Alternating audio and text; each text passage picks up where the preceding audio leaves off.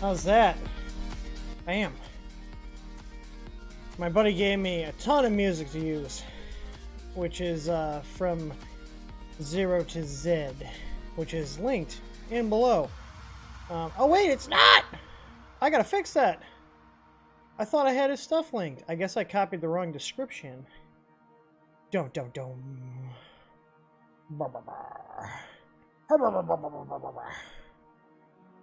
Hang on. I got too many tabs open. Videos. Well, let's let me check this here. But before we get started, I'm gonna roll this because it's a casual stream tonight.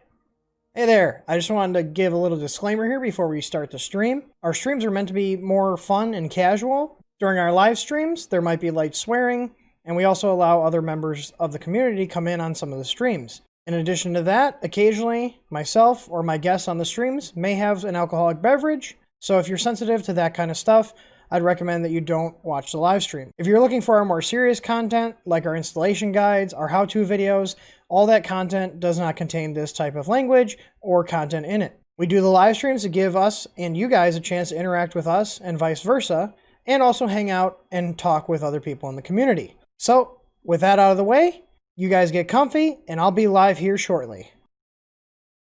It's like there's two of me. It's terrifying. I don't know about you guys. All right. So I am in Discord right meow. I'm connected. So if you guys want to join in the chat, you can join in on Discord. I'm going to make sure that I have my mic and everything set up. If you are in Discord, you're going to mute the stream when you join. And I'm going to have to unmute you because we have Troll Patrol on. So, dun dun dun. I'm going to unmute myself. Oh, look at that. There we go. There's Tyler. T West. Not to be confused with the other T. Wait. T Swift. There we go. I was going somewhere with that. But I like have other things open on my screen here. Oh, why is my like, oh, there we go. I have my gain set real high. Hang on. Let's set that to 90. Windows like took my gain down to nothing. I was wondering why my recordings and my streams, like the levels are super low. So they're going to be a lot higher right now. I'm unmuting people right now. There we go. So please have like headset on, or a headset on, I should say. So you guys don't do that, or manually have yourself like muted, unmuted type of thing. I can hear somebody's Cirillo. Hey you. Hey, can you hear me? Yeah, you're you got a lot of background noise there, so either pop some headphones on or what's the word I'm looking for? Or just put yourself on like a hotkey to talk, and make sure you mute the stream. All right, I got chat popped out. So, did you guys see me grabbing all those boxes when I was queuing up there? I got to check Canadian Maker Projects thing. So, anybody that hasn't been in one of these streams before, you can ask us questions. Ask myself, the Peanut Gallery, which is in Discord. I gotta check Ron's order. Ron, I'm probably just gonna change. Yeah, apparently I had your phone number on your account. I did not know that. I could also do. I should have done like a StreamYard or something. I could do a Microsoft Teams meeting and send everybody a Teams link if we want to do video, but. Maybe. Yeah, for last minute, whatever. I want to get more collaborative. I don't like using StreamYards because the video quality is 720/30, and I spent a lot of money on 1080p 60 stuff here. So god dang it, I'm going to use 1080p 60. So. I have quite a few machines here. So I've got, what just showed up today, the Sunlu S8 showed up. I have an ANET ET5, and I have Ziltex printer here too. All sitting new in the box right now. But the one I'm probably going to do tonight, because those other ones I feel like deserve an actual proper stream. However, I've got a random piece of crap here that I picked off of a guy named Press Reset, or Preston Allen. Are you guys familiar with him? Yeah, I've been seeing his Twitters lately. It's kind of depressing lately. I don't follow on. I try to stay off Twitter for my own mental sanity. I recommend everybody do the same. But I do have the stream set on low latency, so you guys in Discord should be able to see what I'm talking about in like less than 10 seconds. But I've had this sitting here for almost a year, and the box says Zonestar Z5F. So, Zonestar makes really terrible machines. Let's just be honest. So, I have a beer already opened, and I also have a 6-pack of Gumball Head here. So, I think that should be able to get us through doing this build. I also have an Ortor. I have a lot of printers in boxes. I also have an Ortor V4. I also have an Anycubic i3 Mega X or Plus, whatever the 300 one is. But I kind of want to do this Zonestar. I want to see what's in this box. I haven't opened this. I've had it sitting in my garage for like almost a year now. I think this is the same Zonestar that Live box. It's the Zonestar I got from Cody. Yep, so it's the same one I got here. Is it any good? I couldn't tell you. The first time I put it on, it blew the power supply. So I just kind of set it to the side after that. So, I made a boo-boo here. Somehow I got this Mega Man E-Tank energy drink on Amazon, and I thought it was a 6-pack when I added it to my wish list, and it was apparently one pack, so I ended up spending $6.99 on one energy drink here. But I'm gonna try it out.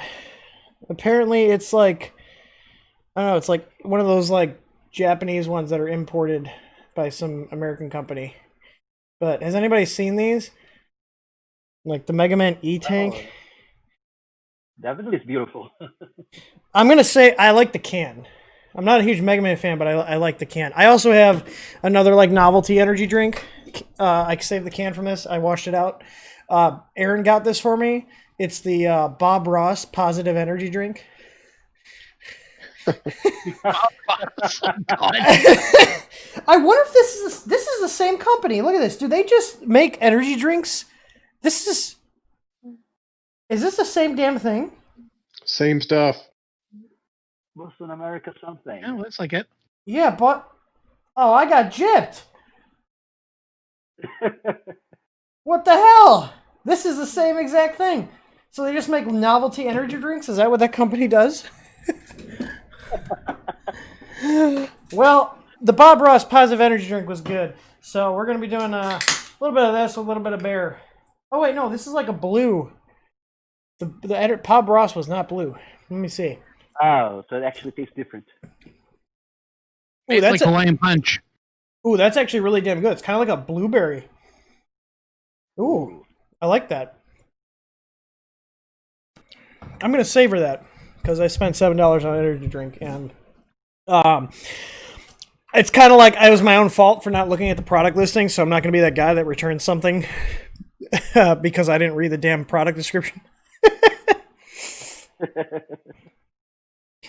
Add vodka. The vodka is all the way in the house. The only thing I have for like mixer in here is I do have a peach Jim Beam in here. The regular Jing Bean or one of those flavored Jing Bean? The flavored ones. I love peach flavored stuff.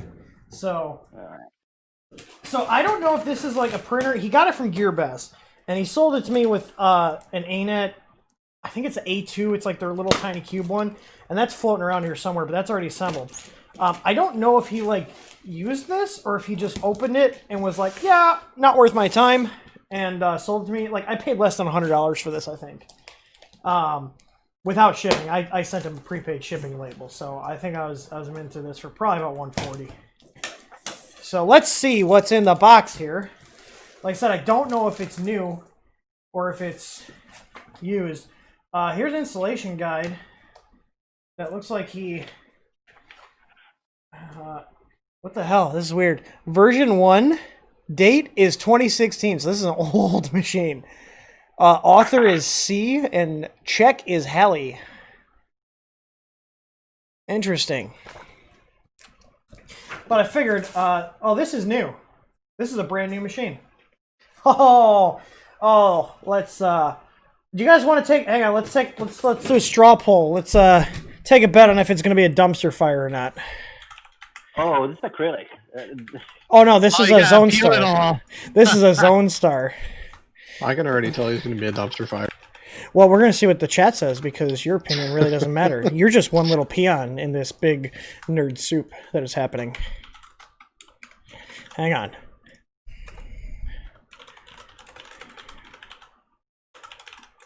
Am I going to get all the Zonestar fanboys throwing shade at me because I'm preemptively being like Zonestar's garbage? Because in my experience, Zonestar's been pretty bad. Pretty bad. I think Preston inverted the box, or GearBest did, because look at this is the yellow tape that the Chinese people use all the time, but it's on the inside. Oh my god. Okay, let's see what chat's voting. We got 2 votes for no, 10 for yes. We got 55 people watching. Ron, are you excited to get an easy board? I don't think you have one yet, do you? No, I don't. I've never used your easy board yet, so this is going to be a new toy to play with. It's a lot of fun. I mean, and by a lot of fun, it just works. I mean, the SKRs will give you more tinkering time, but if you want a silent board that works, the easy board's the way to go. There's something you said. I was thinking about that. I was like, I'm wondering if, like, because our board is so smooth of an experience that it's just kind of like you throw it in and go on about your printing life, whereas the SKRs are very involved, so you get kind of like this, like, it's like when you're building a piece of IKEA furniture. It might be a piece of crap, but it's a piece of crap that you suffered through to get working and put together. You have too much invested in it. Yeah. And you're like, all right, I'm going to finish this thing. Yeah, I thought about that because one of my buddies was talking about that. I was like, you know, that's a good point because, like, I mean, look at all these little crappy printers I play with. I love my crappy printers. They're not the best printers, but I love them because I've put time into it. But you were thinking about making an Easy Board Pro because the Easy Board is light, right? It's not the Pro one. Like you should have like a universal 7-head, 8-head board that you really can do shit with it, right? Well, I don't think I'm gonna do like a big one. So the plan right now, like we have a 5-driver that's gonna be the Pro. Okay, so the Easy Board is going to be drop-in replacement lines. There's never going to be a Easy Board that is a universal. We're going to call it something else. So, but right now, Big Tree Deck is waiting on me, but I'm sending them a bomb and a change list for the SKR14 Turbo to basically make our own version of it that's got parts swapped out, so it's more fit, in my opinion. To be a little more reliable, just replacing things that I don't like about theirs. So basically have like, you know, a $60, $70 universal board from us that, you know, has a warranty and support. Or not like technical support, but like warranty support, because to do technical support, we'd have to charge a lot for that. But documentation out the wazoo, and just having a universal board. And the way to do that would be leverage Big Tree Tech's, you know, cheap assembly houses and everything. So, but the Easy Boards will always be a like drop-in replacement for specific machines. That's kind of how I want to keep it. Oh, we got blue tape, boys. Yay, blue tape. So yeah, the only thing that won't be easily able to be done on like getting the SKRs up to snuff, you know, in terms of my wants, is they don't have, and I'm surprised, it took people a year to figure this out. My engineer and I have known about this for over a year. We didn't want to say anything. We're seeing how long it was taking people to figure it out. But typically on MOSFETs, like it's more common with inductive type loads, you want to have a freewheeling diode on there to prevent it from oscillating when you're turning on and off. And someone just figured out that they didn't have them on there because I guess on his SKR E3 Mini version 2, it was actually spiking the MOSFET up to like I think 40 volts, which is above the max, the BVDSS on there. I wasn't able to replicate it on my 2.0, but there is some oscillation. But that's not something I can just like be like, okay, change this MOSFET out, because there's no spot on their PCB design for a diode. Now, thought about just us adding one on to the rear of the board across the terminals on the back side, but I don't know if I'm going to do that. But it's more of a nitpicking thing because it is proper to do that and can put less strain on the part. So having that diode in place is kind of smooth it out. But they're not terrible. I'm just not a fan of the brand of MOSFETs they're using. So if I can get them to swap the MOSFETs out, change the PCB up a little in terms of the copper count, and also go with screw terminals that aren't Chinesium ones, then I think we'd have a pretty solid board to sell that would be, you know, like our version of the SKR. So, and still be able to be competitive on the price because we're going to have Big Tree Tech make it and they have access to a lot cheaper labor than we do. Oh, so it's still an SKR, it's still Big Tree Tech, but it's like team approved seal. Yeah, it's like this is what I think the SKR should be. You know, not gonna be perfect. It's not gonna be as you know, reliable, I would think, as our boards, because I'm not gonna have them redo the entire PCB. That'd be difficult and complicate things for them. You know, my thing is, okay, what parts can I swap out that I feel are problem points on it that would make it more reliable and me be comfortable selling it? Because I'm not comfortable selling the SKRs right now. And we were looking at the SGNLs, but if they can get me, you know, a branded board that has the parts that I would like to see on there, then I'd rather give them our business, because they've been very reasonable. They didn't even care about all the MOSFET stuff. You know, the owner basically was like, yeah, I understand. You know, I understand why you had the concerns, you know, water under the bridge. And then he started talking to me about printers, and you know, I asked him, I was like, so could you guys make us our own board? And he's like, yeah, you just need to order at least 500 of them. I was like, okay. So that's something that's in the background happening. But I just needed I needed a break. I needed a little hangout session with all you guys. So I was like, you know what? I'm gonna go grab this printer, and I'm glad that this is new. I wasn't sure what this was. So we're All just gonna that peeling hang you out. got ahead of you, eh? What's that?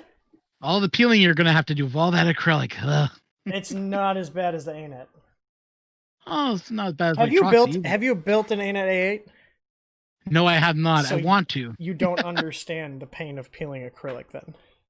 You do not. It's rough. The entire printer frame is acrylic. The Troxy X1 was an experience that I will never forget. All those little pieces of acrylic you had to peel. Oh, good The Lord. X1 is rough. So, all right. So there's they did one side. Why do I not ever see chat on TV? Must look at phone. I don't think when you're Chromecasting a live stream, I don't think the chat shows up. I don't have the chat embedded. I switch over to OBS instead of Streamlabs because I wanted the virtual camera output. So if I jump in someone else's like stream or something, it has the virtual webcam driver, so I can actually have all my camera angles and stuff and be able to switch them. So, oh god, this is already not peeling smoothly. Ron, So let me guess, all the stream is just going to be you peeling, huh? Ron, why did you do this to me? I had no idea that this was going to have acrylic to be peeled. This is, you know what? Let's just have this be people's punishment. If they screw up, they don't go to jail. They have to peel acrylic for a week straight. Does it make any worse just Oh no, I'm dropping stuff. glued thing alone? Hang on. I just knocked over my thing of screws and my magnetic tray. I don't mean to laugh, but this is fun.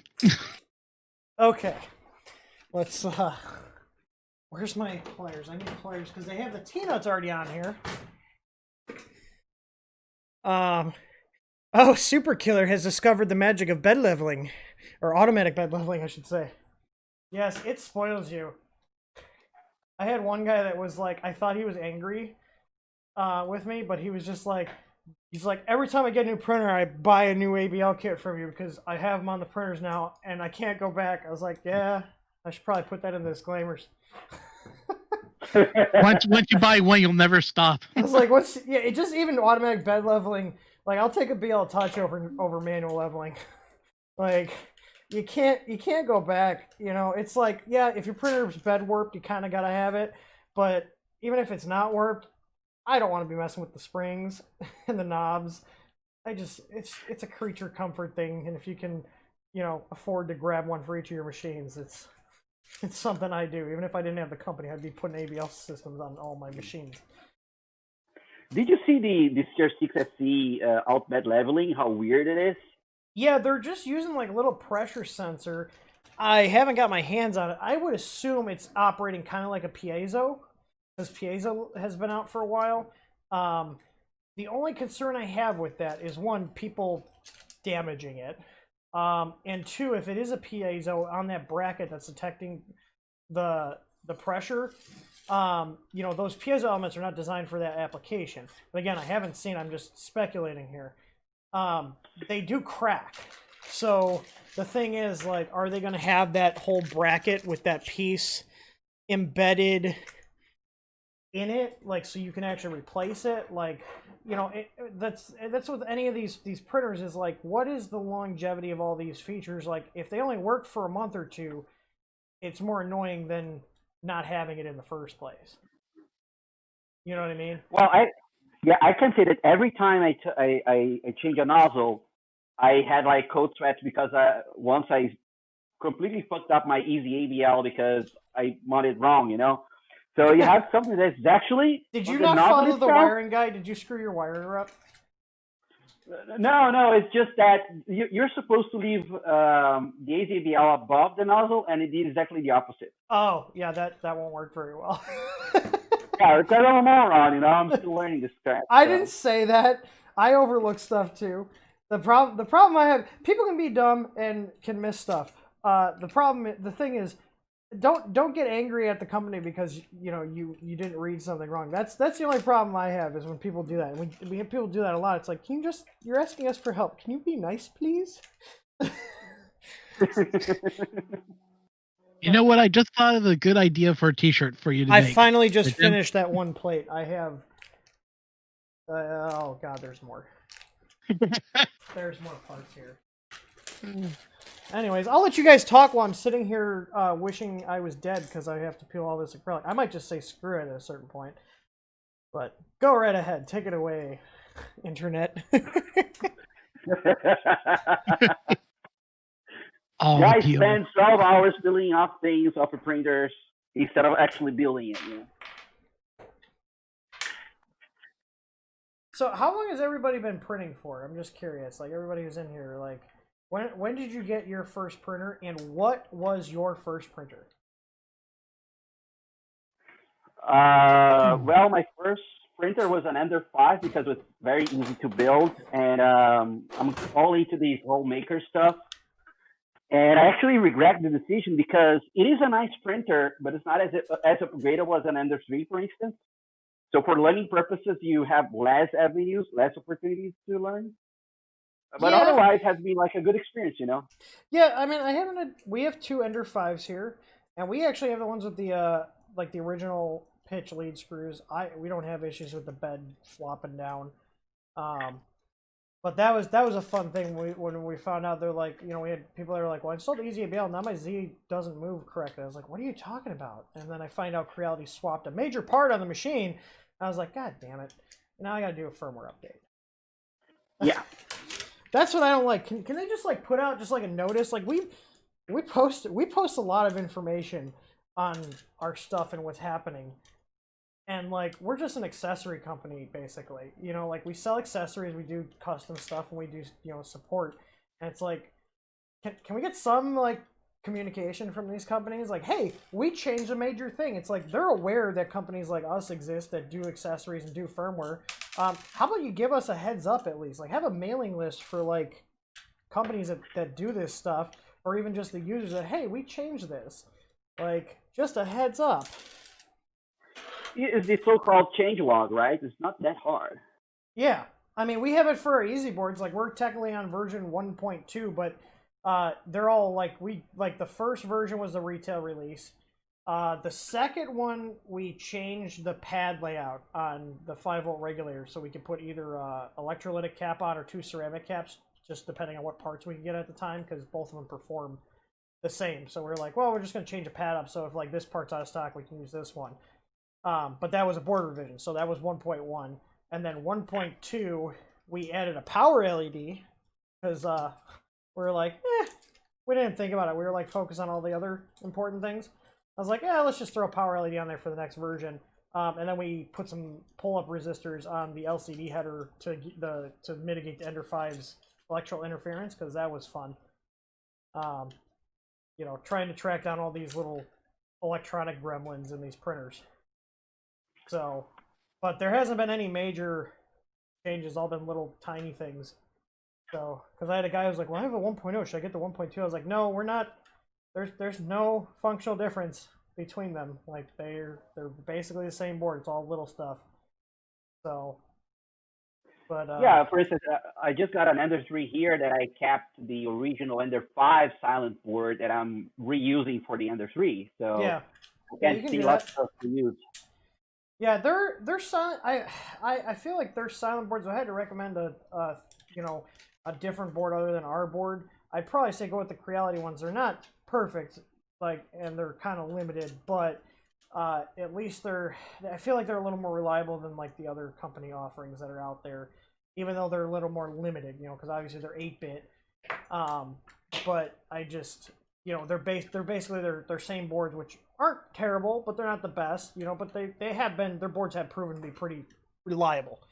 You know, like, I can't really talk bad about them. They're not perfect, but they're the OEM boards and they do work pretty well. Oh boy, this bed is like held up by, what is going on here? This is weird. This is some really Looks like it's weird. all duct tape. I need to like move this out of the way here. I am just going through and taking this wrapping off. This bed carriage is acrylic. What? Yep. That's why they have blue tape. Okay, now it's making more sense. No, like the bed plate itself is aluminum, but the carriage that everything mounts to is acrylic. Oh, that's weird. Yeah, I've seen this on some of the low-cost machines too. That's weird. There's like a piece of acrylic bolted on here.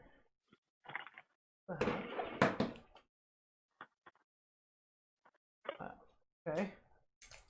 They peeled it on that piece. The packing is actually pretty decent on here. Oh god, I totally forgot. Check chat, so I'm gonna check chat in a second. My apologies, guys. Someone else is keeping an eye on chat. I'm watching, basically just talking about their first printers and issues. Yeah, my first. But how do you say your first name, Cirillo? Uderico. Uderico. Yeah, I You remember, know, I remember yeah, we went yeah. over this before, but my memory is terrible with names, so I'm gonna use that as my Yeah, but excuse. I decided that I'm gonna get an American name, so it's probably gonna be Derek. You know. you're like the Chinese people on AliExpress. Hi, my name is Jill.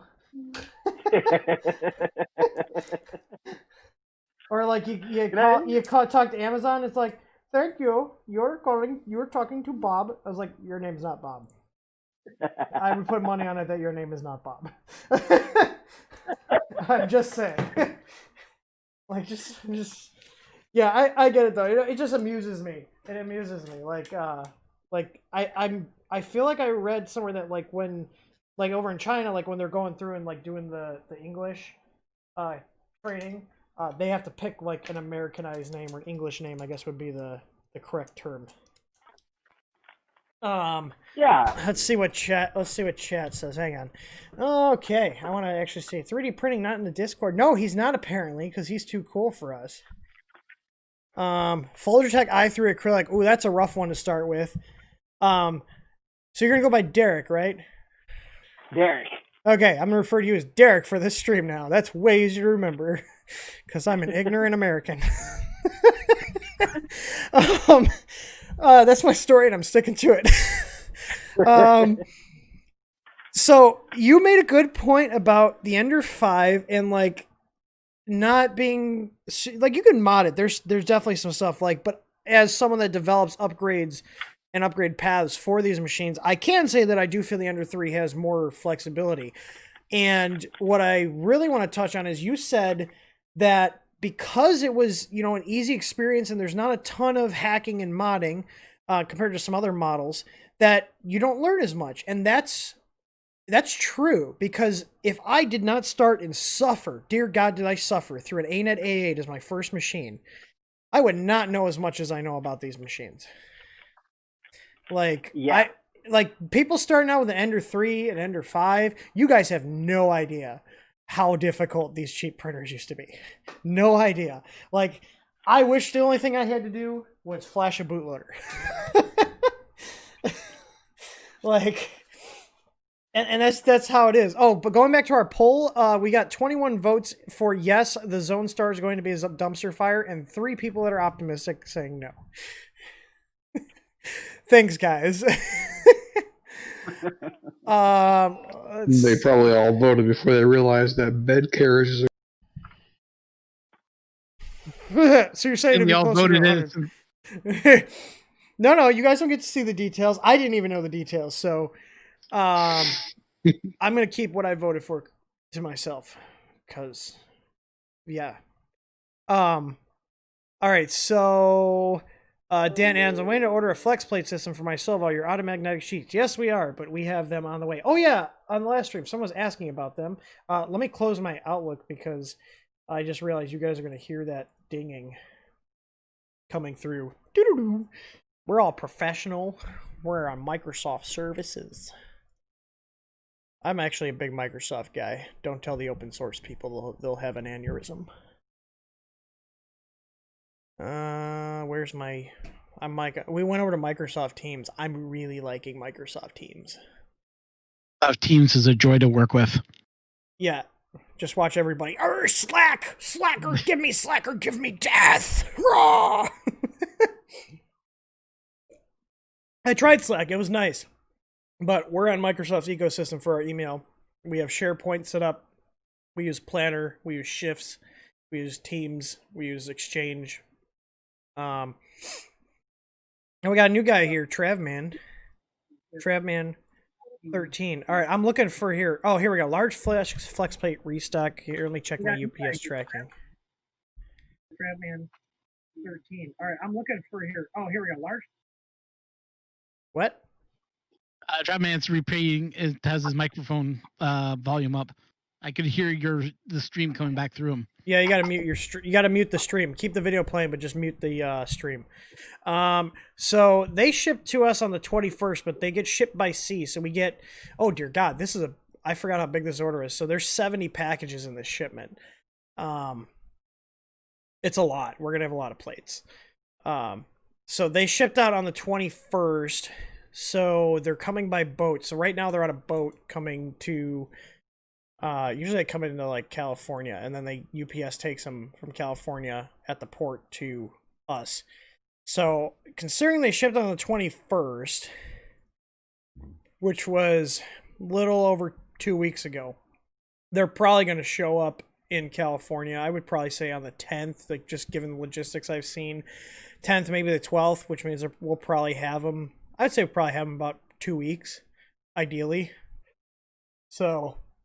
What's the shipping weight on this? Let me see. I'm just curious. There's 70 individual packages in this shipment, and each package is 75 pounds on average. So that's 5,200 pounds of flex plates and magnets coming in. Hey, I need a flex plate. So literally over 2 tons of flex plates and magnets are on their way to us right now. Like, think about that. 2 tons of product. Literally over 2 tons. Almost 2.5 tons of product. Luckily, I have guys to go through all of that.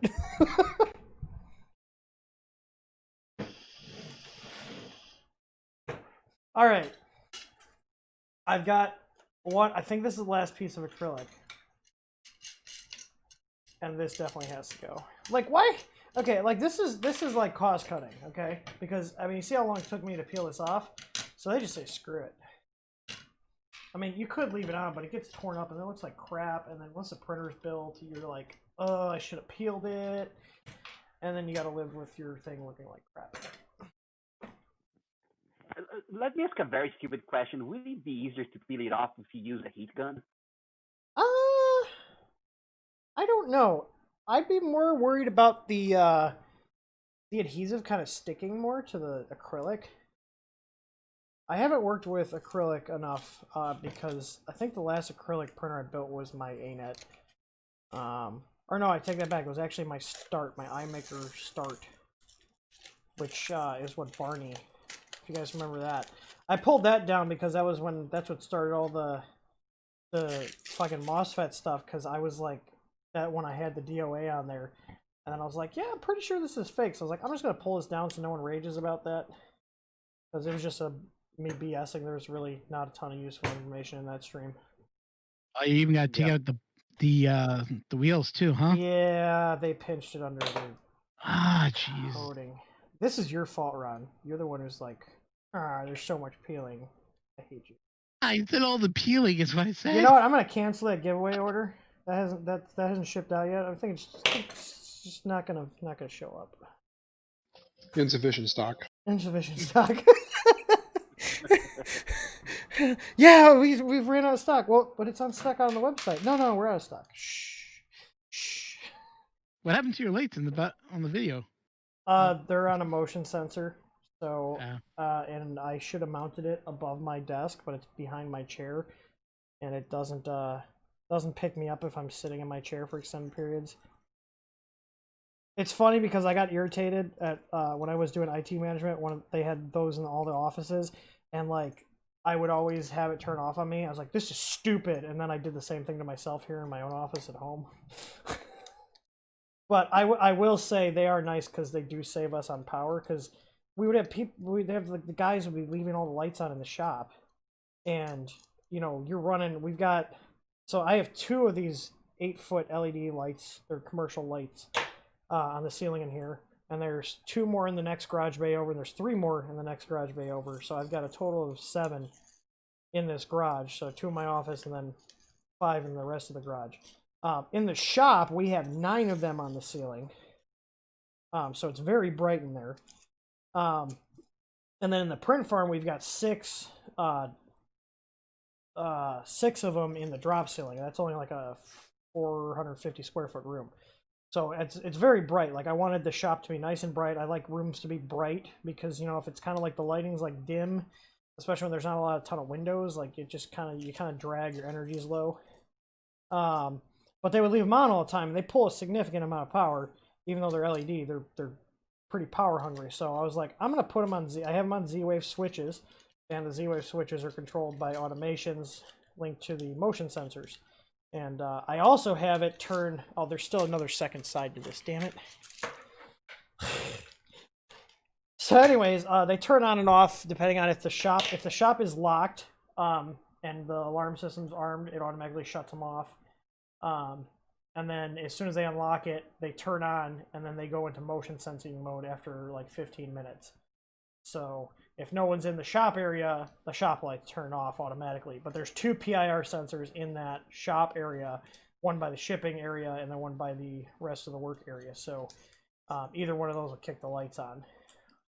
So they don't have to remember to do anything. Our temperature, like our HVAC system out there, is all automatically regulated like that too, based on occupancy.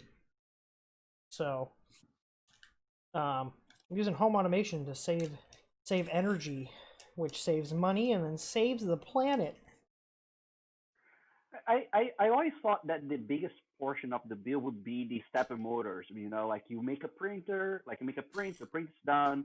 Now I have an idle printer consuming energy because stepper motors, they are always fully powered no matter what they do, right? No, they shut down. I mean, if you're using our firmware, they do shut down. There's an idle time. Oh, Really? cool. Yeah, the stock firmware, it depends on the company, but some don't. It seems like most of them, they keep them on. But yeah, you can set an idle timeout if if they haven't received any commands and they're not in like a filament change state. Like obviously you don't want to turn them off during a filament change state. You want to keep them locked. But yeah, at least in our firmware, I have it set so there is an idle timeout. So if there hasn't been a command and it's not in a printing state, it will turn the motors off. It'll just shut them down with by toggling the enable pin on the stepper driver. Oh, that's cool. Yeah. Yeah, I thought about, I think we're gonna end up like rolling out a bunch of Wi-Fi outlets in our print farm, just to completely shut down the printers after they're done. Cause like that's my next thing. Like we have power monitoring now in our, like on the panel in the shop and the house. You know, and like the other day, like we had the air conditioning units running and all this other stuff. And we were pulling 105 amps out of the main panel. So our electric bill is disgusting. I'm just gonna say that now. There's no eccentric nuts on this, by the way. I just realized that. I have to take this bed off to get the rest of the paper off. Oh, weird. No eccentric nuts at all. None. It does feel like the hole spacing is actually pretty tight, so while you can't adjust it, it does feel like it's halfway decent. This is not like an official review. This is literally a printer that, like I said, Preston Allen from Press Reset, he was clearing out a bunch of like GearBest machines that they sent him and he didn't have time to do reviews or something. And Oh yeah, that's when he was doing that big move, right? yeah. Yeah. Are you kidding me?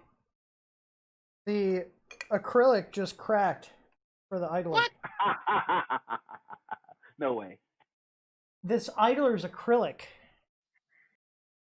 I do have acrylic glue, so I'm not that upset about it. Hey, someone. What the? Oh, I forgot to go through chat. Let me finish peeling this. I'm gonna go through chat and get caught up with chat.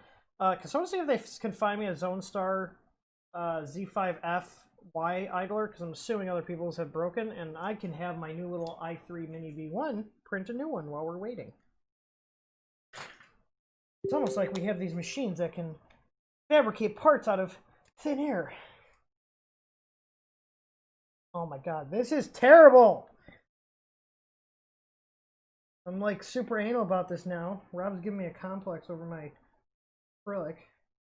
Or Ron. You know, there's another piece of acrylic, I think, back there. Why do I keep calling you Rob? I want to keep calling you Rob, but you're Ron.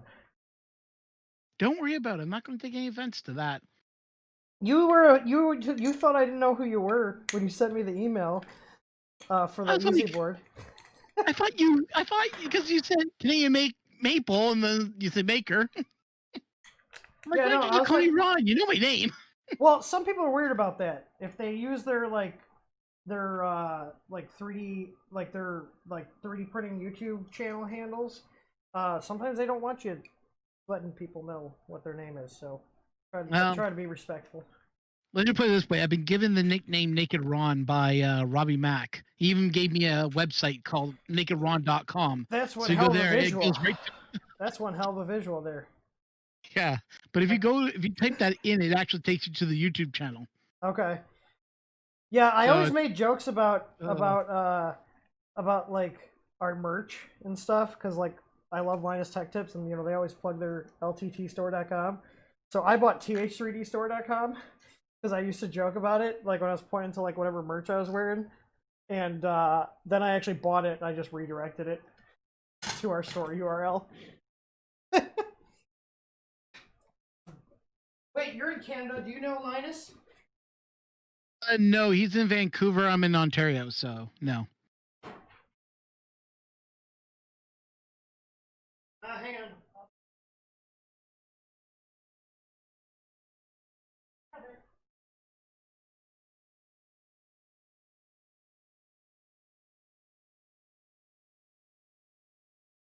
You know what? I'm willing to bet Aaron took it because he was working on acrylic with our laser cutter yesterday.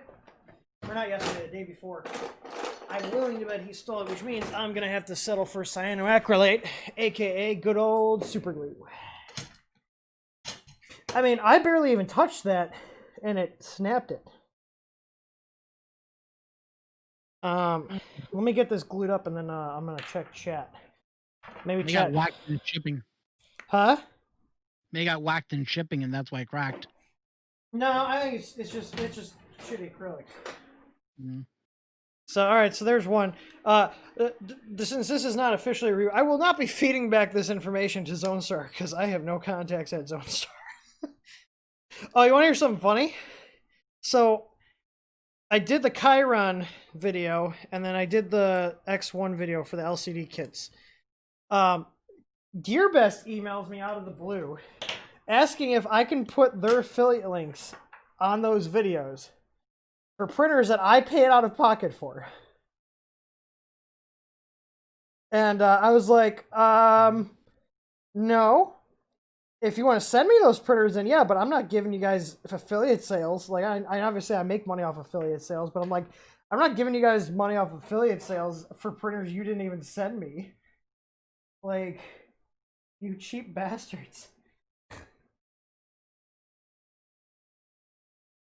So CA should, if I'm correct, doesn't CA glue this stuff up pretty well? Guess we'll find out. Either way, I'm going to print a replacement part. All right, let's see if chat found that. Now, let's see. I've been looking as well. I haven't seen it. I mean, it's a kind of a basic part. I'm pretty sure I could find something. Even one for like an Ender would probably fit. Okay. Oh yeah, people talking about Look, it's Rain says, honestly, a modded Ender 3 is better than Prusa. I would agree. I have both, and I like my Ender 3 that's got all of our stuff on it. And it's still cheaper than the Prusa, even with more upgrades than the printer cost.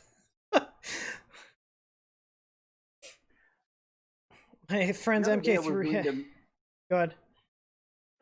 The other day I was doing the math. I think if you buy everything through HDD and put in an Ender 3, you can, with the money of one Prusa, you can get 2 upgraded Ender 3s.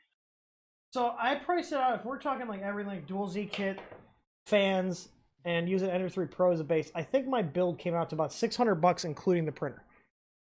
And that's with everything: ABL, filament sensor, tough extruder, so like the geared extruder, tough tube, upgraded layer fan, the easy board, the dual Z kit. Like we're talking basically everything we have is on that machine. I just kind of went all out because it's my little personal machine. So our print farm ones, like our ABS ones, those actually don't have our easy boards because I don't care how loud those machines are, and we don't run them fast, so it's kind of a waste. And the print farm's loud, so those are still running just the stock boards with our firmware. But like the loadout on those is we did our tough extruder, ABL, filament sensor, firmware, and solid bed mounts, and then our tough tube. So you know, a bunch of cost-effective upgrades that just make them very reliable. And those machines run, you know, 20 plus hours a day, 5 to 6 days a week. So solid. Yeah, I can't argue with it. The print quality is good. And like I said, if we were doing like faster print quality or faster print speeds, I would probably throw our board in there just so I don't have to worry about hitting bottlenecks. But we run most of our prints at 60 out there because I want to go for a little better quality. Because no matter what board you have, you're still going to be bound by the, you know, limits of physics and how fast you can melt the plastic and whip things around. You know, there's only so much you can do in software.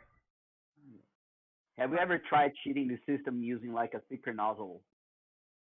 And, I have machines with big nozzles. Like my Ender 5 Plus has a 0.6 on it.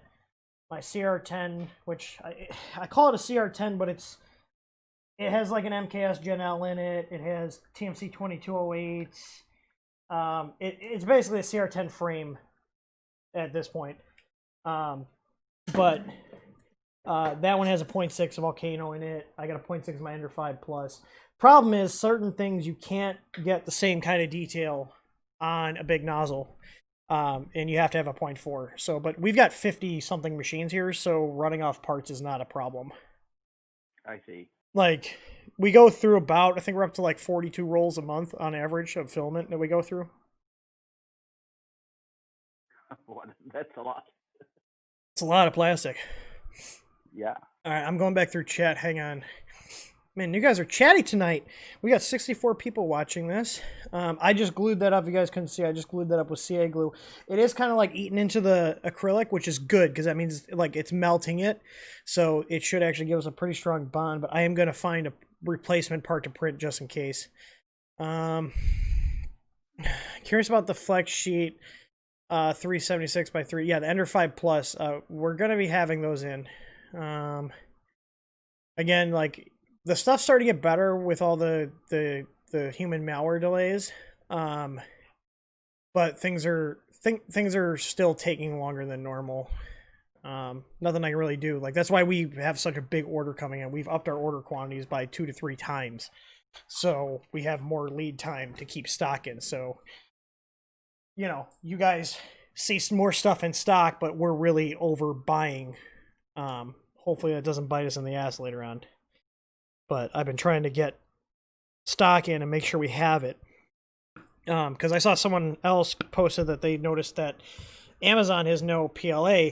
I was talking actually with Dave from Printed Solid, and the thing is, there's like 2 companies in the US that make PLA pellets. That's it. And their demand is super high right now, and 3D printing is like a couple percent of their entire market share. And the companies in China buy PLA from the US. Well, they're no longer exporting right now because the demand in the US is so high, they don't need to export it.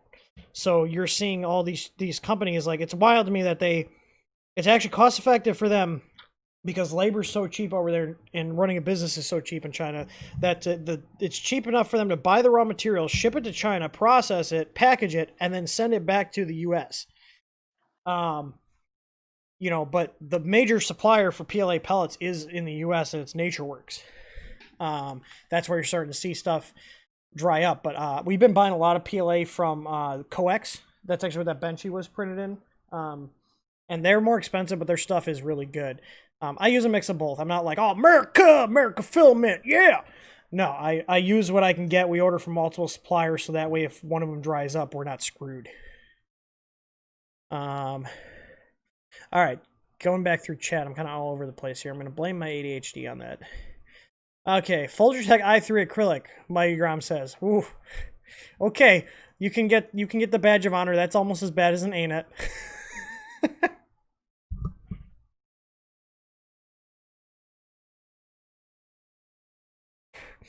CR10, Jerry says CR10, a little over 3 years as his first one. Look, it's ran September 2019 Ender 3 Pro for $186 new. That's a good deal. That's still a good deal. Average price on those are like $230, $240. Like, we're talking like normal price, no sales, no promotions. That's usually what their price point is around, which I think is a good deal for what you get. All Blue Nose Reindeer has joined the chat. I'm just checking. Oh, who's server muted? Someone was... Oh, Dennis. There you go. I unmuted you, Dennis, to make sure you have your headphones on or have push to talk on. Hey, Jim. How's it going? I'm just going through chat here. Eric Barnett says, Ender 3 Pro around this time last year. Now it's so much, I might as well have gotten a Prusa. Would have been cheaper in the long run. No, but you wouldn't have learned as much, like we were talking about. And I think you got a lot more flexibility with the Ender 3. Like, the Prusa is not a bad printer. I want to put that out there right now. I have had issues with it, and it's been the extrusion issue, which we bought a Bondtech kit to try to fix. I just haven't had time to put it on. And that kit was $160 for just a hot end, like setup, a hot end extruder setup. But it has been a reliable printer. Like, I've told people this, and some people get pissed off. Well, Tim hates the Prusa. No, I don't hate the Prusas. I just think if you have the time to upgrade to a Chinese machine, it is a better bang for your buck, because I've put a lot of troubleshooting time into trying to fix the extrusion issues on my Prusa. They're still present despite reprinting parts, replacing parts. But it's been a reliable machine. I can hit print and the prints come out and they look decent. But in terms of surface finish quality, my $160 Wanhao has the same surface finish quality as my $1,000 Prusa that was a pre-assembled. Like, that's the comparison I would make. But it's been reliable. It's not a reliability thing. It's annoying. I think we were talking about boards. Look, it's raining. Well, the SKR Mini 2.0 might finally be okay enough. I have one. I'm going to be doing a full video on that. It's better, but when they fixed certain things, there's other issues. So I'm feeding them back information on that. To a point, I might actually compile a full document and be like, hey, this took me a lot, because it's hours of work. I might just do where we give them, if there's like safety issues, we'll disclose those, but I might be like, hey, let's work out a deal or something to cover the cost of our time, because we're basically helping a competitor make their product better at the end of the day, if you think about it. So, but I'm going to do some testing on a printer for them for free. That they're working on right now. I'm just reading through chat, that's why I'm kind of talking weird right now.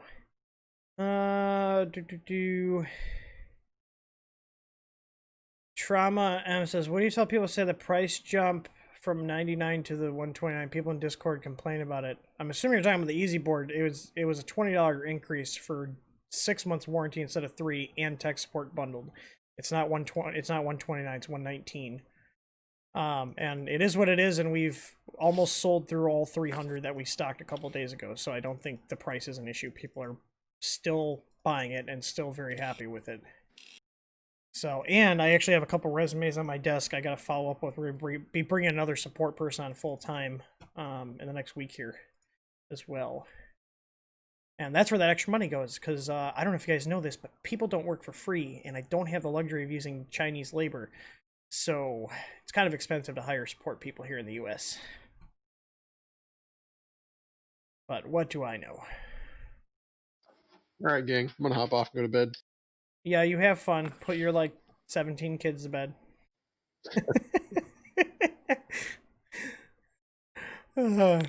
Tyler has a lot of kids. Holy. 3D print Viking. I bought a Tivo Tornado on March 8, 2018, and then Ender 3 in April. The 5 others have bought between then and now. What 5 other? How many printers do you have, Viking?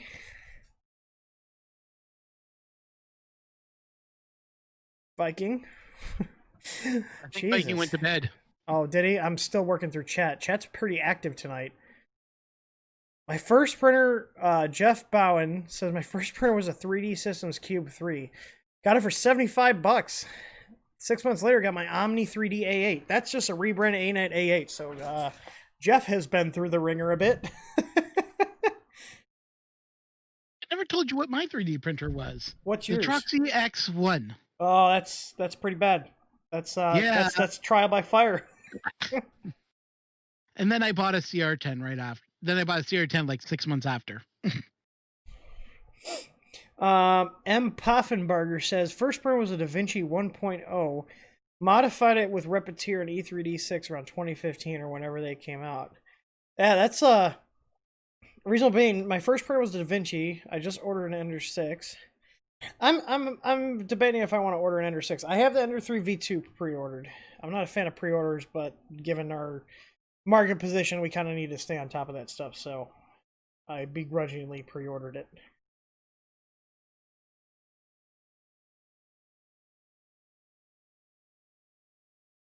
I'm just looking here. How do the solid bed mounts work? They replace your springs if you have a bed level system, either Easy ABL or BL Touch. You get rid of your springs. You can put an easy mount on the back of a flex plate, right? Yes. I actually have another order right now in process. We're redesigning the easy mats. I'm going with a different adhesive that removes easier, and we're going with a black with blue text on it. So it should be a nice contrast. And we're gonna stock 310 by 310 and 235 by 235. We're only stocking 2 sizes because those are the 2 sizes that sold. Everything else kind of sat, and those 2 sizes can be cut down for printers in those bed sizes, you know.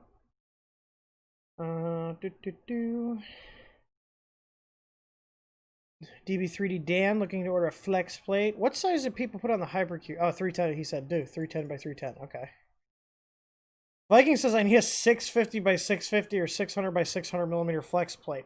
Yeah, that's not going to happen. Those would be, dear God, those would be a pain to ship. Oh my God. You might have to do something local one-off for that. That's not something I'm willing to take on. Plus, we have minimum quantities for each size, and I'm not about to order like 100 plus of a size that someone wants one of.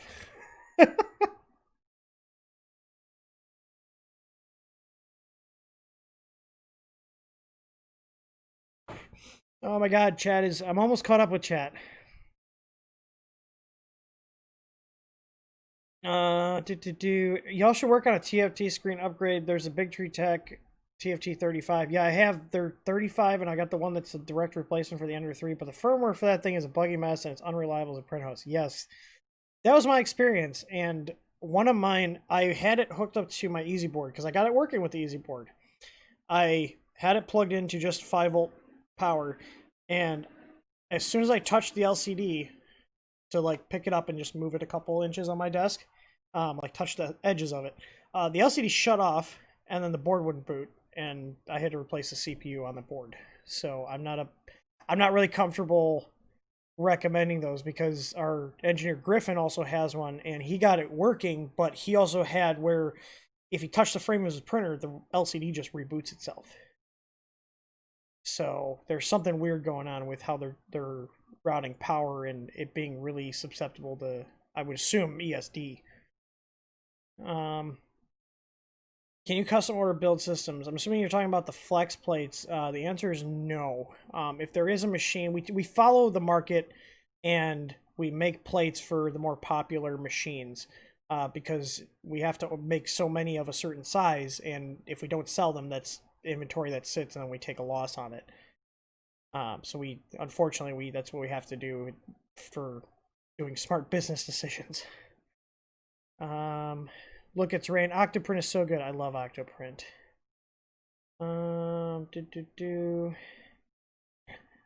So paper is the only thing holding it together. I'm assuming he's talking about the acrylic.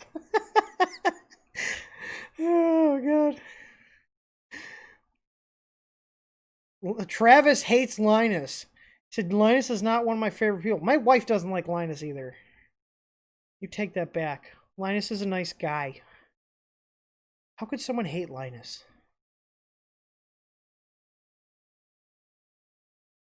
Yeah, acrylic is fragile and cracks easily. Yes, it does. Oh god, whoa. Chat just went crazy on my screen here. Hang on. Just say no to acrylic. Ben Brady. Howdy, y'all. Howdy. Just picked up a CR10 V3 direct drive. Just so you know, the CR10 V3 is literally a V2 that just comes with the direct drive pre-installed. So for firmware,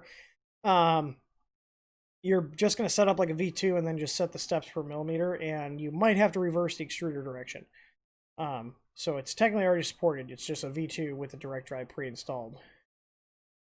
How do I like coax? I like coax. I don't find that it likes to clog. You do have to run it hotter. I will say that most filaments, printed solids, Jesse, PLA, coax, Atomic, Protopasta, Push Plastics. There's one other one I'm forgetting. There's a few US distributors, but in my experience, most of the US PLAs you have to run at like 220, 230. They do need a little more heat, but they do print very smooth for the most part. Any news on EU reseller? I have to fire that back up now that things are calming down with the human malware situation. That's why it was put on pause, because we had enough stuff to manage here. I didn't want to try to manage setting up foreign distribution on top of everything else going on. Where finally I feel like we're getting out of the woods on this.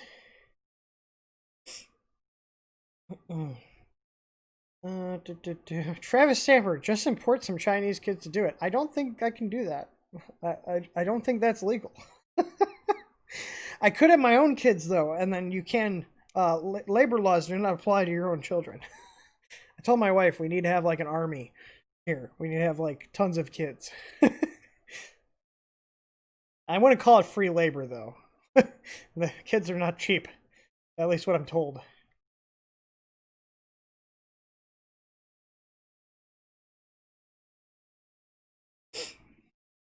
A lot of people SVO1, Solval SVO1, got the easy board, easy ABL on the way. Nice. That's all I did to my Solval. I got our easy ABL, easy board, and I got the flex plate on there. But in terms of like electronics upgrades, I just swapped the board, put our ABL on there. It's been a great machine. Your workbench looks like mine. Well, this table is intended to be a mess when I'm working on stuff. I'm just reading through chat, and then I'm going to go back to building this pile.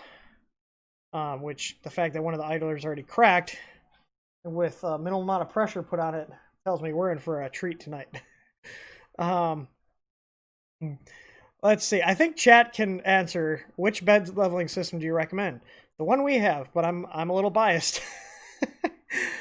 Are you Dennis? You're muted. I don't know if you know that. I don't know if Dennis is chatting. You guys are awful quiet in Discord. Chatting. He's just quiet. Oh, I can't. Wait, what the hell? Let me toggle. It was showing that he was muted. All right, I just toggled him. Hopefully, I'll hear him now. Is it working? There we go. I can hear you now. What printer you got on the table?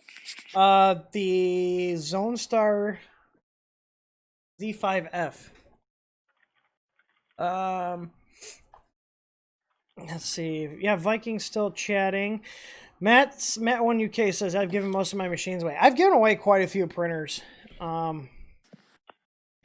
Yeah, Travis Stammer, it's easy. Linus is nothing but a shill. Oh, come on. He puts out good content. He has to shill to pay his bills, okay? Give the man a break. They've got a lot of overhead and equipment. Dan says, "I'm sure the missus is on board for that." Yeah, for the kids. Yeah, we're working on it. Apparently, I'm bad at it. 10 years of training before they are useful. Yeah, at least. Let's see here. They're expensive even after they grow up and move out, Tanner says. Does your board support NeoPixels? No, we don't have a header on there. We're going to be doing stuff like that on the Pro version, is adding on little expansion headers and stuff. I have a long list of stuff that we're doing on there. That's why that board's taking so long, is we're doing QC on like the core, like testing. I shouldn't say QC, but like testing and prototyping on the core parts, and then adding on all these little add-ons and little extras that I want to have on there. Jeff Bowen says, my Omni A8 has been a champ. They're not bad once you put work into them. An asshole fairly often, but a champ. Yeah, I would describe that as what's it called? As accurate. Eric has a genuine BL Touch. Good. Don't buy the clones. The clones are terrible. If you're not gonna buy an easy ABL, get a real BL Touch if you're dead set on a BL Touch. Yeah, Lucas Rain, BL Touch works, but the probe speed is slow. There's some people that can get a fast probe speed on it, but in my experience, it's been you have to run them slower to get good accuracy. But there are some people that can run them fast. My experience has not been that. Permanently Patriotic says his oh yeah, you probably add an extra 0 there, but yeah, they're really accurate. If they're not getting at least 0.01 millimeters of accuracy when you run the M48 test, and then something is either not calibrated correctly or there's something binding on the Z, because they consistently will achieve under that. Jason, I got the EasyFlex PI and having some trouble with adhesion after a couple dozen prints. I've used IPA to clean, but I'm doing something wrong here. There is I could go over a million different things, but we actually have it documented in our help center. So, hang on. Support th3dstudio.com. There we go. I got a whole article here for it.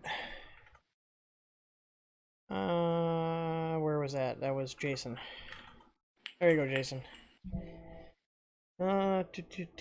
Tim, why don't you have a beer? I have a beer right here. We're about to get back into this build after I find a part. I may have to run your EasyABL on the Hypercube. You can run it on any printer as long as you know how to do the firmware setup.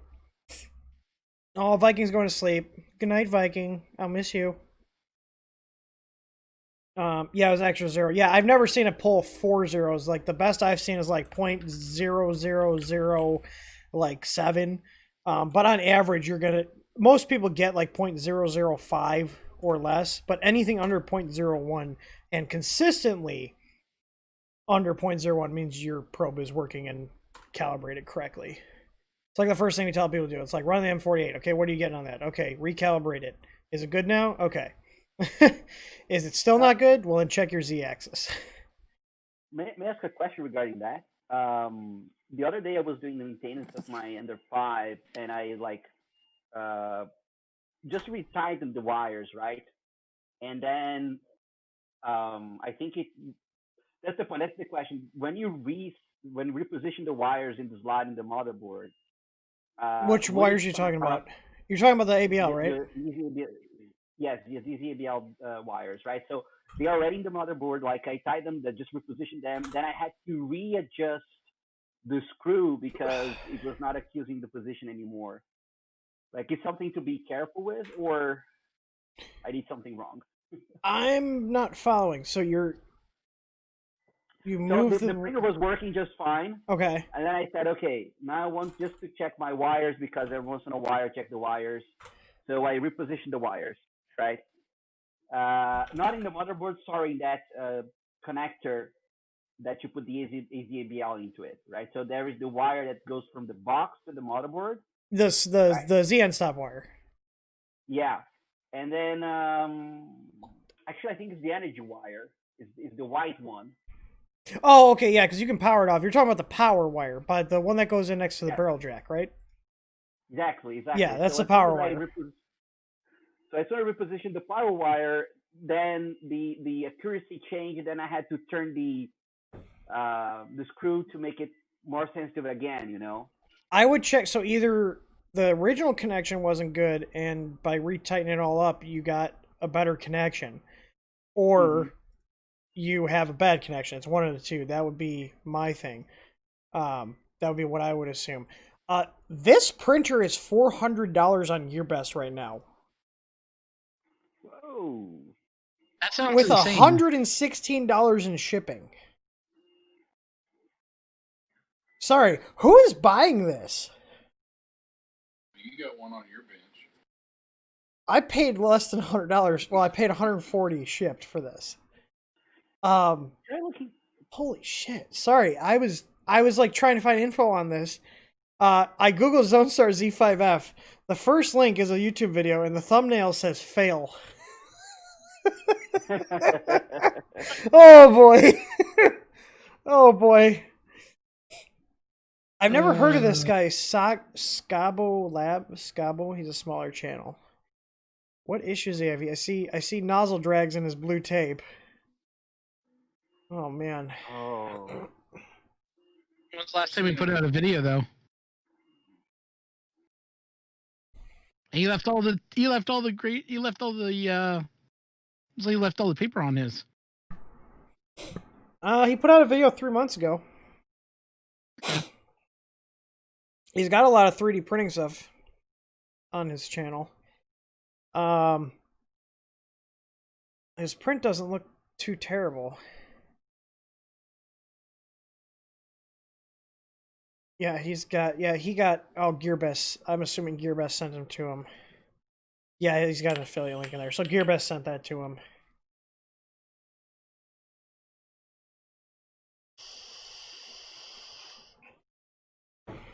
This is probably why Preston was like, yeah, I'm just going to sell this to you. There's more acrylic paper on the electronics box. I'm just leaving it.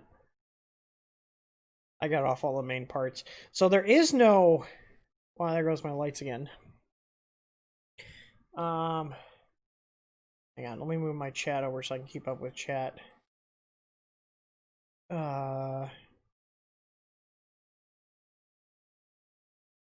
Sleep is overrated.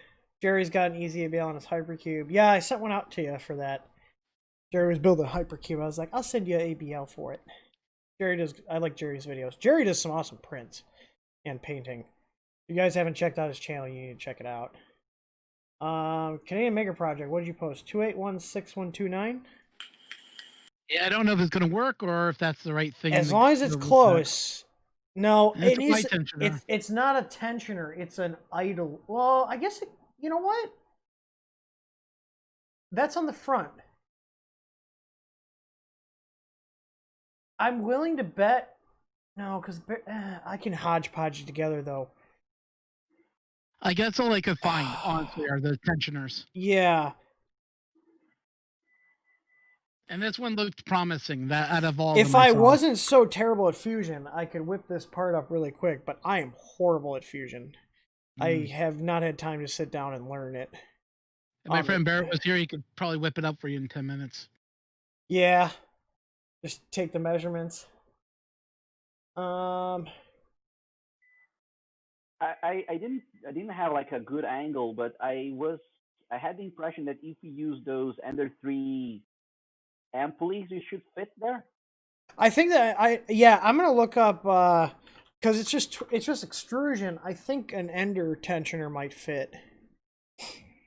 They're just like a simple one. I don't want any fancy one. I just want a simple tensioner. I don't have any laying around either. Otherwise, I would just use one of those. It's just like a simple tensioner. Can I see that one more time? Yeah, here, I'll switch over to the camera arm here. Because I think I might be able to find it. Do you know how to use Fusion? Anyone know how to use Fusion? I want to whip this up because you don't need the exact measurements. It can. Oh, ew! What the hell? Hello. What the fuck? How did there was like something on this Y?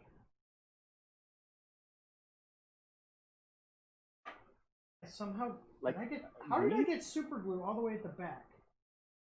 Unless there was glue on here. What the hell? Well, you were gluing it. Yeah, but the super glue's right here. Yeah.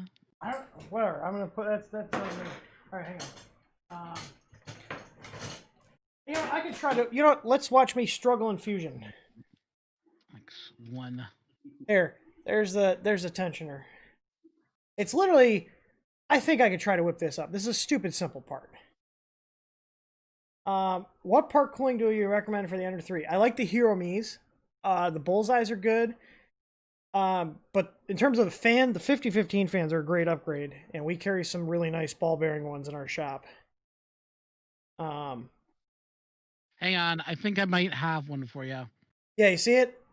I mean, the glue might pretty solid. It might work well enough to get us through, but a printed one with high infill would be better than that. All right, let's watch Tim try to figure out how to use Fusion, because I've like almost no experience with Fusion. All right, I want to see Tim struggle. Hang on, let's see what Rob found. Or Ron. Damn it, why do I keep calling you Rob? That's okay, I'm used to it. No, it's not okay. It bothers me that I can't get your simple name. It's not like... Well, this one's from the Troxy X1 that, this reset broke. So it might work. Hang on. Main monitor. Yeah, I think you're right. I think you're correct. Oh yeah, here we go. Yeah, this is who I got this printer from. Let me see what the X1. Bam, you have your part. I'm gonna still, you know what? I'm gonna still try to make one. It's the third last.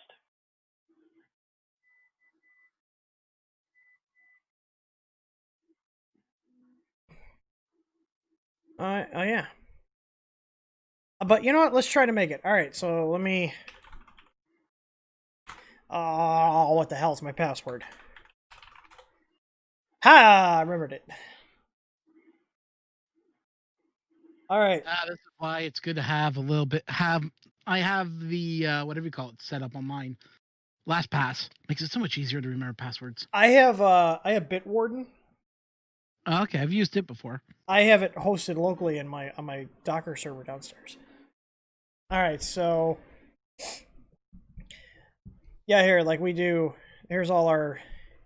We've got like all our stuff here. I can see Tim glue the printer to the desk. Yeah, so like here, this is like one of our. I'm gonna grab my space mouse. So like, but this is one of our flex plate designs here. Whee! Ooh. So then we just export that as a DXF file. Okay, hang on. Let me make a new one here. New project. We're gonna call this Zonestar Z5F.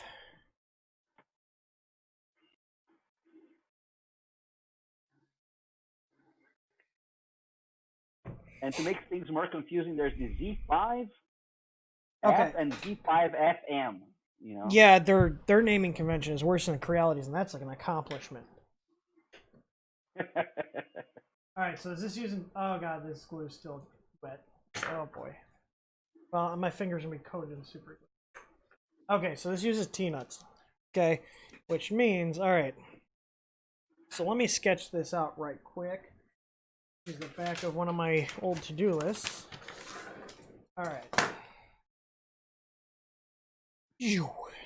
Zoom out. Enhance. Oh wait, no, dehance. All right. Let me just doodle my pen. I have like a nice erasable pen that I like using. I don't know where it is. I guess I have to use the regular pen. All right. So we've got. This has like kind of a little hump here. This is terrible. I'm not a drawing person, so got our hole. This is an M5. I think these are actually all M5s. Drop my calipers. 4.5. 4.7. So I'm going to make the holes like 4.8. Okay, so all these holes, 4.8.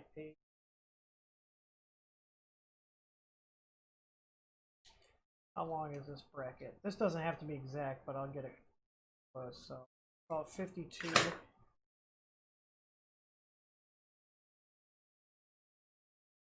And these holes can be kind of wherever. So this looks like it's a little up on the bracket. Approximate this, just eyeball it.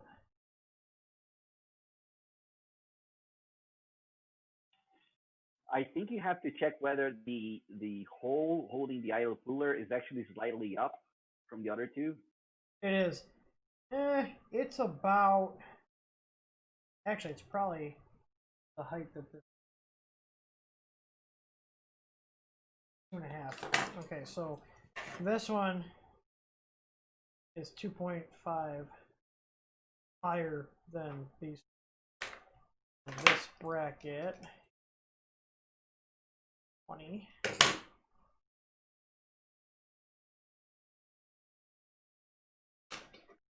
So that's 2.5 higher. So over on this side,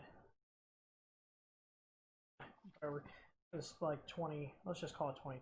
It doesn't need to be exact because we have some slop in the actual peanuts and everything. So let's go try to make this in Fusion. Like I said, I have not used Fusion that much. I've done very basic stuff in here. All right, let me grab my little space mouse here. All right, so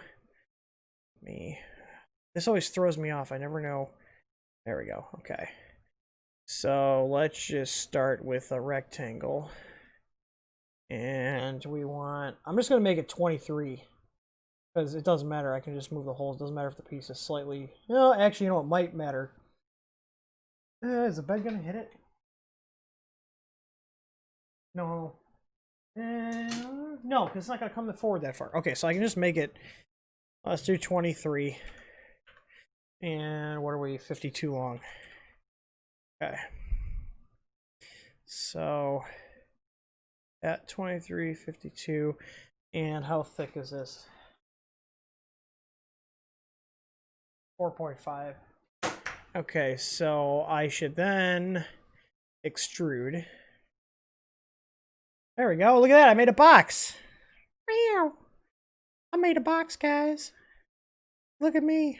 Okay, so what I don't know how to do is how do I punch a hole in this box? Use the whole option that's in there. I'm trying to remember how to do this myself because I've. Is it the shell option? No, hang on. It's not a shell. Oh wait. Hole. Dual. I feel really stupid right now. Whoa, this is actually really easy. What do we say? 4.8. Oh. Oh god, I feel dumb for not using Fusion sooner. I can't remember how to use my space mouse though. There we go. Okay, so that's centered. I did not want to actually put that hole in there just yet.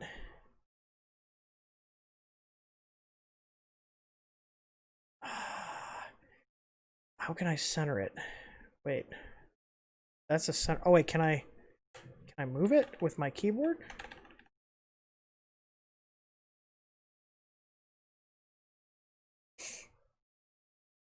Watched him struggle to do basic stuff in Fusion.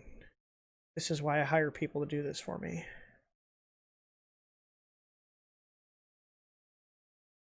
Okay. Like I said, these just need to be approximate. These do not have to be perfect. What is this? So can I center? Center it with mid-plane. I don't know what that means. Oh god. My orientation is like off. Oh, there we go.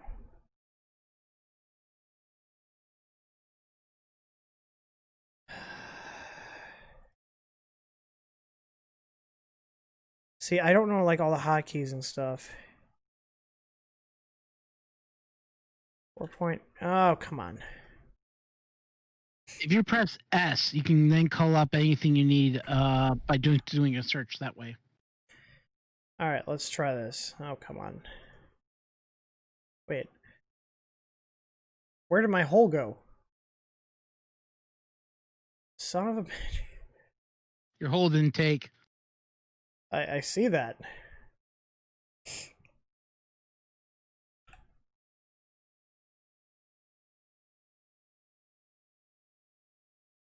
Okay, for the question is how do I center it? Like, oh wait, he said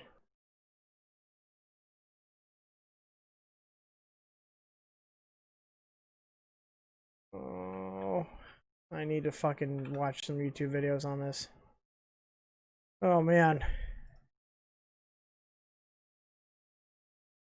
I'm not sure how far behind I am, but it seems that Eric Barnett suggested use construction lines to center the holes.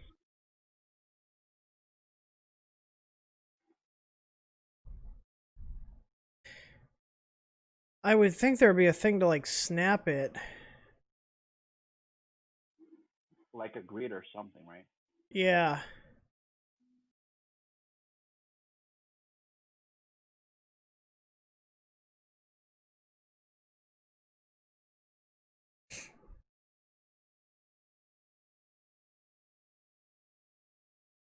I'm laughing so hard watching him struggle with fusion. I'm glad my newbiness.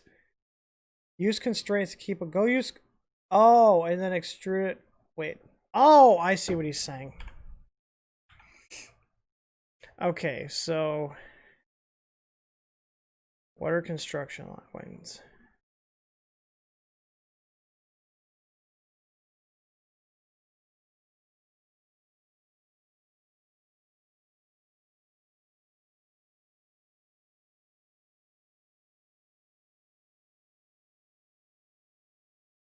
What does this do? What is...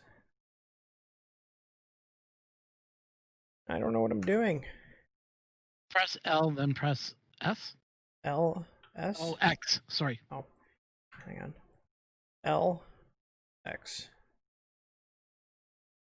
Oh, place first point. Okay. Except this is throwing me off. So what do we got?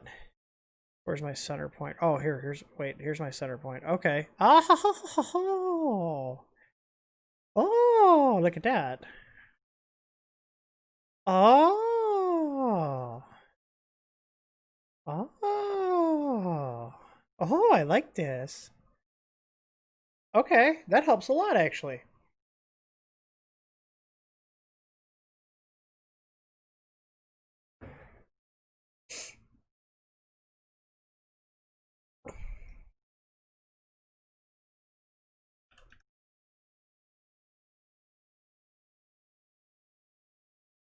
Wait, why can't I put a hole in?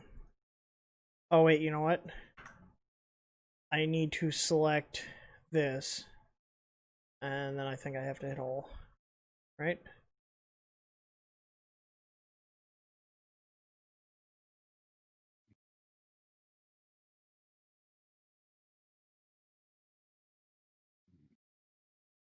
Snap to point. 4.8, okay. Is that it?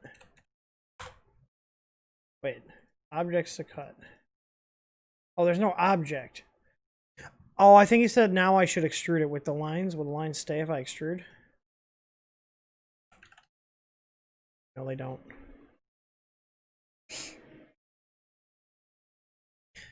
Oh, just draw a circle. Okay.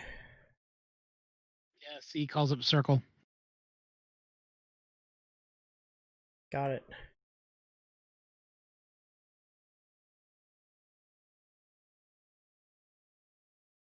Okay, so I want to put that a little over here. I want to space them out a little bit. And actually, if we remember, can I move these down now? Move.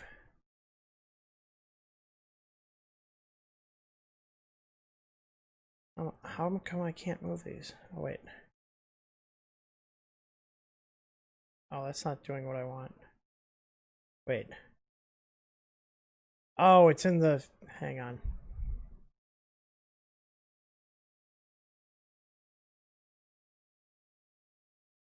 No. The hell? Why is this being all weird?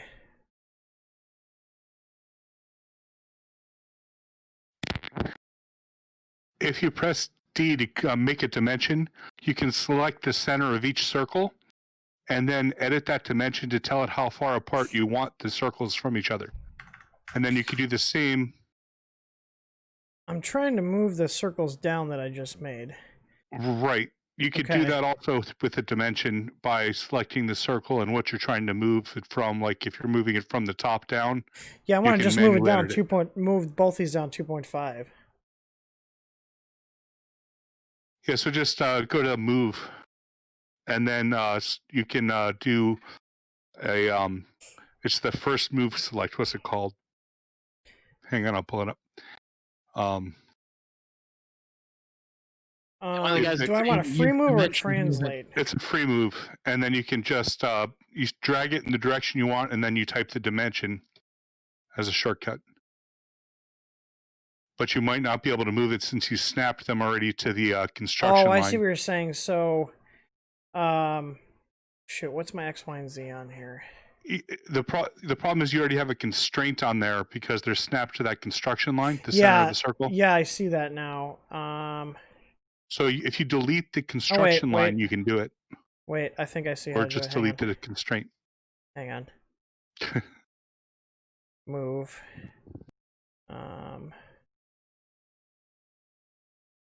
Wait. Come on.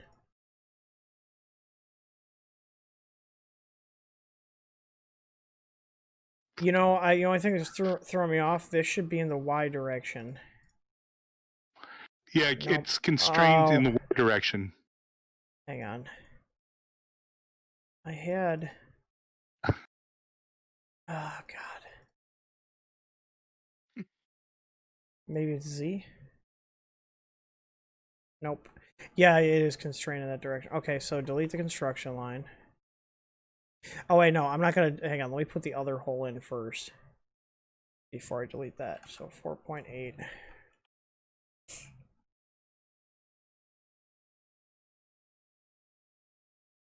Put it like right here. Okay, so delete the construction line. Move.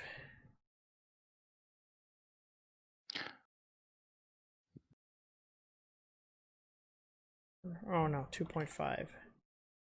Oh wait. Okay, they're moving now. I need to do negative 2.5. Hey! If you just drag the arrow in the direction you want it to go, drag it by the arrow, and then you can type in the number that you want it to move. I got it. We got holes. We got holes now. They're moved. They're moved! I moved some holes, guys. Awesome. I get a standing ovation. Congratulations. I am going to move these a little bit further in. This is good because I never sat down and screwed with Fusion. So this is what I need to do to learn it, is just get in here and do it. Okay, so how do I take a corner off if I want to make this like the stock bracket? How do I take the corner off here? Rounded corner icon right up by the scissors. Oh, I see what you're saying. Fillet. And then you point at the corner. Fillet? Wait. See, next to the scissors. Hang on. Okay, I'm back. Let me get rid of the... You have to extrude first if you're going to do it that way. Well, I want to get rid of... I want to knock 2.5 millimeters off the rectangle. Make it like a little L shape almost. Then draw another box and subtract that box from the other box? Yeah, and then use the trim command. So use the 2-point rectangle. But you have to be, Rectangular pattern? Wait, no. No, go back to the menu where there before. Oh, 2-point rectangle. Okay. Yeah, and then select the top left corner. Where I want to actually cut it out of. Right. Okay. and then you drag it down, and then set whatever numbers you want in the two. You can tab between. Okay. I see what you're saying. Yeah, I was an old school AutoCAD user from back in the 80s, and learning this took forever. No, just there's the scissor tool to trim, or you can click on the lines and it'll trim them just by pressing T. Yeah, I'm just like trying to get this so it's like, there we go, we'll take 5 Yeah, just off. click it anywhere, and then you can change those numbers and the dimensions. That looks good to me. Okay, and then trim. Well, yeah, you have to click first. Otherwise, it's not going to work. Click, trim. Oh, yeah, click that, and now you trim. And click the parts you want to cut off. Oh, I see what you're saying. I get it now. Okay. So. Click the line, actual physical line. Not that one. Up higher. No. You can undo with the arrow back. There's a. That one, and click the top there. Okay. That one, yep. Oh, wait. Hang on. Oh, look at that. You have to do it twice. Yep, I did it. Oh, look at this. Look at this, me doing basic shit that'd take anybody else 2 seconds. That knows what they're doing. All right, so now I can just now I can extrude this and do the. Well, if you want to do the fillets, you can do it in the sketch or in the on the physical part. And if you want to do it in the sketch, you just stay in the sketch, and there's a curve tool right next to that trim tool. I can just do it. You said like once I actually extrude it, right? Yeah, you can do it. Oh, so just press E for extrude. And I want 4.5. Okay. And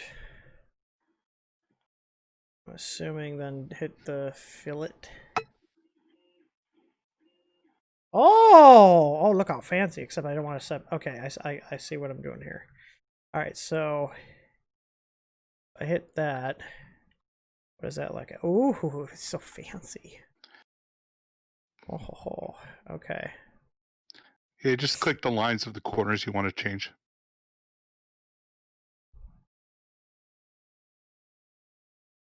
How thick does it need to be? All right, let's do the fillet. Oh, look at that! I filleted it. Wow!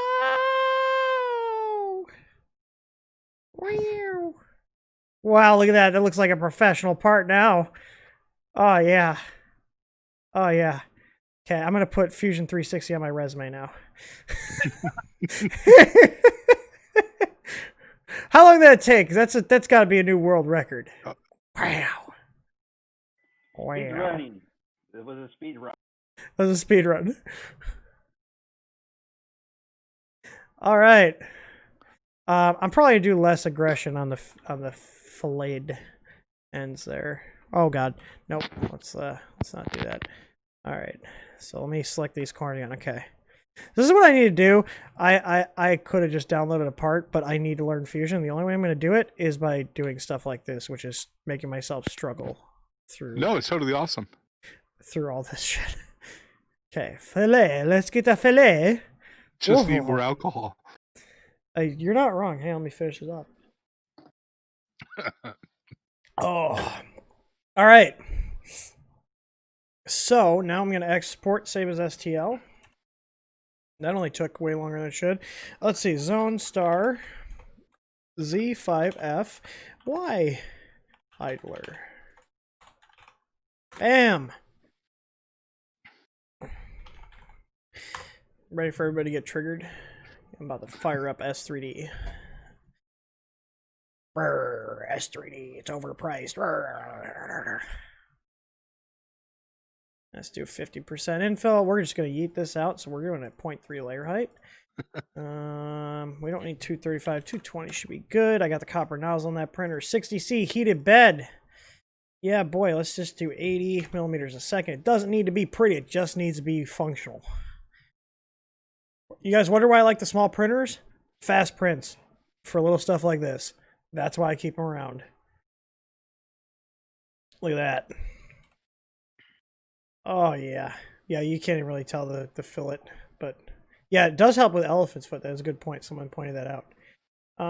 Yeah, 50% infill. That'll chooch. That'll do. That'll do, donkey. That'll do.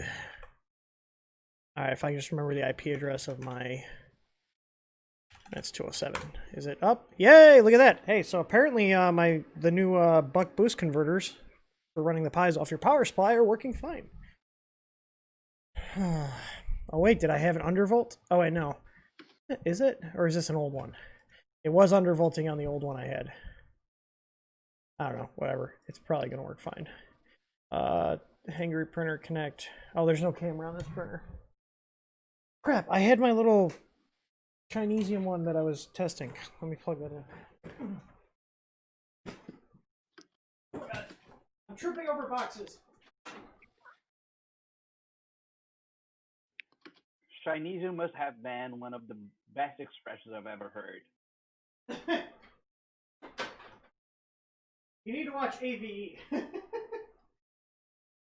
Alright, there's no mount for this, so whatever, it's just gonna... it might help if I put filament in the printer. What do you guys think? Yeah, filaments usually does work better when it's in it. Yeah, you're probably right. Probably right. Alright, let me just preheat that. Where's my step stool? Someone took it from me. Move the Chiron out of the way.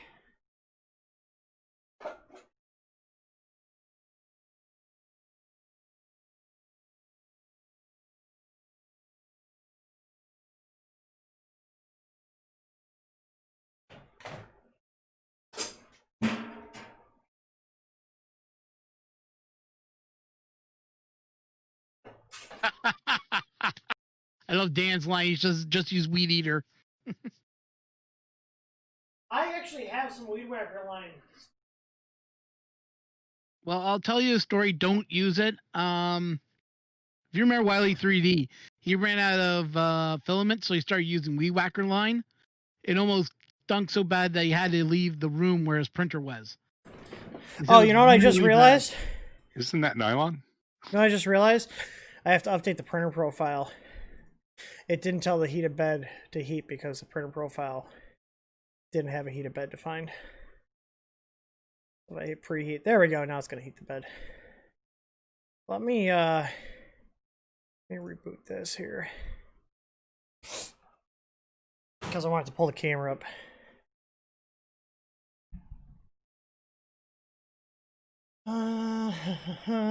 Let's see what chat's talking about right now.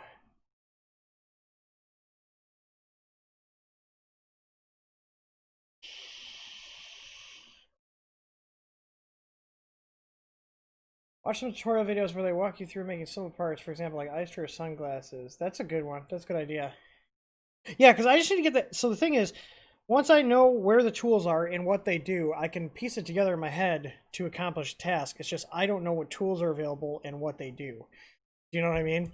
So like, once I'm aware of what they're called and what they perform when you use certain tasks, then I can kind of work from there. But I don't even know the software yet. We have like 8 S3D licenses here. That's all we use.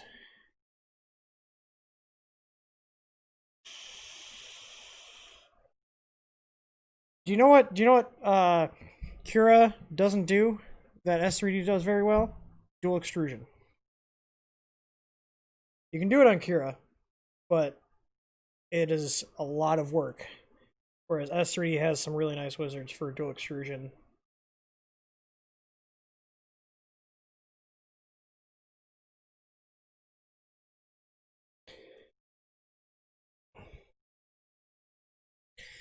Oh my god. Oh, this is a Pi 3B. That's why it's taking so long to restart. It's pretty old. Also, I might have to change out that USB cable because I accidentally bumped it, which means the connection is probably not that great. Probably should have done that when I had to take it apart.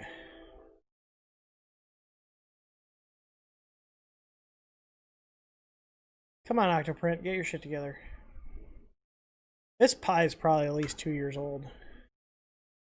At least. There we go. Let's say, I know it works. Not the fastest, but it works. The webcam came up, but it's just pointed at the ground. Alright. Preheat. Print. There we go. We're homing. There we go. Oh, I was like, why is it making a stepper skipping noise? Because the Z was all the way up. Bill just asked the $1 million question: is S3D worth the money? Depends on if you have $150 to throw, and if Cura or the free solutions aren't working for you. I think it is, but we use it a lot. I've got my money's worth out of it. But I do agree that they have fallen behind in terms of like new features. You know what I mean?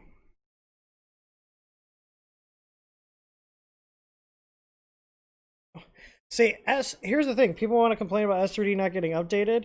Kira updates stuff all the time and breaks stuff all the time. I can't remember the last time S3D crashed on me. So from a business standpoint, I will take stability and reliability over bleeding edge features. So I like S3D does not have tree supports, but I like their supports. They work really well and they're really easy to remove. All right, so I'm gonna let that bed's already at 60. That bed heated quick.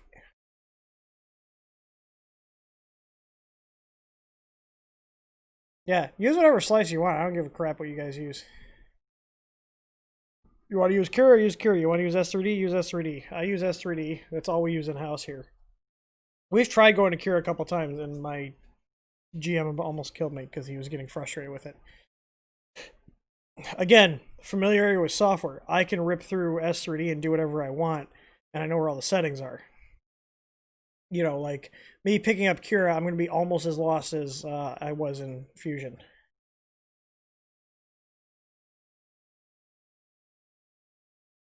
And nowadays, considering the number of options that Cura has, it could be even worse, you know?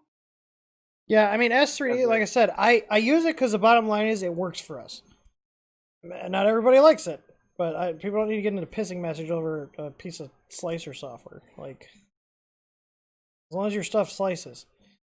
I've just had a lot better experience, especially when I was doing dual extrusion with the CRX. I had a print running from it in 5 minutes. Like, try doing dual extrusion on Cura. It's a pain.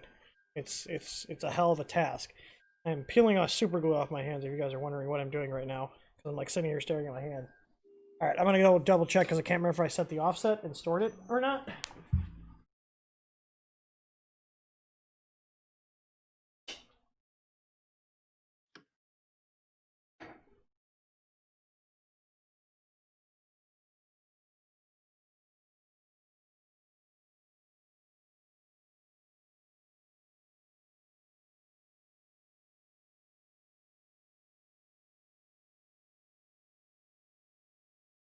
No, we're good.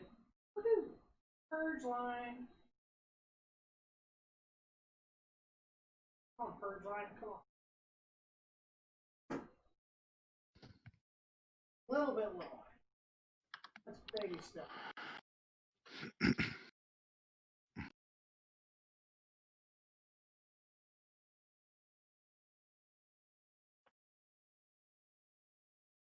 There we go. Control and store settings. TV. There we go. Alright, well now we can put in some work and earn its keep.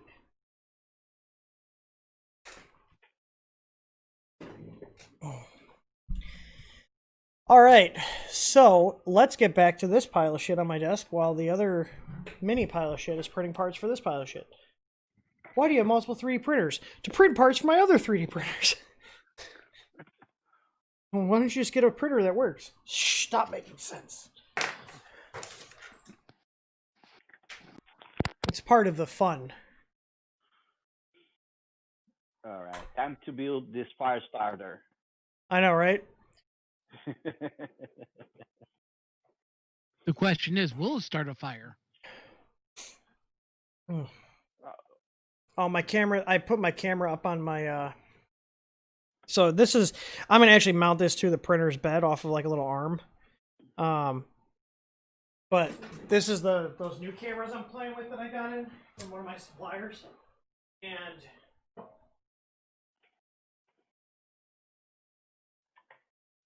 can adjust the focus manually. Look at that. Woohoo! This is literally on the garage door rail above the printer.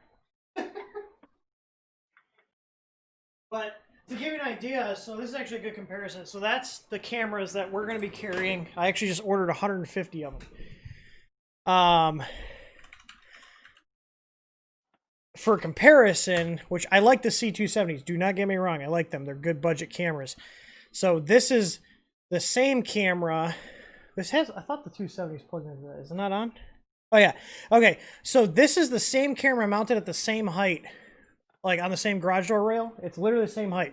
So here's the viewing angle of the C270, okay? Versus the one of the ones we're carrying. Look at the difference in the lens angle. So what this means is you'll be able to see a lot of your bed. Look at the difference.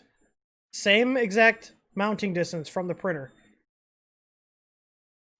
Our camera, C270.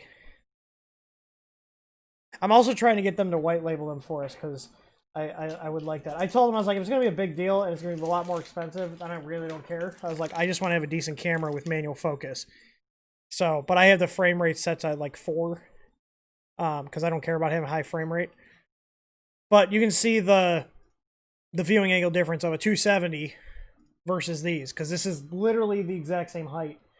I'll even show you guys just so people are not like, "Meh, how do we know?" I will show you. So Tim, are you going to model Okay. us the mounts for them now?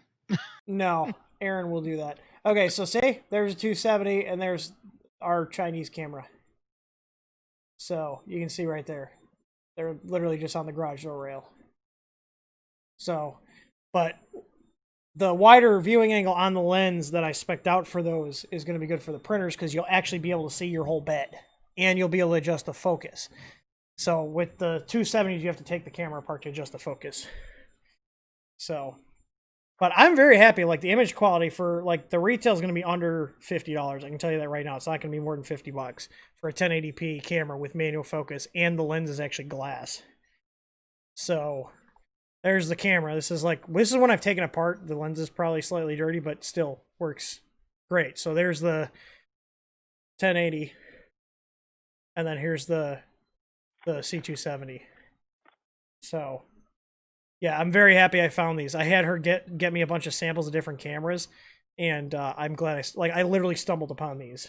I was very, very happy when they came in. I plugged in. I was like, oh, these are great, and they work with Octoprint out of the box, and they have they're actually it's MJPEG, but it actually has a hardware encoder on there, so it's not actually using the Pi CPU to encode the video.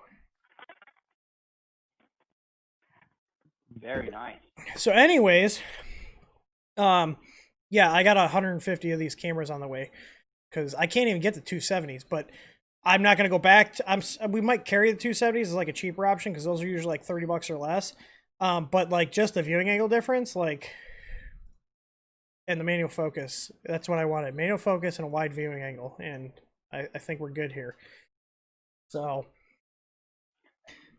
yeah, look how fast I have this little printer running. You see this? See how fast it's putting this part out? It's only got 17 minutes left. That's very fast. I wonder if this camera that you're developing, they are sensitive to the night vision light. No, to be clear, we didn't develop this. I just spec'd out a camera with a certain lens and sensor.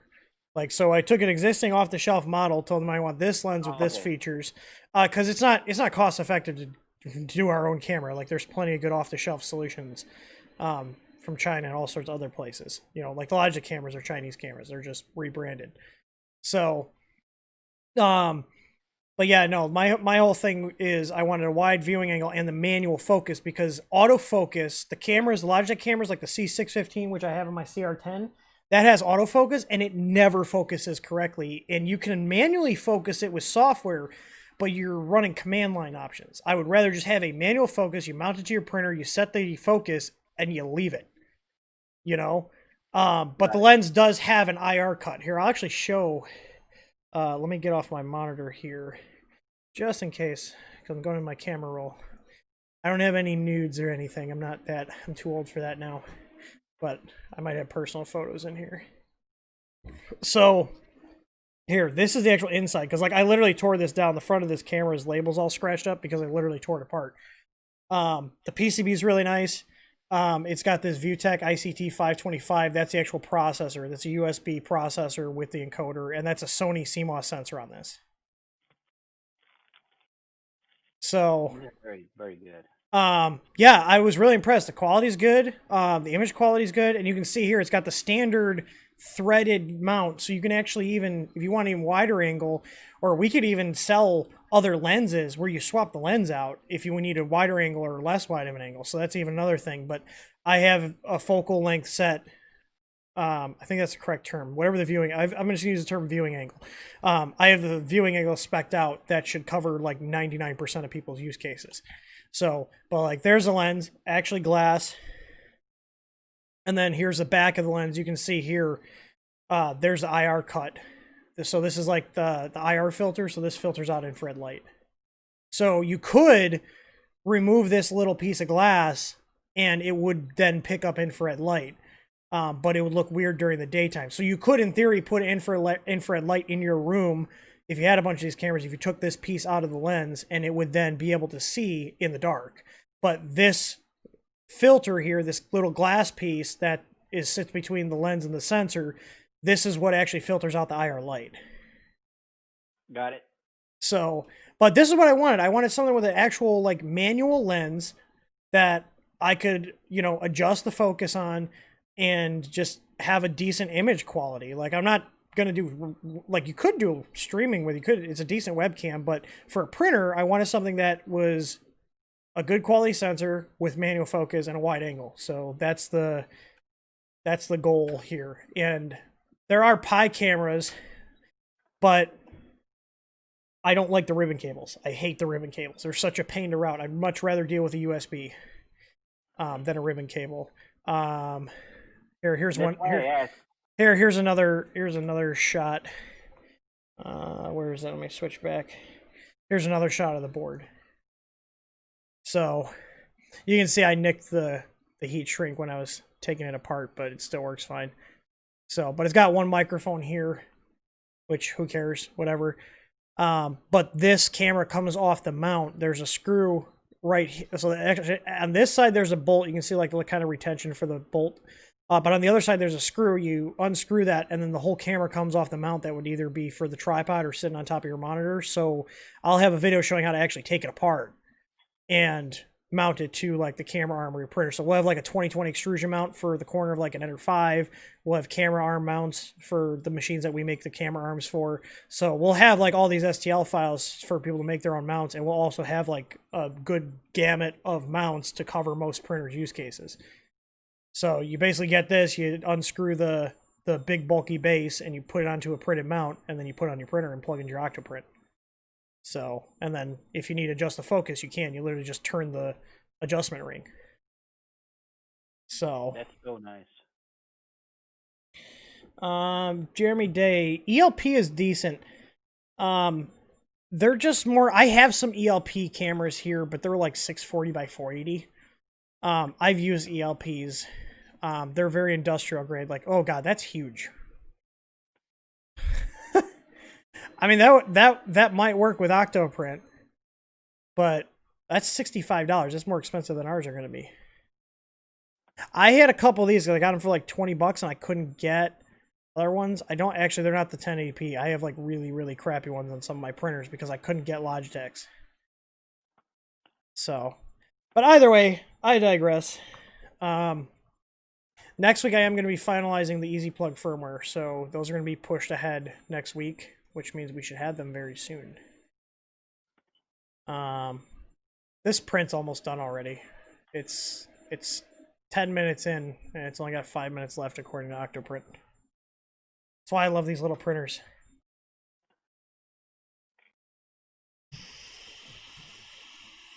Tim, I'm going to pop off, so it's been fun letting me be in here. Yeah, no, thanks for stopping by, Rob. Ron, damn it! Every time. Yeah. Every time. I keep doing that. Maybe I should just change my name to Rob and just make it easier for him. What are you like Gary on Parks and Rec? He just changes his name because no one can remember his name. Jerry. Jerry, Larry. Do you really want... take it easy. Run. Alright. So this looks like this will hold well enough to get us through, but I'm printing a new part that took me forever in Fusion. Yeah, about 2 weeks for the plates, hopefully, if God doesn't hate. Okay, this looks like this will work well enough. I just gotta tighten these back up because I loosen these up to get all the paper on here. This is not a printer review stream. This is a printer I've had sitting around for over a year. I got it from Preston Allen over at Press Reset. And the date on the manual is from 2016. This is a really old machine. I just figured why not build it and hang out. So, just seeing what I see now. Would not recommend anybody buy this unless you can get it for stupid cheap. Because I paid like $140 for it with shipping. So, parts alone, not bad. But definitely not a machine I would recommend you purchasing just on my initial impressions here. And if you Google Zonestar Z5F, which is what this is, the first link has a big... is a YouTube video, and it just says fail. So that's the quality we're dealing with here. But, like, to be honest, Zonestar is not a company that, one, I've actually ever been able to get in contact with, and two, they're not really known for quality. Like, they're on the same level of quality as Troncy. Like, they're one of the bottom of the barrel. Like, ANET is better quality than Zonestar and Troxy. So, I stopped messing with Troxy printers. I've had quite a few, but they're pretty bad. You get what you pay for. So, let me get this bed deck on. I took this off to peel all the crap off of it. Oh, come on. I'm like really worried about breaking this acrylic plate. I guess I could print a new one if I had to. Like print a new bed carriage.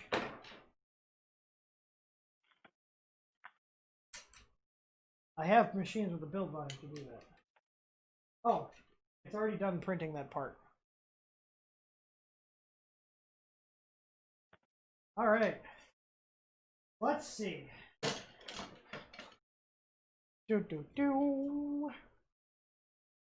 Alright, so we're going to bolt the base onto the bottom.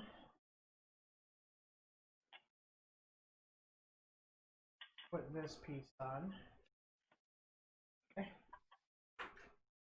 This is actually going to be relatively quick assembly. That'd be the only saving grace of this machine.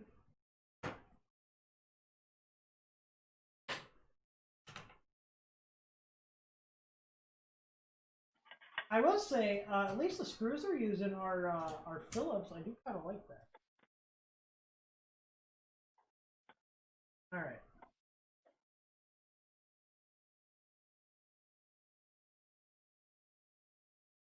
Did they give me a Phillips in here?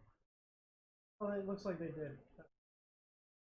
Actually, grab a slightly bigger one because they are pretty beefy heads. I thought I had a big one in here. Oh, it's right here. You're making it hard to set up this easy area. I'll keep getting distracted watching you build that mess of a printer. Well, let's see how big of a mess it is. It's like a train wreck. You can't look away.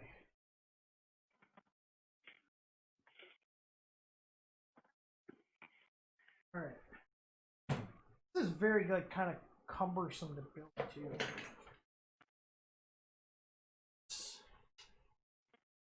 This on.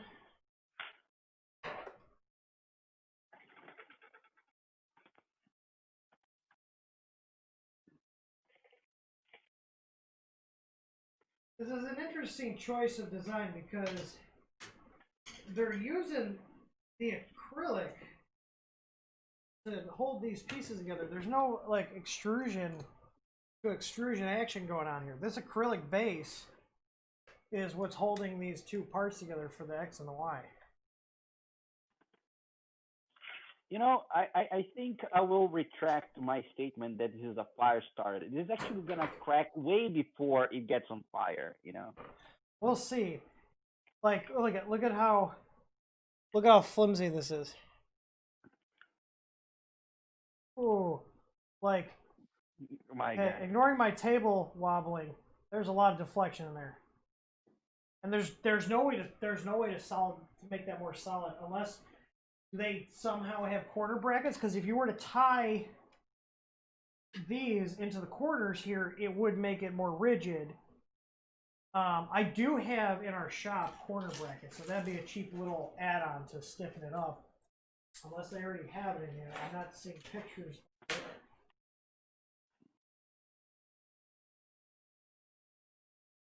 Alright, well, we're just going to keep moving forward.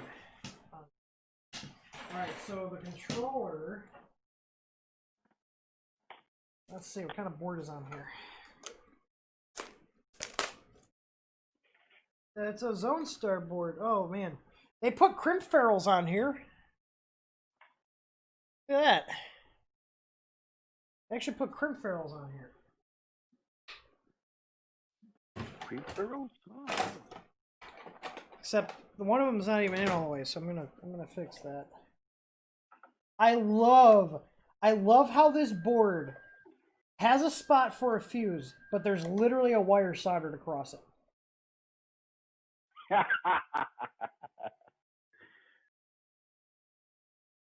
They also had positive and negative backwards. I shit you not. Hang on, I need to go back on the stream. Because I'm pretty sure I did not just flip these, but I'm pretty sure, according to their PCB silk screening, positive, negative are backwards. Unless red is not positive going to the power supply. No. Oh, no, it isn't. Holy crap. Why would they do that?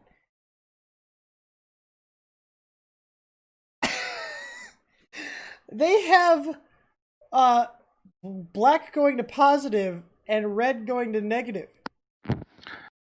It's a good way to get your customers to have to buy another board. Holy shit, I'm gonna fix that. My statement of Tronxy being a pretty poor quality printer company, I think this is a self-fulfilling prophecy here. I don't think I have to worry about people getting upset when they can't even get color coding right. Because I had to do a double take there. I was like, wait, positive is going to black and black is going to... Wait, positive going to black and red's going to negative? Did they assemble this wrong, or did I just, like, screw up the order by moving it really quick? Nope, they wired it like that. I mean, at least it was wired correctly polarity-wise, but color code-wise and standards, yeah, that's that's not correct. But like I said, at least they have crimp ferrules on here. I'll give them that. I will give them that. No tinned wires on here, at least. We'll see if there's... No, they have crimp ferrules on actually all the other ones. I'm looking around. They have crimp ferrules on all the stuff. And this is a 2560 board, so I could actually do firmware for this piece of garbage. I'm going to set the PSU voltage to 110. Alright. Yeah, it looks like this mounts right here. Yeah. Is that it? Yep, just right here. Just this whole thing just hangs off. Wow. Okay. Now looking at it, it really seems the same PSU that comes with the Ender 3. Like.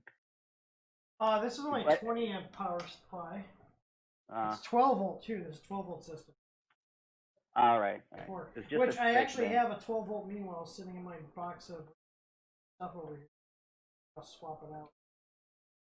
We'll see. We'll see if I'm actually going to keep this as a printer after I do firmware for it, or if this is just going to be parts. You know what I mean? Yeah. Some machines I do firmware for, and then they get scrapped.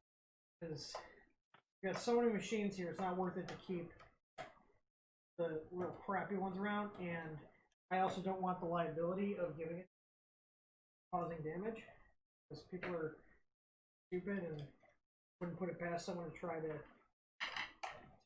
do us. Gave them the printer. Like, hey, this is a piece of crap, but we're on it for free. You can have it. This frame is like really flimsy corner brackets in here. Yeah, don't buy one of these unless you're gonna get one for stupid cheap. Use it for parts. Yeah. The frame is terrible on this. It's all held together. Not only with for 3D printing. It's all held together with corner brackets, and these corner brackets aren't even full corner brackets. Like, look at these; they're just flat. It's flat piece of metal bent.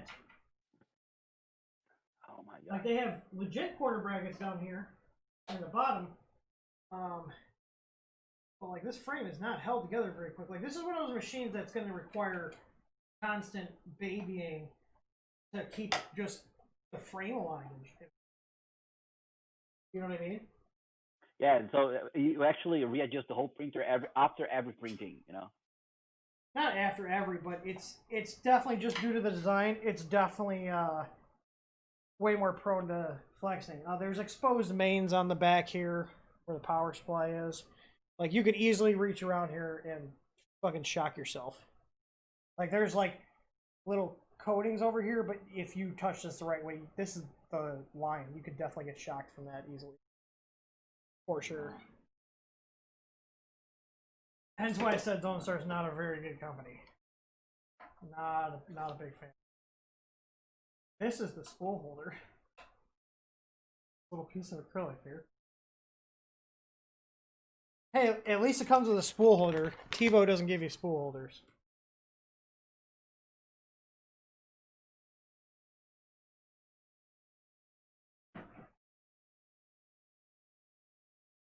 I guess there was supposed to be a second. This looks like more like a horn, you know. Why is there this random screw? This isn't even the correct screw. What is happening here? They did not put this on correct.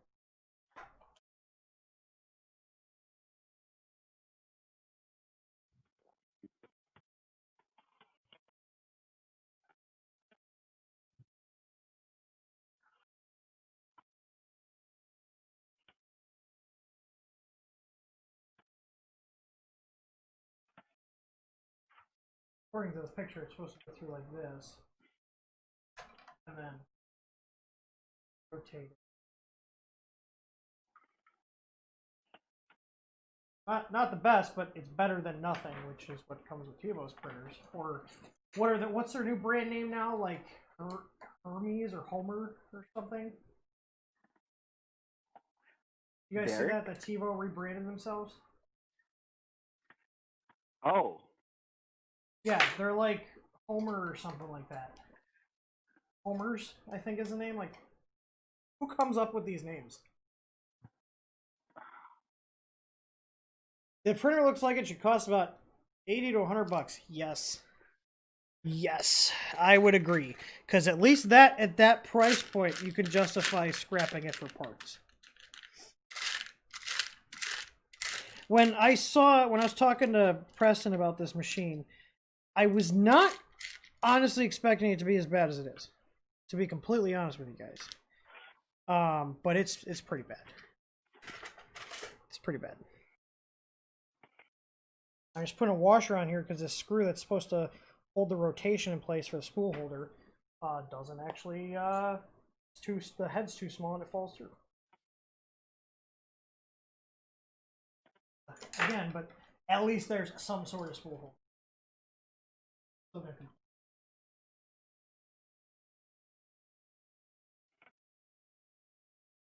All right. So.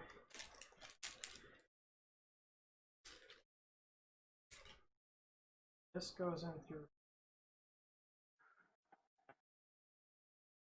Where is the extrude? Oh, I guess it's.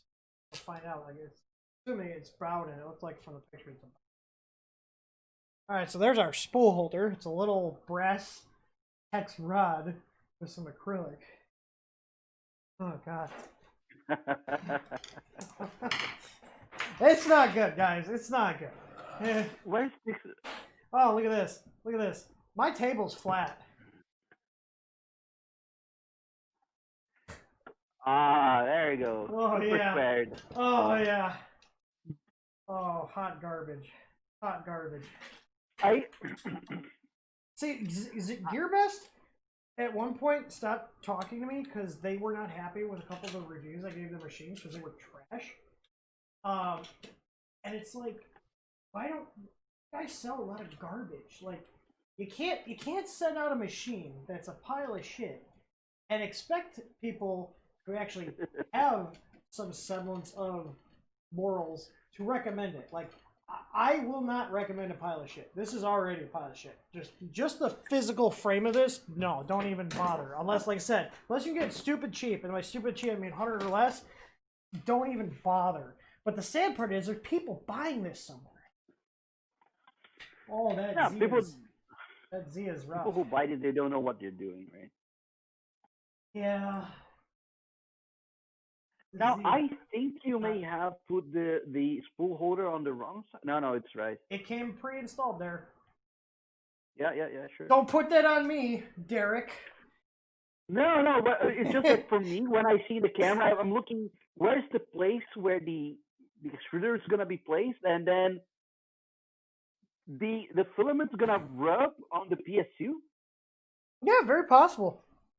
That's what I was thinking when I was putting it together. Okay, so where's the... Do I have all the parts here? I could have swore I pulled an extruder. Okay, here's extruder motor. I was like, I know I saw an extruder motor come out of this thing. Okay. I don't think they screwed up that.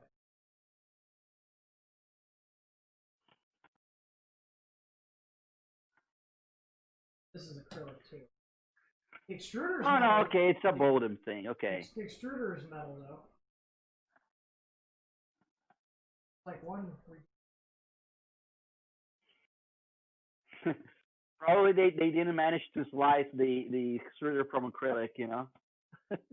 I know, right? This bracket's Yeah. acrylic. Where is the hot end? I thought I. Keep going through the guide here. LCD is mounted. Install the X end stop. Is, as you guessed it, on acrylic.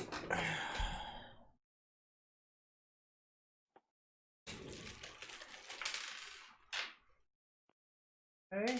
Oh god. Okay, so they did actually include screw. You know, it's like, it's weird because it's like some things it's like, oh, that's nice, like, you know, crimp ferrules, and then other things it's like, really? Guys, so close, so close, so close on something. Maybe this will be like the Woody printer where was one I bought just because I knew it was going to be bad. We do a couple videos on showing how to make it not suck. For the poor soul, for the poor souls who actually bought it unironically. Okay. I know I'm like 99% sure I took a hot end out of the box.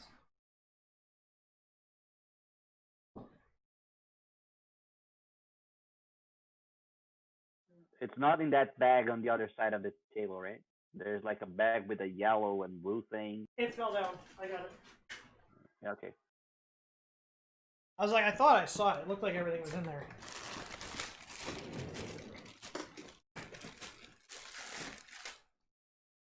Oh god, it's got one of these square leveling sensors. I'm really curious to see, because there's guys in the Tronics Y groups, they buy these things from AliExpress, and they struggle getting them to run. Is this a clone, a V6 clone? A what?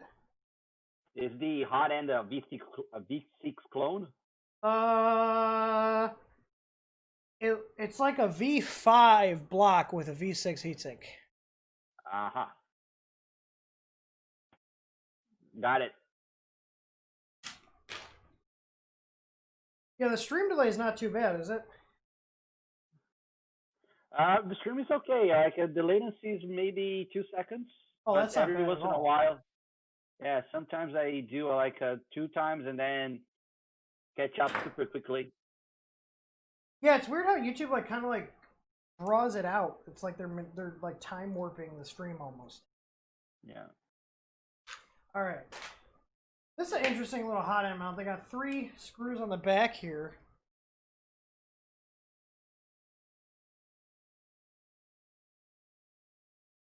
Just like slots in carriage.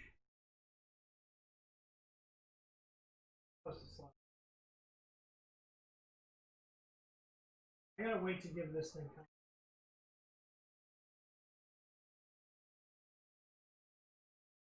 There we go. Tolerances are not great, but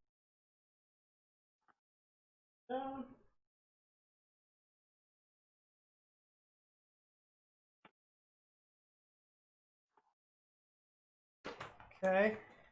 So it's now telling me to install the tube and load the filament. There's a wiring diagram here, but there's no directions on what goes where. So you're on your own. You're on your own, buddy. So the filament comes out the top here. These look like halfway decent couplers. They're actually, I'd be willing to put money out there.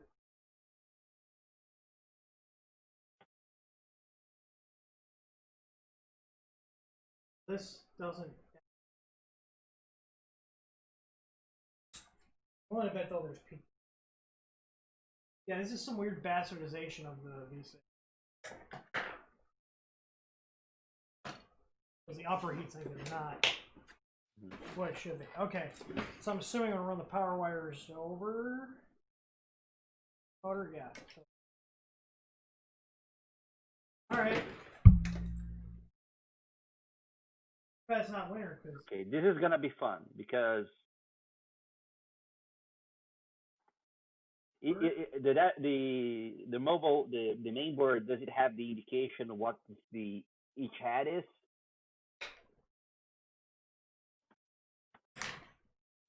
Yeah, it should be. Yeah. This actually has dual extrusion. Got 2 E-motor outputs. E10. Assuming that's T0. Well, I guess I can look at the name. Assuming T0 is for the hot end here.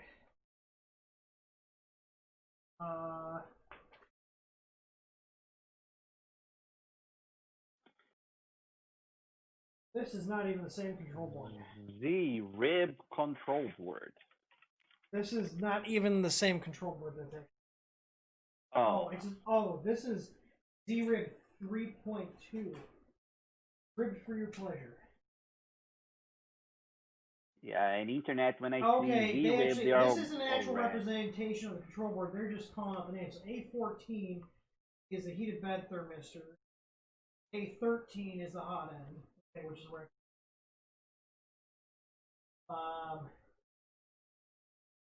fan and fan 2. Those are labeled fan. Okay. Hot end. Hot end is for heat. So this board actually doesn't look too bad. Like I said, it's weird, and I feel like I don't know if I've dealt with any other Zonestar machines, but I'm aware of them, you know, their existence. But it's kind of like I feel like some of their stuff, like some stuff, it's like okay, this is actually pretty decent, but like the whole frame of the printer is not.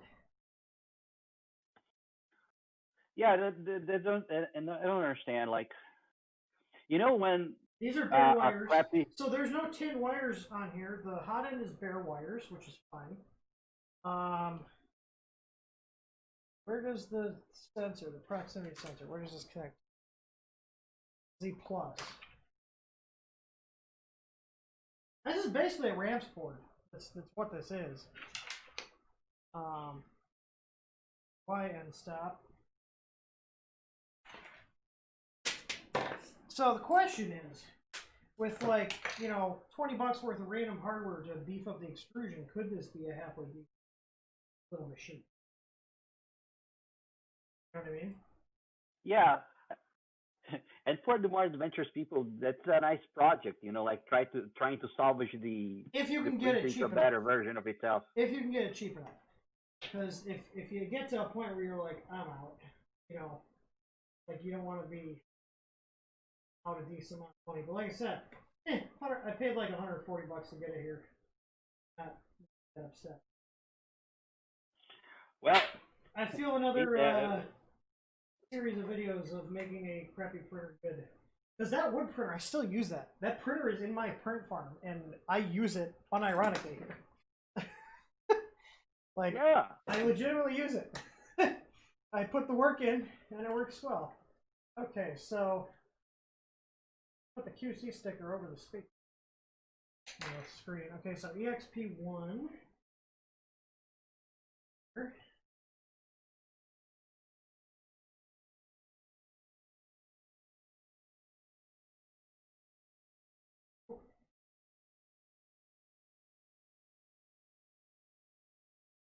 I don't like how these cables are in the way of the bed. There's nothing included to like.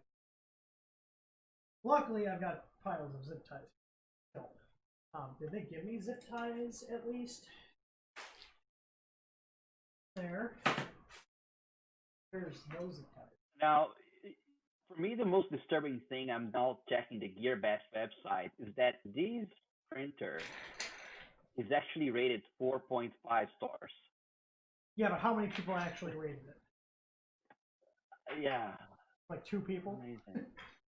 Yeah, 2 people, 2 customers review. Now that I pay attention to it.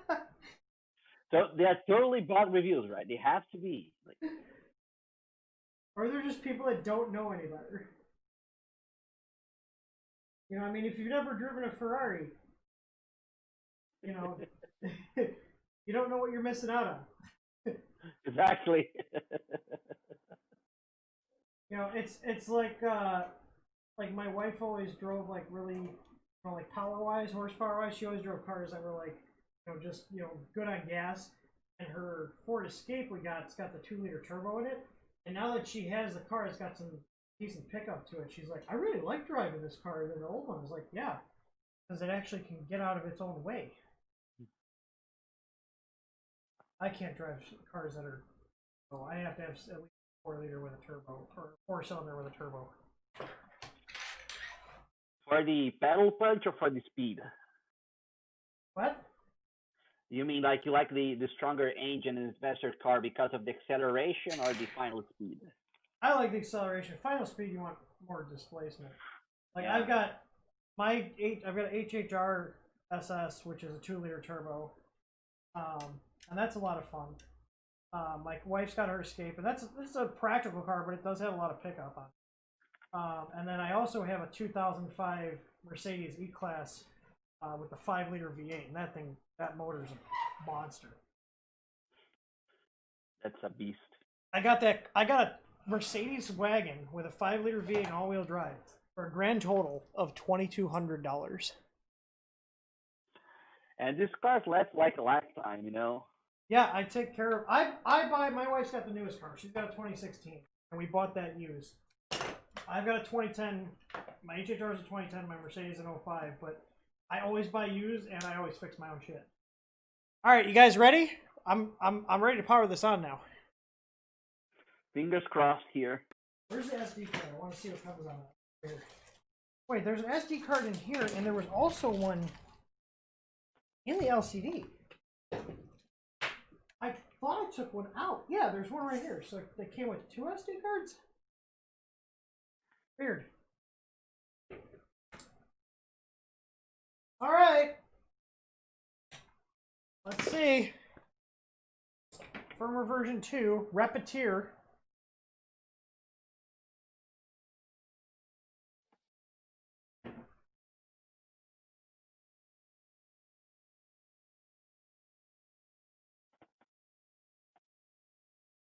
It's making like little weird noises. That's home. There's X, Y.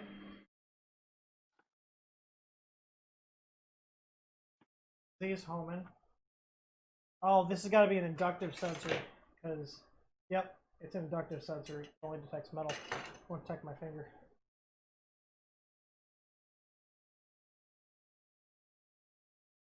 Well, you touched it with the spatula and didn't stop.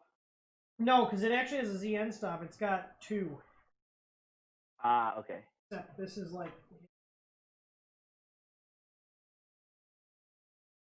Stop.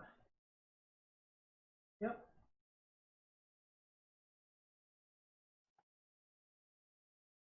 Okay. Let's do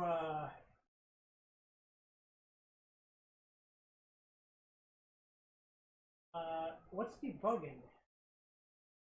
Assemble check wizard. Let's see. First test. Good. Okay, Z-min hit.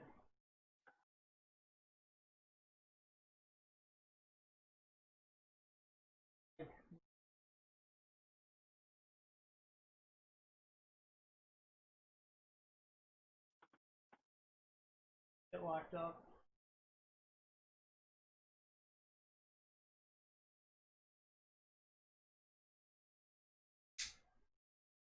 Like the button's not responding? Yeah, it locked up. I have a feeling I'm going to be diving. Bend coating, build tack, Kapton, blue tape, green pet tape.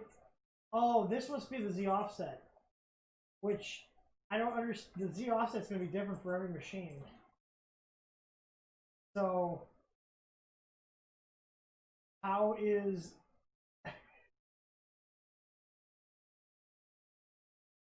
I'm not familiar with Repetier. This is one from E. Brown. Okay. Alright, the memory system is actually not bad. I kind of like Repetier. You can change the baud rate right from the LCD. It means that it doesn't have automatic negotiation, so it's not really a good thing, you know. When is this last one? QJ, QJ, QJ, QJ. What the fuck? Press it. Oh. Must be taking auto leveling. Oh, it is. Well, the sensor's reading. It's reading the bed.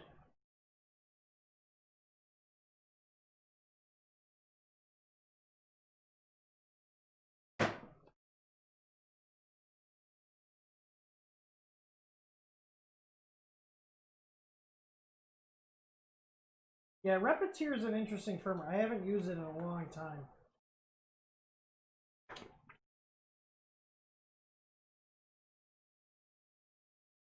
Repetier is one of those weird options when you're setting up a Cura profile, you know?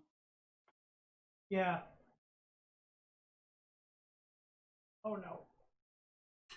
Oh, look at their offsets. They have offsets completely off. It's like almost off the bed. It's still barely reading the edge of the bed. But you can see it's probing off the bed. That should be on the bounds of the bed.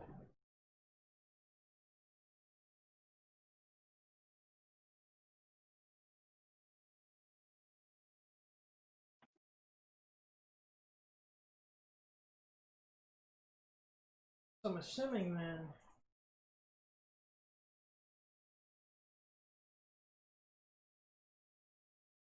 We know the assemble check wizard doesn't do anything other than lock it up.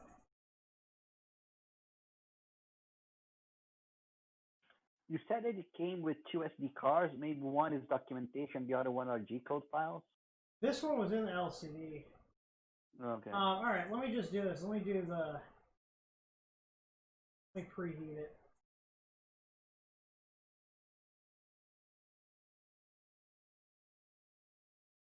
Okay, it's heating up.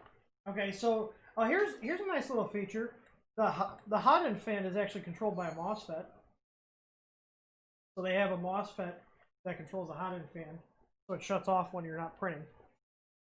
So I'm saying it's weird. Like Zonestar is weird. There's some nice little features on here, but like the frame on this is not good, not good at all.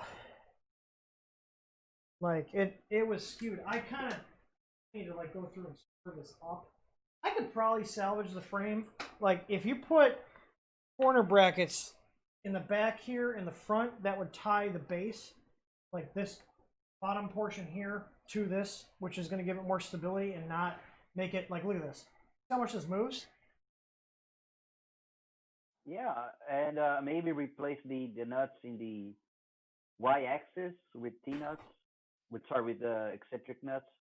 Yeah, I mean, it's acrylic, so you can drill it out fairly easy. Yeah.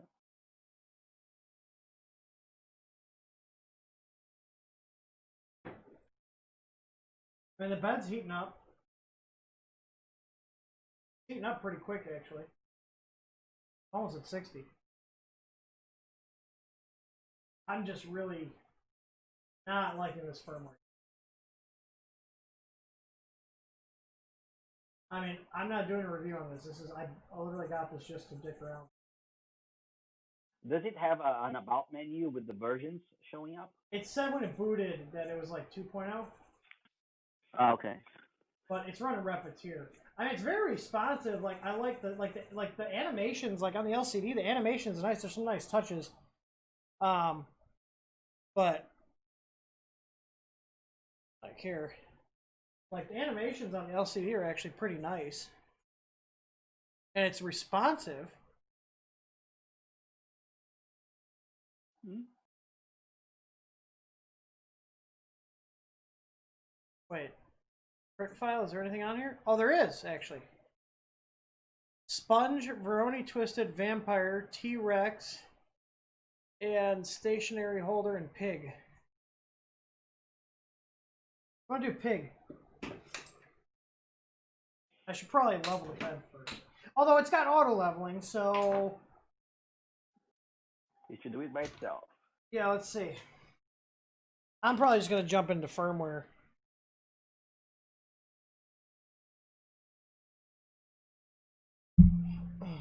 Yeah, unified bed leveling is one of those things you spend a lot of time like getting it set up, and then I'm told that it's worth the time once you get it set up, but getting to that point, it's a lot of work for unified bed leveling. I don't even use it here. Okay, let's load the class again.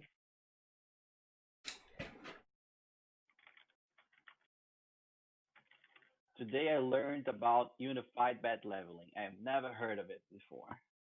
It's a more advanced thing. You can use a probe. You can fill in mesh points. It's a lot of customization. But it's, oh god, this is terrible.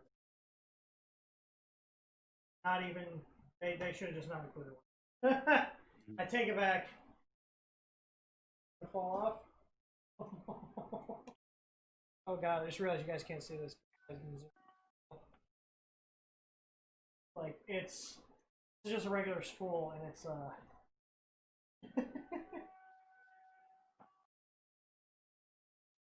Yeah, so that's what I was thinking. Like the spool may actually rub at the PSU, right? If it's not, enough, but it's that shaft isn't long enough to even hold a standard. All right, let's see. Take that G code. See what it does.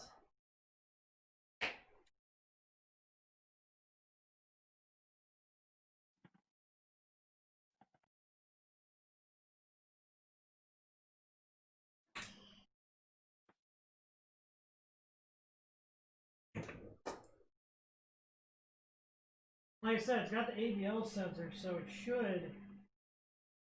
I would assume it's going to be able to compensate. Oh no, I might mess up my blue tape.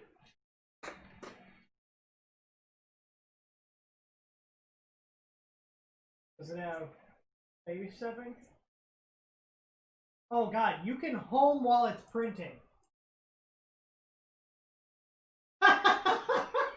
I accidentally hit home all. Oh, that's great. And it locked up. Oh, wait. Wait. Going back to printing.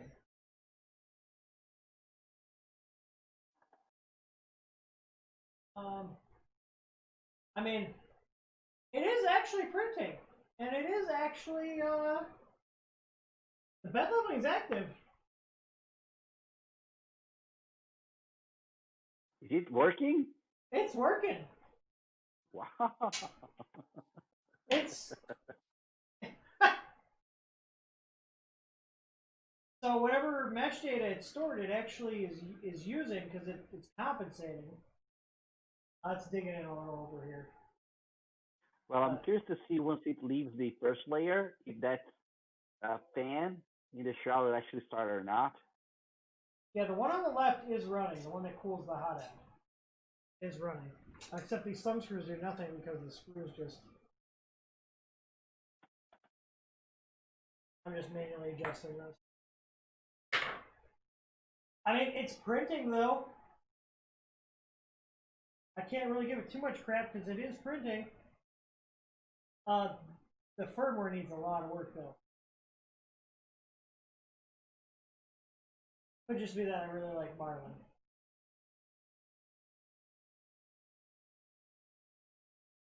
Yeah, the sensor definitely didn't get a good reading because it was way too close here, but I don't know, maybe I'm curious to see if I get Marlin on here what this sensor actually reads. If it's terrible or not. I'm just gonna let it do its thing. It's printing. That's more than the 2 Trees Bluer did. Well,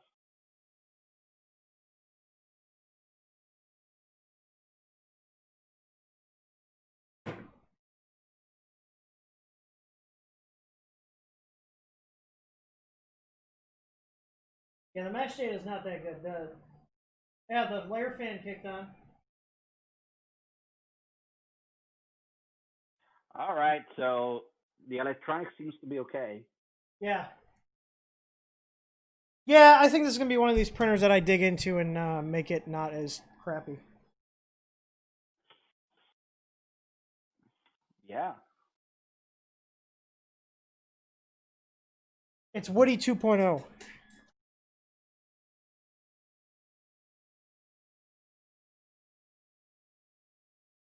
Yeah, I think if I could get, if I get some decent firmware on here, might not be too terrible.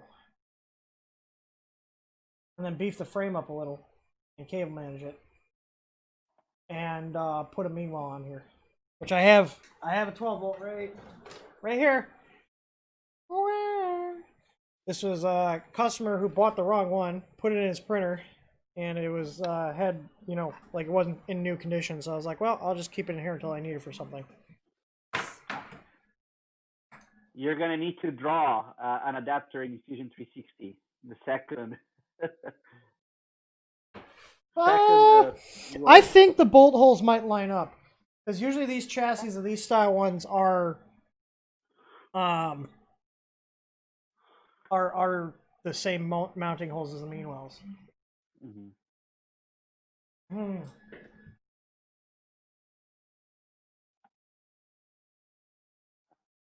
Oh, I hear the extruder clicking. Something's clicking. Now it's feeding. It is under extruder. Yeah, so not a big fan of the firmware. I think just doing firmware up, it's You know something? I'm not even gonna let this go. I'm just gonna dive right into doing some firmware on this because it's kind of like I'm not familiar enough with Repetier, and the interface is so clunky and obviously not polished that I don't even want to waste time on it. But the extruder clicking. Oh, sorry. Go ahead. No, I was gonna come over here and grab the chart I made.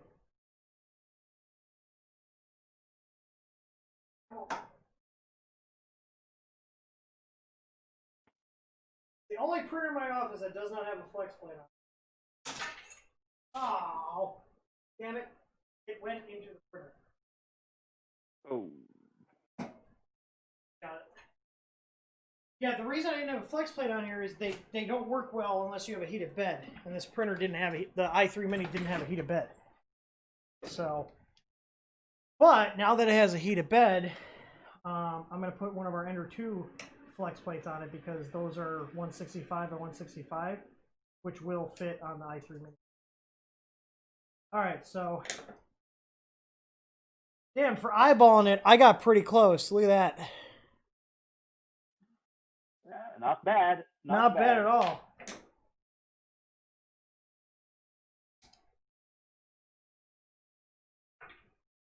I definitely got to make the holes a little bigger, but that's not a big deal. Put my screwdriver in there.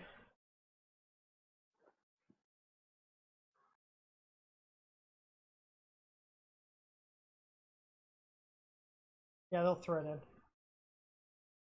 Oh no. My big screwdriver.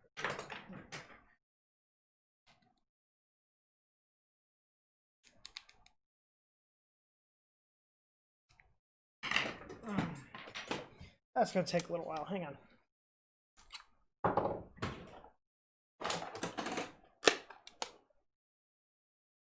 Do-do-do.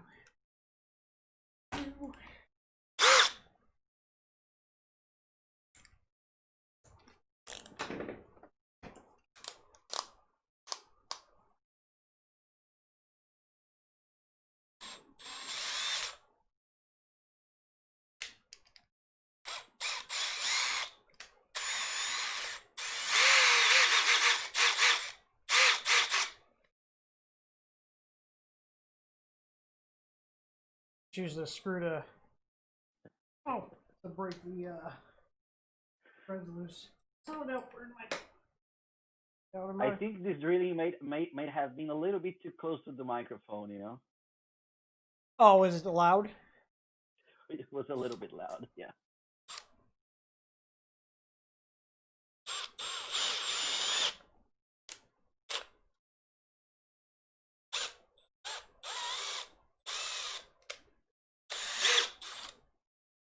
I need to go get a bigger bit.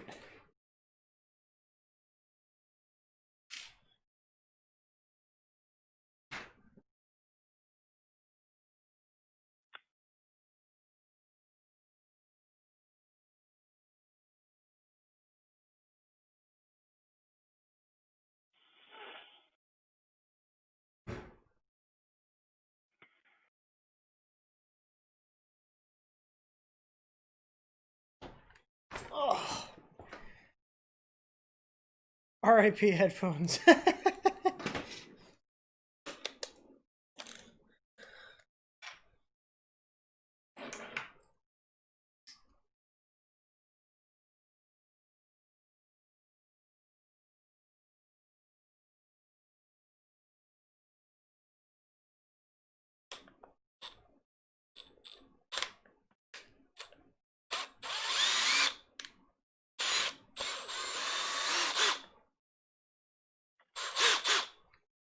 All right.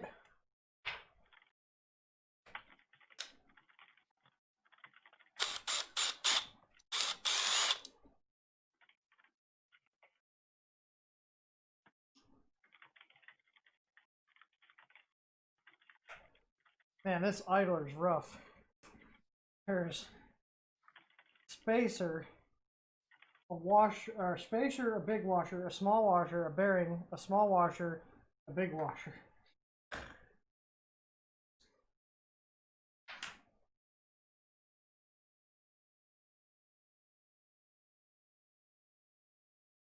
That'll do, donkey. That'll do.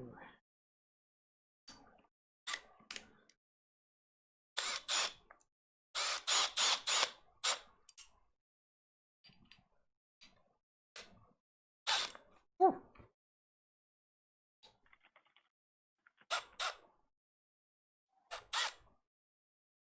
Yeah, this is a pain to get aligned.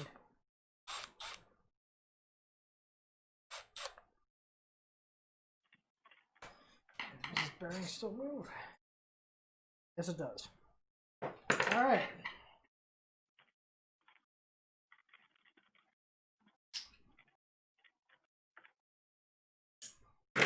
Bracket's pretty beefy. Put these too close, we'll find out. Oh, they just clear. Just space the holes out a little further.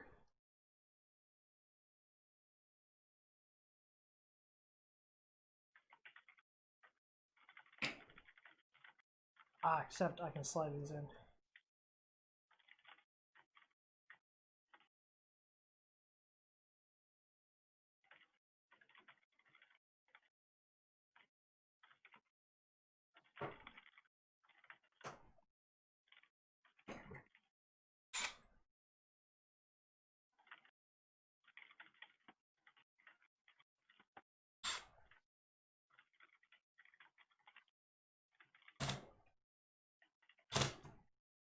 Fuck, come on.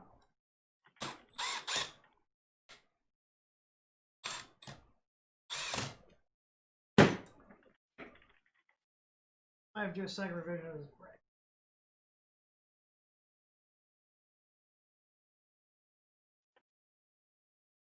Come on.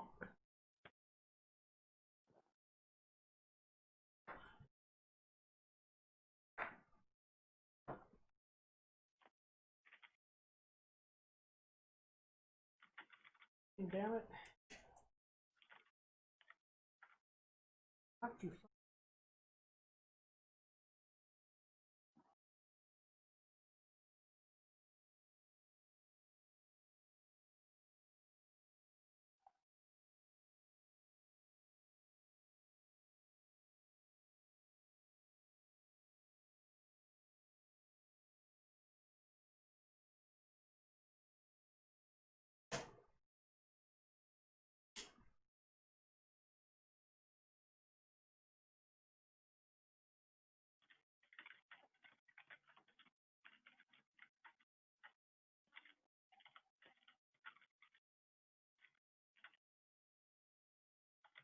These on.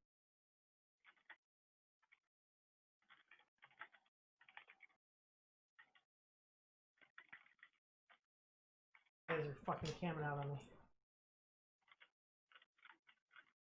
Alright, well. Good thing I have some M5s.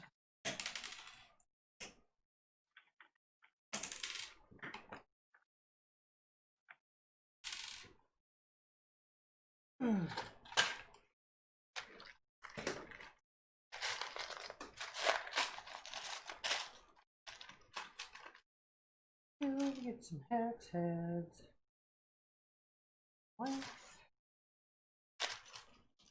And so was that one. 4 mil. Yep. Oh.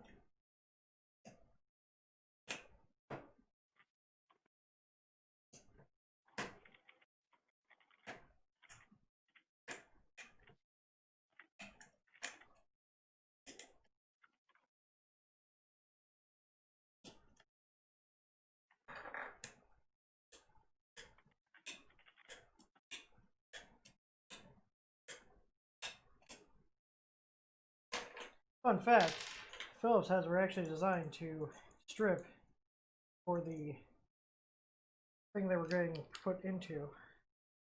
Strips its threads out. That's why it's so easy to strip out Phillips heads. It was like Ford that made the Phillips. Or they were the first ones to use it, or they're Ford had something to do with the Phillips head design at some point.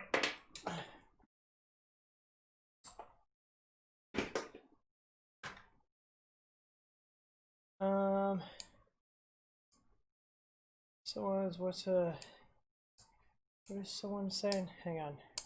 Catching up on chat here. Actually, I'm probably just gonna round this out with, there we go. Round it out with my hex here. I made the holes a little too small. Definitely should have made the holes bigger.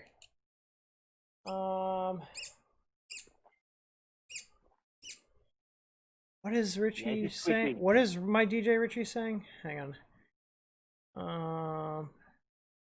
Oh, can I get my tarantula? Probably update the drivers first. Make sure all your slicers are closed.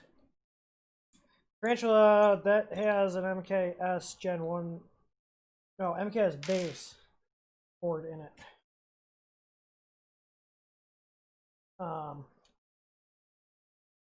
Which I believe those have the FT232R. It's either that or they got the CH340. Those are like the two chips you'll find on printers for USB to serial. And those usually have a 2560, which means that they should have the bootloader on them already. Meaning you can update the firmware over USB by default. Gotta move my camera out of the way here of my mic arm.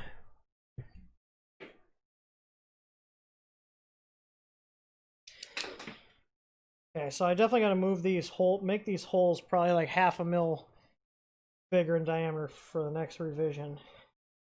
And then space them apart another probably 2 or 3 millimeters just to allow the T-nuts to rotate freely.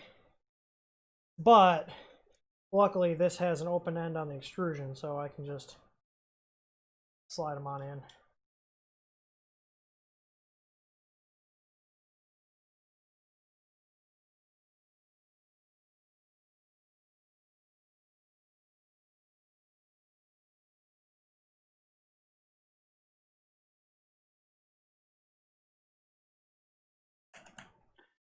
Hey team, I'm gonna head out here, man.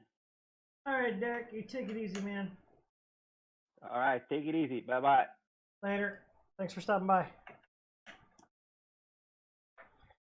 All right. Oh, if you do join in, I see Eric joined in. Eric, sorry, I didn't realize you were server muted. You should be good now. Same thing with Dennis.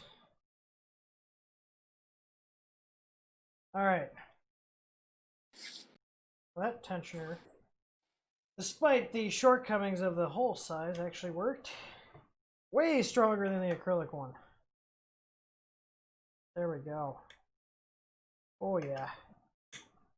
0.3 layer height at 50% infill. That'll get the job done.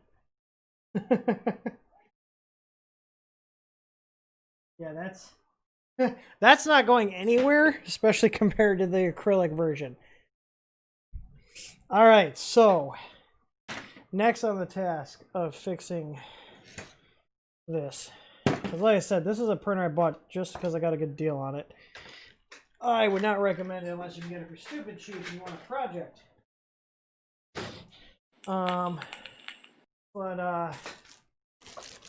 Let's get it hooked up to my computer and get some firmware on here. It's actually a decent little USB cable. It's so weird because there's certain things on this printer, it's like, oh, this is actually kind of nice. Well, this is a nice little design, you know, thought. And there's other stuff, it's like, what the hell are you thinking? Okay, so the LCD doesn't get powered from the USB, but the board does. There's a reset. Oh, there is a power select. There we go.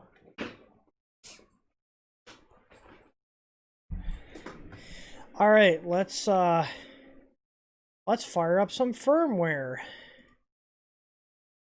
Let's see here.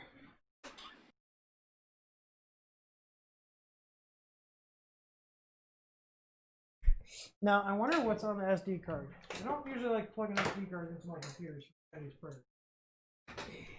But I'm feeling adventurous.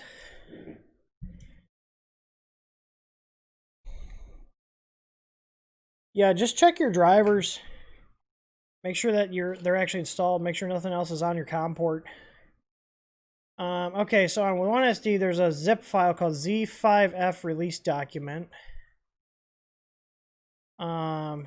There's a Cura. Here, I'll just share it with you guys. There's really nothing on my screen. I think all my messengers are closed. Don't have my personal crap popping up here. I think we're good. So there's a driver. It's got a CP2102 for the USB. Let's see if a COM port popped up.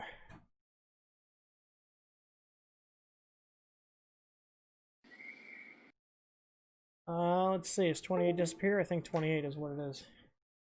Yep. So apparently, either Windows 10 had the driver, or I've previously used a board that had that same driver. Okay. Assembling and wiring checkout. Oh, it's text. Okay.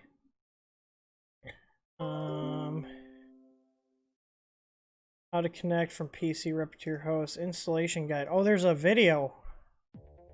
Oh, man. Oh, God, it jumped up to my top screen. Zonestar. Wow. Oh, yeah, listen to that music. Yeah. Oh, yeah. Woo! Get in the mood to build this printer.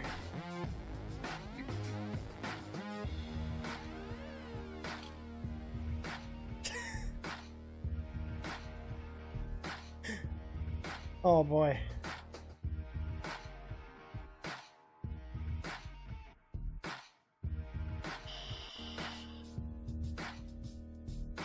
So it has all the plug connections. I just want to point out that this is wrong. On this board, this is EXP2 on the left here. Not 1. Let me just double check. Yep. 2 is on the left. That's wrong. Hey Scott, do you support me getting rid of Repetier on here and putting Marlin on? Heat bed.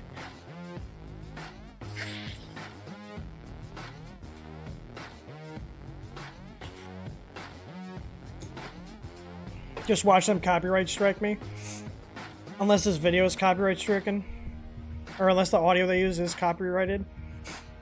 I guess I could say fair use on this. I don't know. We're kind of skipping around anyways. Okay.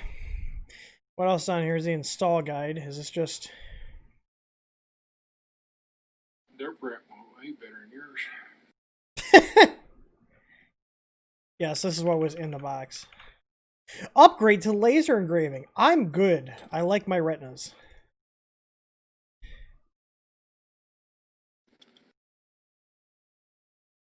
Operation guide, checkout, debug. What is this? Oh, it's like a... Oh, this is probably for their dual. Auto leveling. Upgrade for Z-Rib. Oh, they literally took a video of a PowerPoint presentation with animated GIFs. I'm curious to see if this sensor is any good with firmware that actually works correctly. This is rough. This is a rough video.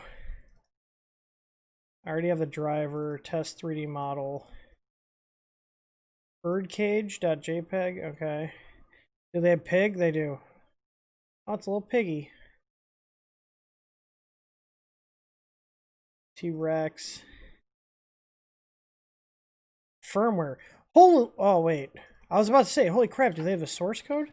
Oh, please send an email to Zonestar163 for the source code.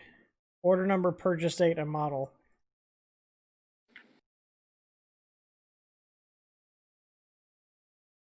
So they don't have the source code on here. They want you to email them, which I highly doubt they will actually send it to you. Let's just be honest here. Anyone want to place a bet on if I email them, if they'll send me the source code? Now look at this. This is nice. They actually give you the STL files for the fan duct. Okay, so I'll actually probably save that. What's this? What is this? Where is this on there? Aaron could do better. What part? This part isn't even on this printer.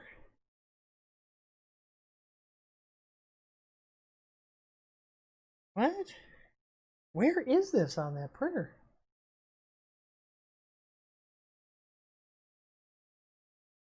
Is this just for another machine?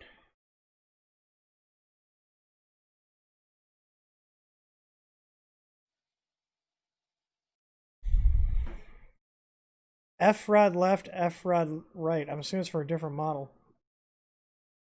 Here's the Z bearing block. I mean, this is a nice touch that they have these files in here. So I'm actually going to save these. I'm actually just going to save this whole file here. I'm just going to put it in my personal folder here. And we'll check the other one out. It's on the other card. Seth Rogen? What?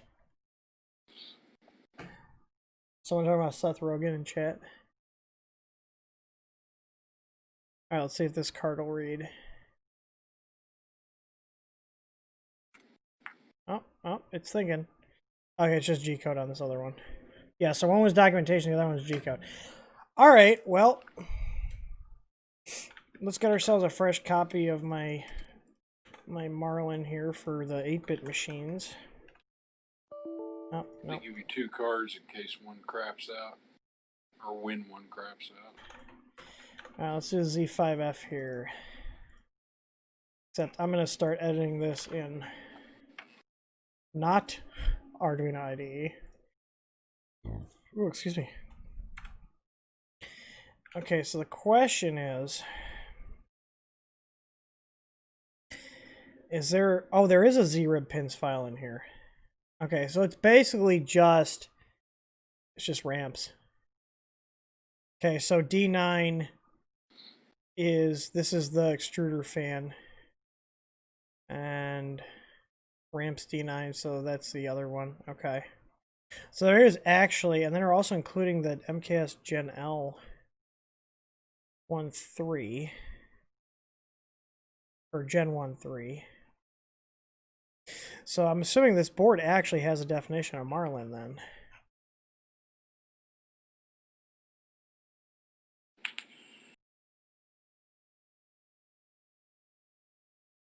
So there's a ZRib V2. Let's see if there's a newer ZRib definition of Marlin 2, because I'm using 119 build.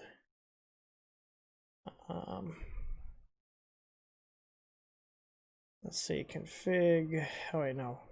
Marlin source pins.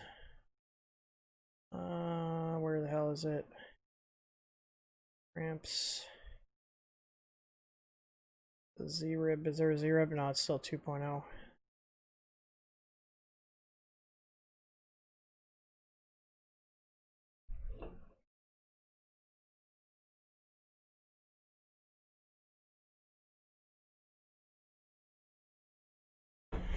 Okay, there's no here. V2 and V3 boards, only different USB controller, nothing affecting the pins.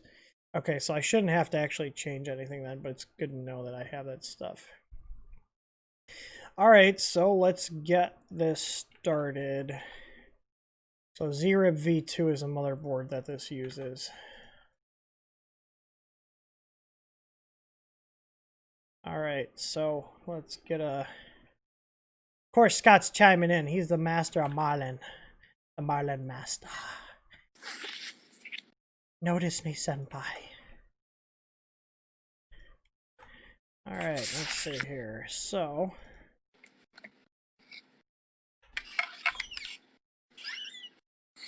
this doesn't need a Slim 1284p. This is not an AC bed.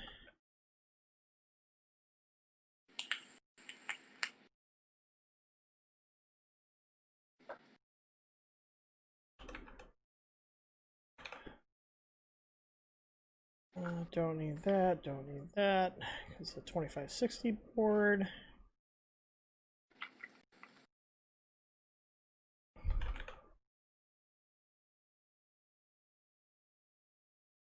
I'll put this at the top for now. Let's see if I can find some firmware here for a reference point.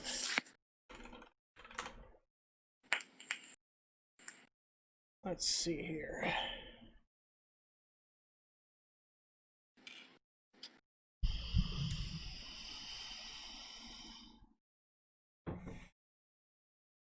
Oh, here we go. Zonestar to Oh, well, that don't, those are both invalid links. Well, that's great. Nope, that's not it.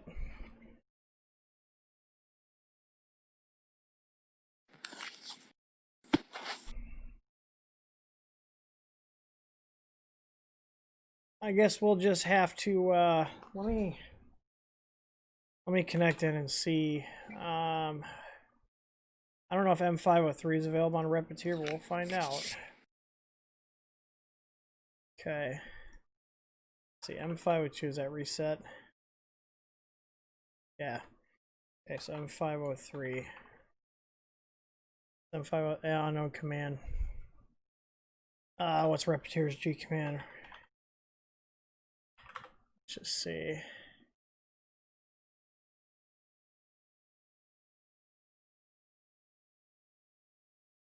Looking for.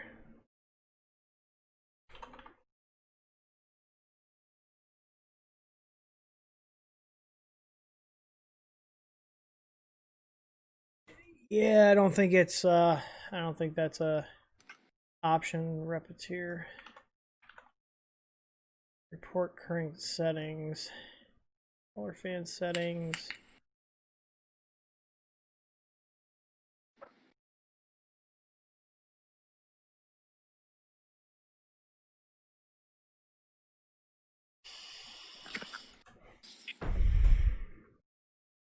All right, well, we're just I'm gonna call it tonight. I'll see you later, Tim.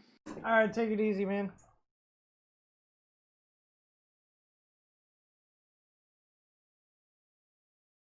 All right, let's just see if this LCD has anything. Control. The steps per millimeter settings, feed rate, extruder 78. I'm willing to bet that's probably closer to 95 because it's the same kind of gearing or same like gear size as a Creality one, which is 95.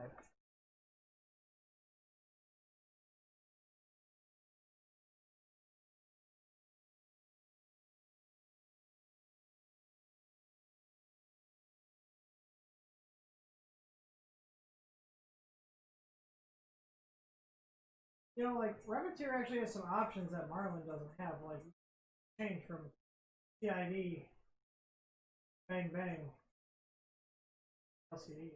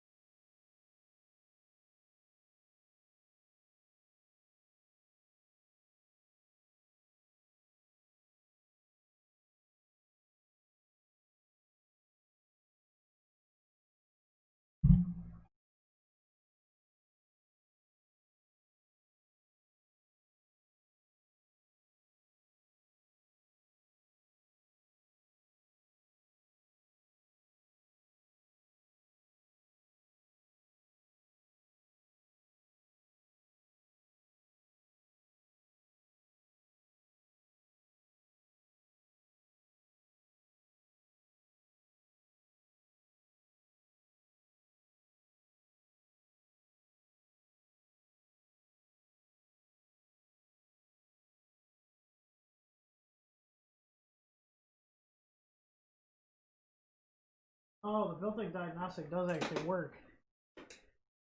Interesting. Obviously, you're not going to heat the bed because it's off.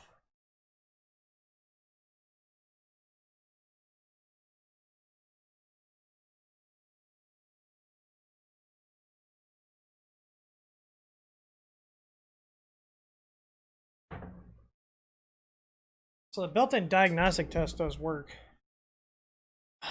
I don't know if I can get.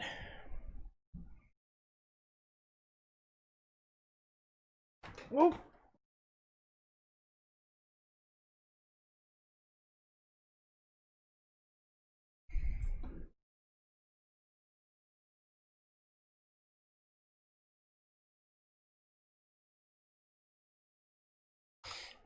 Let's see.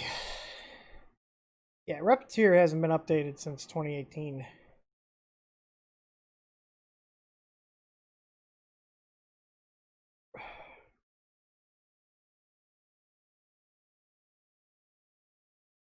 All right, well, I'm just going to dive in. So, looking at the pulleys, I'm going to assume 80 is probably correct. Lead screw is probably 400. I'm going to say 95 for the extruder. What's the actual official build volume for this?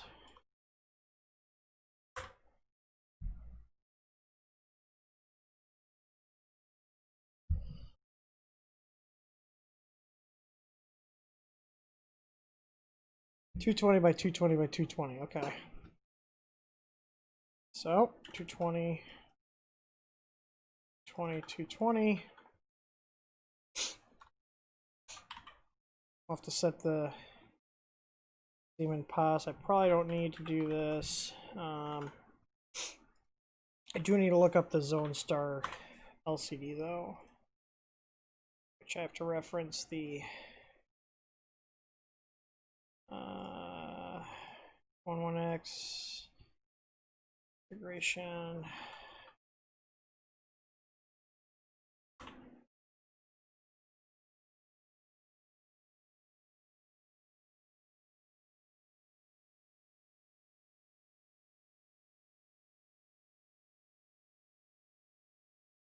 Why is it trying to feed filament?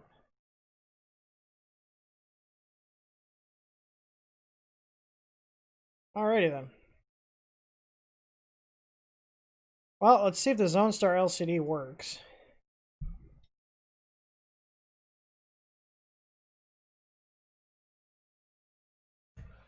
Oh wait, this has the rotary. So this would be the one. I'm gonna try the rep wrap. Was it the smart? No.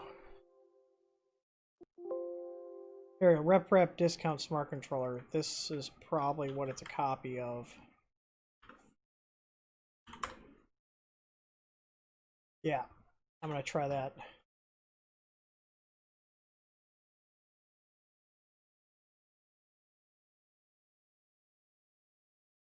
And we're gonna see how that goes.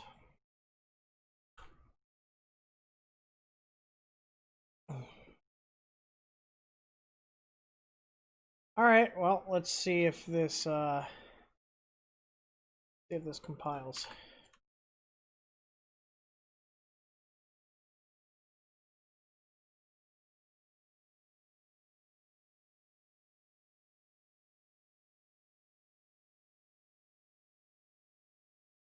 Yeah, the easy ABL you can probe real fast, like 15 millimeters a second fast.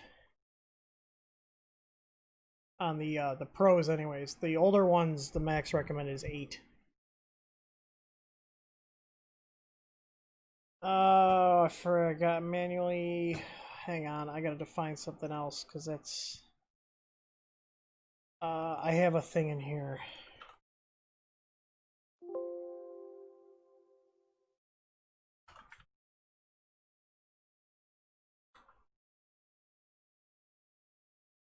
Here.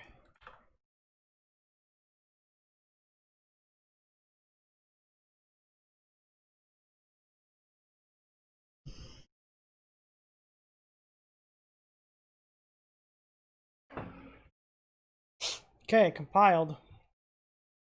Make sure I'm disconnected. Let's go ahead and upload. See if it's got a bootloader. I'm assuming it has a bootloader. Most 2560 boards have bootloaders. Well, looks like it has a bootloader. So one thing I do need to add in is because this does have the auto fan pin, I need to implement that.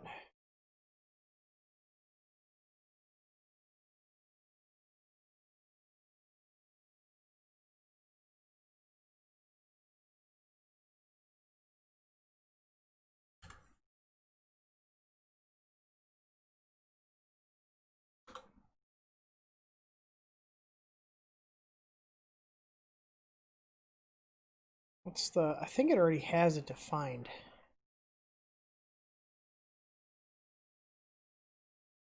what was it? Z-rib. Yeah, so D9. It's on pin 9. Okay. So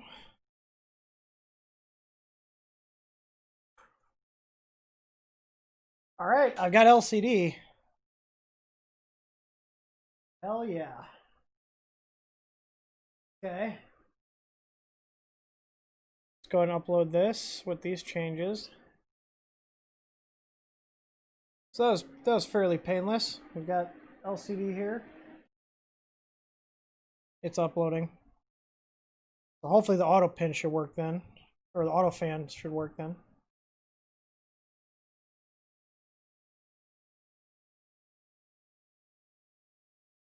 Richie, the Easy ABL, all of our support goes through our email system. You can ask me questions right now. Like, this is a casual stream. This printer was not like a review unit or anything. This is one I got for cheap from a guy, and I'm literally just messing around with it. Okay, so turn the wrong fan on.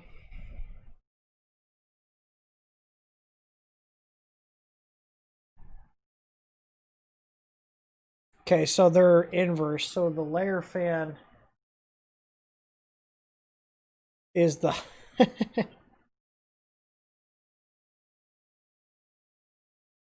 okay.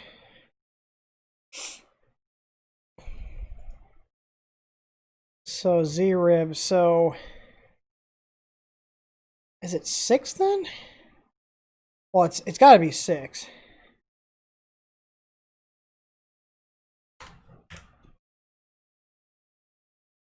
Okay, disconnect.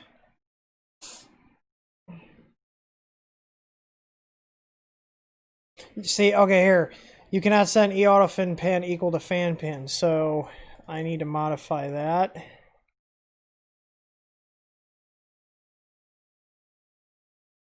Actually, if I just flip these,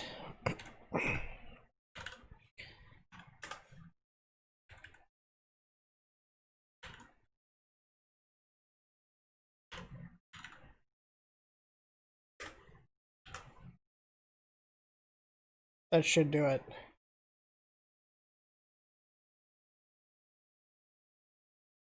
I think. I could be wrong. We'll find out in a second here.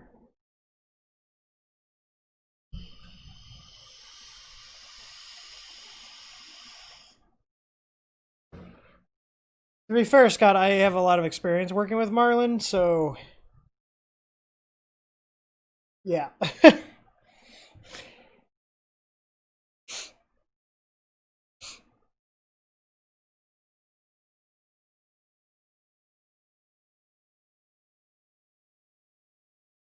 Hey!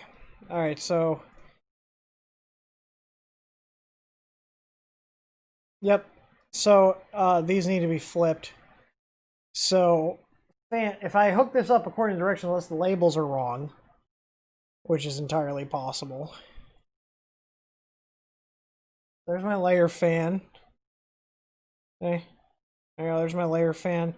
And my extruder should be shutting off in a sec here because it's 53. 51. And once it goes under 50, it should shut off. There it goes.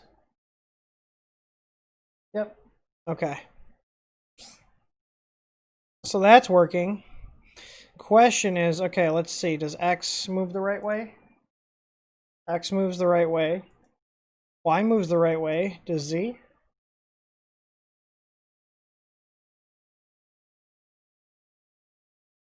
Yep. Okay, so let me set my extruder here. I'm going to do an M502, 500. Let's check my end stops. Okay, they're all triggered, even though none of them are triggered. So what that means is I have my configuration set incorrectly. So these should all be true and not false. So I can go to upload, disconnect.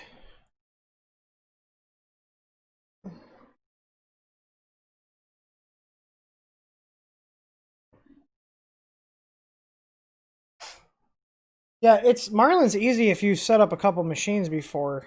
I wouldn't call it easy, but it's not that difficult. It's just getting to that point where you're familiar with what the options are, and like right now, like if someone's not familiar with a Marlin, if they see their end stops are always triggered when they should be open, they probably aren't going to know, okay, flip the end stop inversion. But if you've done it a couple times, you know how to go through and do these checks.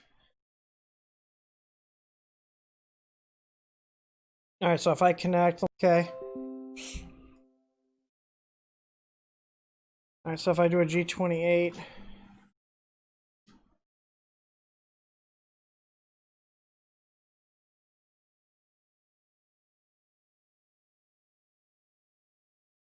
all right.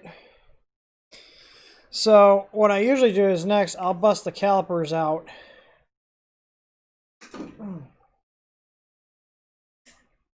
And I'll make sure things are actually moving the direction they should be. So I usually butt it up against here. I hold it, and I'll tell X to move 10. And close enough, 9.993. Same thing for Y. Put it out.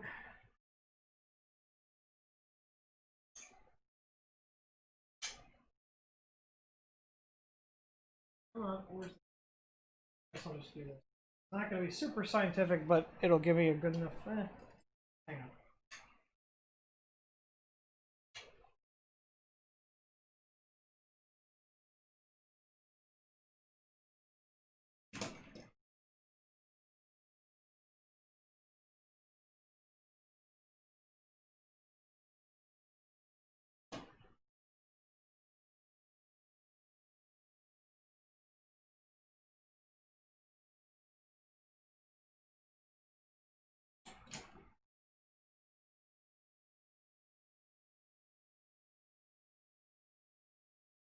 Ten on the dot. Okay, so steps per millimeter in X and Y are correct. Let's heat our hot end, because I'm pretty sure cold extrusion prevention is on. Yep.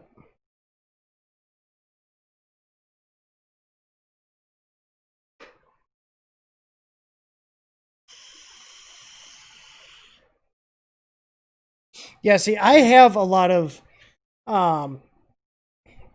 experience with programming. Like I took a lot of C#, C++, Java courses back in my day. Like it came easy. There, fine, I'll check the Z. I'm pretty confident Z is good. But just to appease Ron.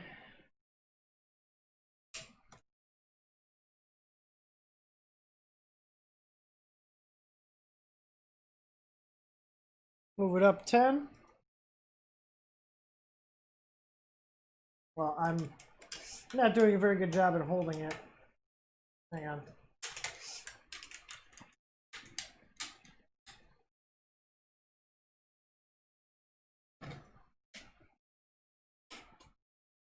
Try over here.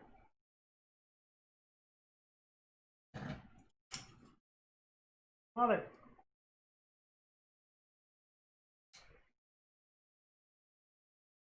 Hang on, let me disable the motors.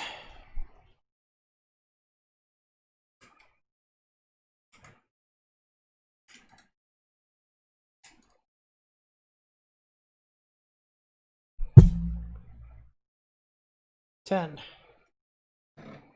Damn it.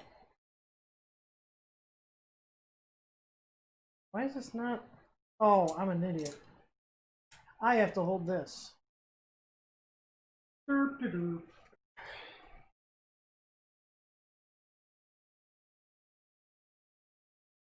There you go. You guys can't see it, but it's moving 10. So let's see if I extrude. Okay, so the E motor is going backwards. So if I retract,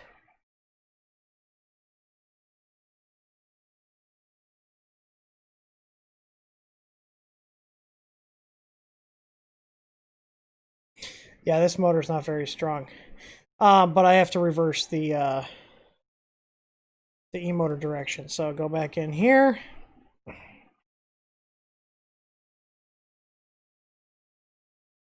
I wonder if the driver's VREF is set right. What? I said, I wonder if the driver's VREF is set right. It's probably set really low. It's not shredding the filament, it's skipping. Are they adjustable on here? Yeah, they are.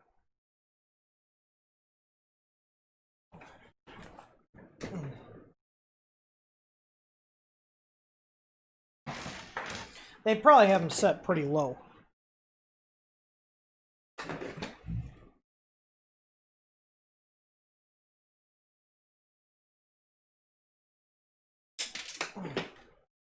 I'll just turn it up a little bit. Let me check the VREF. Where's my multimeter? Get my piece of crap Home Depot special. Unless this hot end is plugged, maybe what it is. See what the VREF said.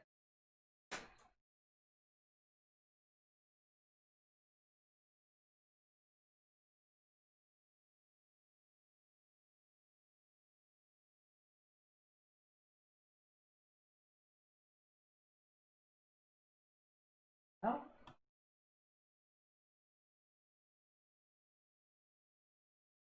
That's at 1. A little high for the E, but no, they're actually set pretty decent. What's Z at?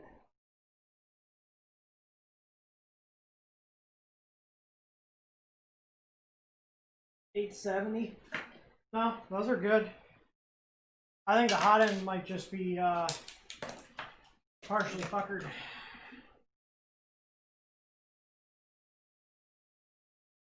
And it was under extruding. Does it have like the tube that goes all the way down to the nozzle? No, it doesn't. It's weird. The fitting doesn't allow it to pass through, so I'm assuming there's a separate piece of PTFE in the hot end. That's not part of the bowden system.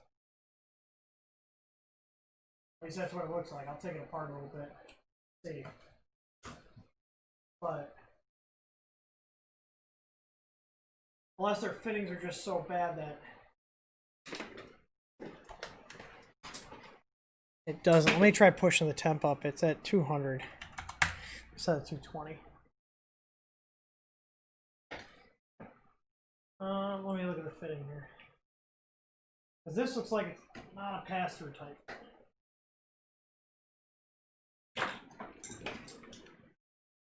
Oh, this is just turning the whole damn block.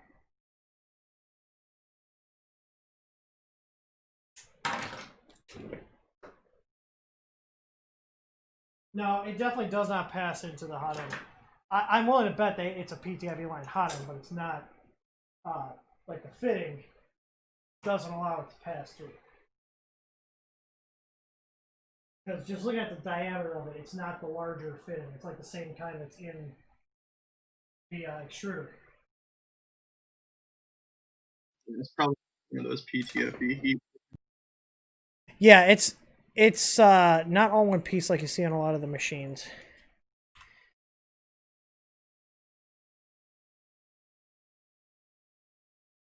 Yeah, it might have just had a partial clog. Seems to be okay now.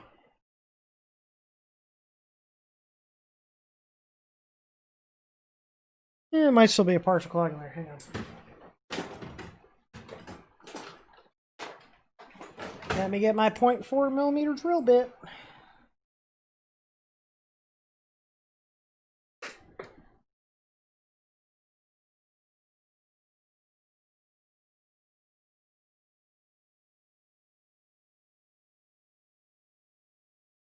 I had a hard time finding the hole there. Hate when that happens.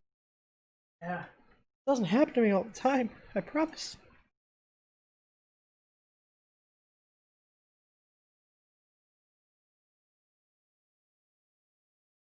Oh yeah, there we go. There's definitely some shmoo in there. It's like Ron Jeremy now. There we go. Okay.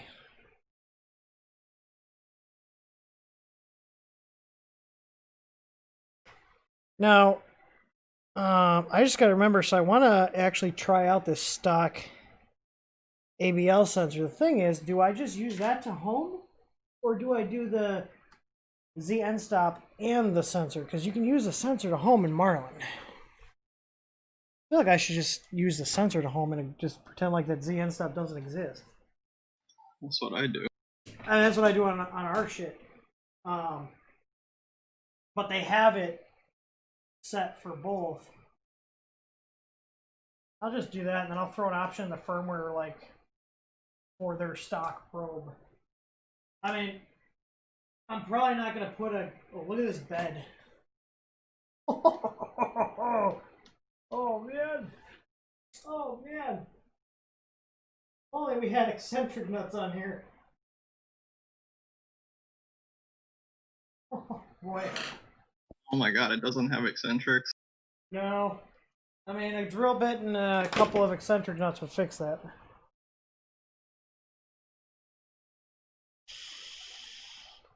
Okay, let me measure offsets for the probe.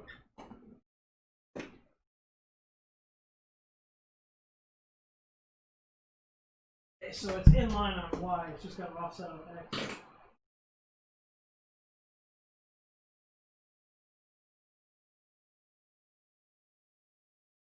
$35 to the right.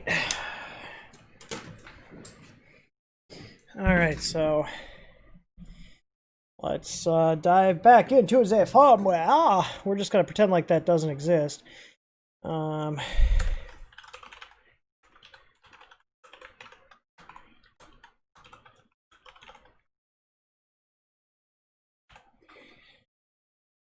Put that define statement in here to tell it when that's being used. I'm also going to have options so people can use our probe with it if they really want to. I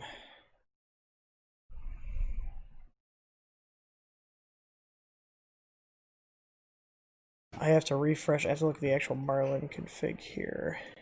Actually, you know, I can even just do this even quick and dirtier here, actually.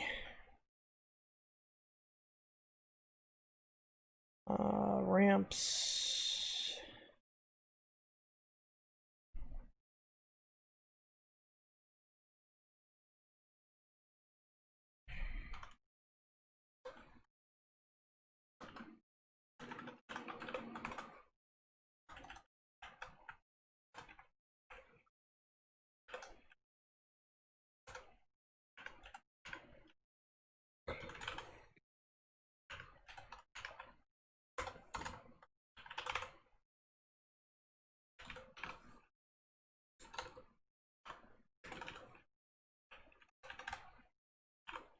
Helps if I type the right thing.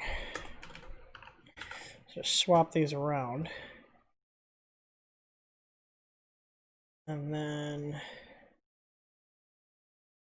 let's see.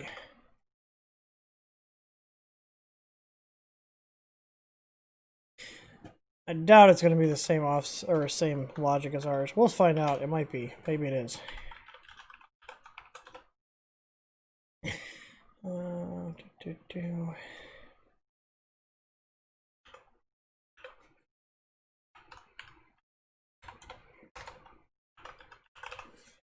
And there's no offset on Y. And what do we say? It was 35, I think.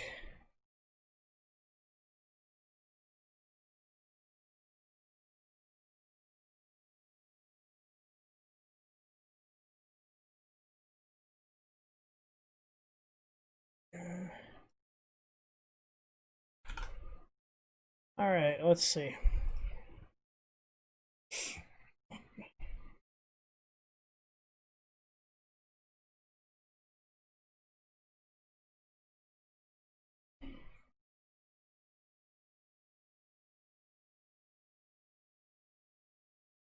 Yeah, I just, Scott, if you notice, I just flipped, if this option's enabled, it's going to flip the X max and the X min.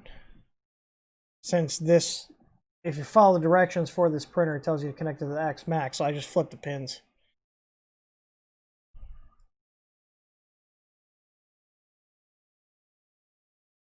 We do, but only with The LCD conversion. I don't do anything with their touchscreens. They're a pain in the ass.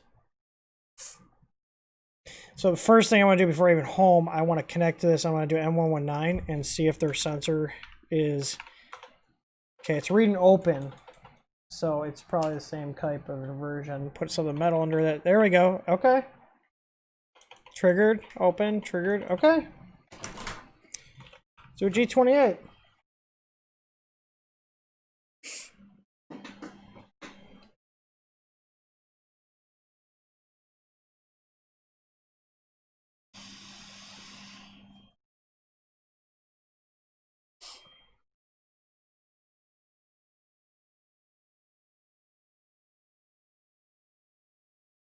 Okay, it homed. Let's see, M48P, 10X, 110Y, 110 B2. Let's see what their probe gets. I'm curious.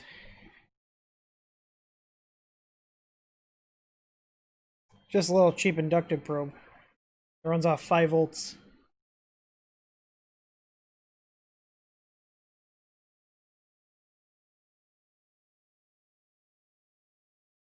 It's not looking too bad. 0.001, that's not bad at all. Alright, let's see how it is when the bed's heated. Let's see, maybe I'll just run their little probe on here. I'm not going to run glass on it. Let's see. Okay, hot end's heating, bed's heating.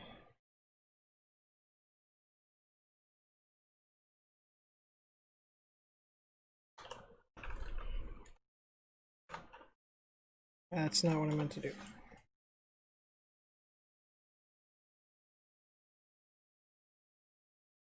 So I want to see how far can this actually address, because it's I set it to 220.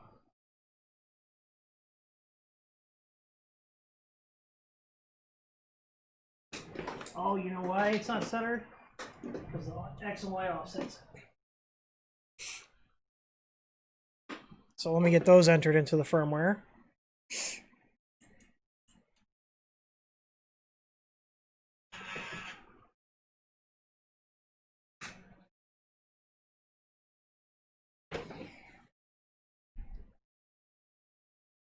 Yeah, that's why it's not centered.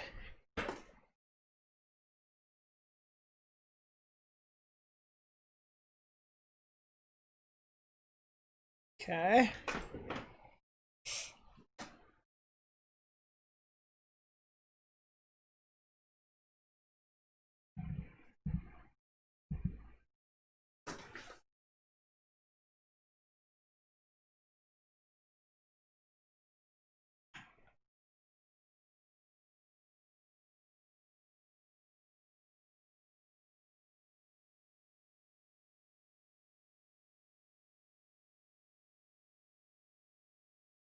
Okay, we were at the corner of the bed, and our Y offset for the home is 21 and X is 15.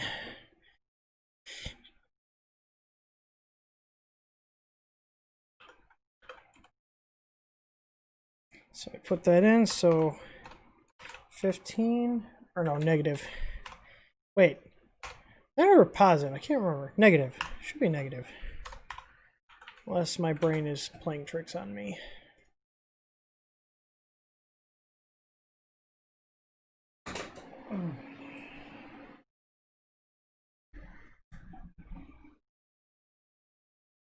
What's up, Luke?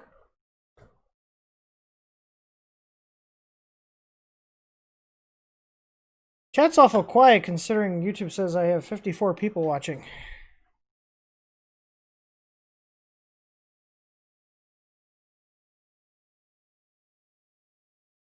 Let's see, how many people are actually watching? Let's see.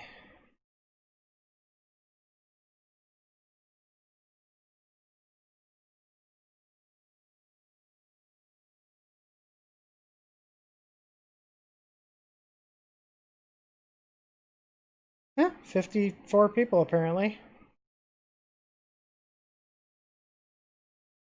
All right, let's go ahead and connect to this. Let's reset our EEPROM, M502, M500, G28. And now Z should actually home in the center now. Yeah, buddy. There we go. Okay, let's do M48 test. Again. Oh, I wanted to heat it. I want to see what it is running. It's running heated.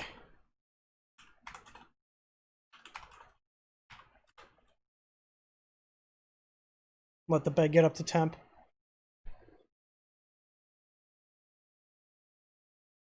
Yeah, you can, Luke. The 2.2 and 2.1 are interchangeable.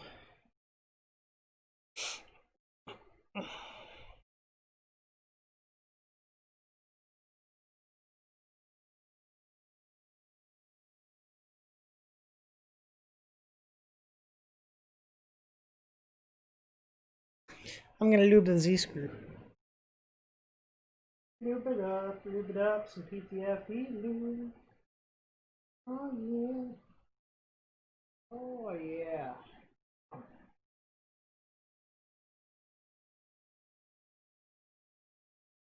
Get on the rod, stop tripping. There we go.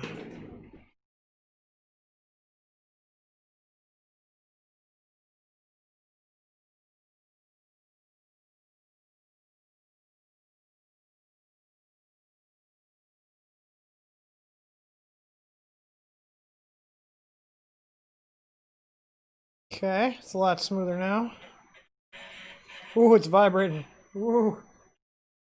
Something's vibrating. Remember to lube your rods. Alright, let's home and then I'll do M48.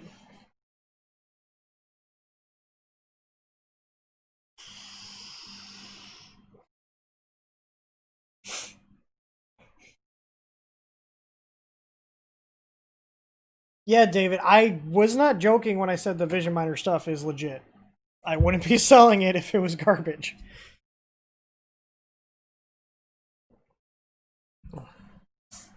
We use it in our print farm quite frequently.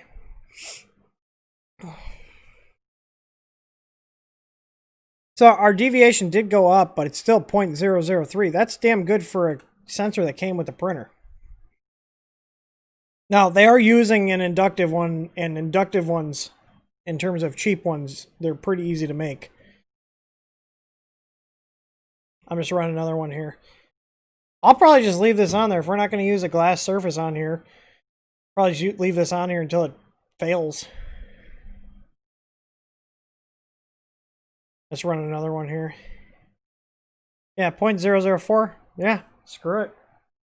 All right, let's run a test print on here. Let's do a Cali Cat. And it's a 220 by 220. What printer profile could I use? It's about in. Probably just use the under 3 profile. Let's do that. It's close enough. It's not going to put it outside of the bounds. So.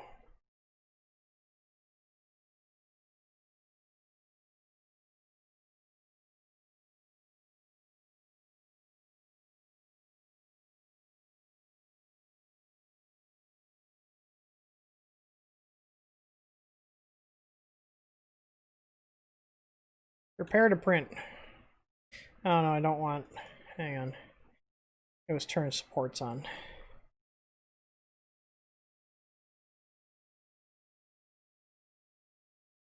All right. Let's have it start printing.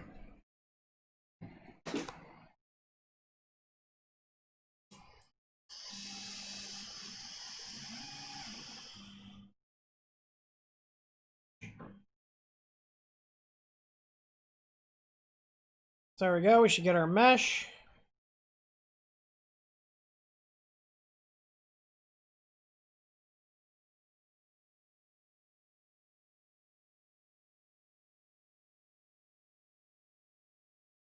Yeah, I have the Z Max set at 15. It's moving it at 15. I have this probe going at 8 millimeters a second. This little probe is actually getting better accuracy than most BL touches at a higher probing speed. Like I said, if it works, I'll run with it.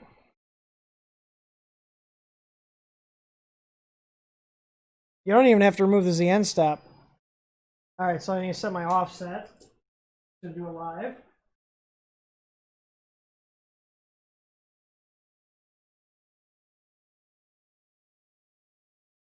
We got plastic coming out. Negative 2.5.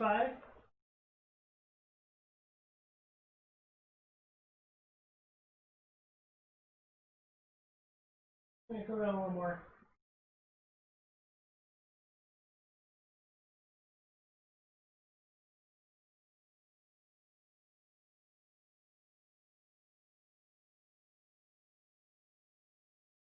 Two point eight. 2.8 is probably good.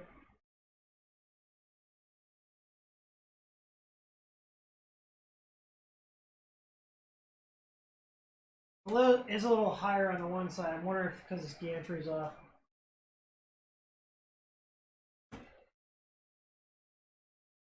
What did this just hit? Did you guys see that? Just oh, the spool came off. The spool holder is garbage. Hang on.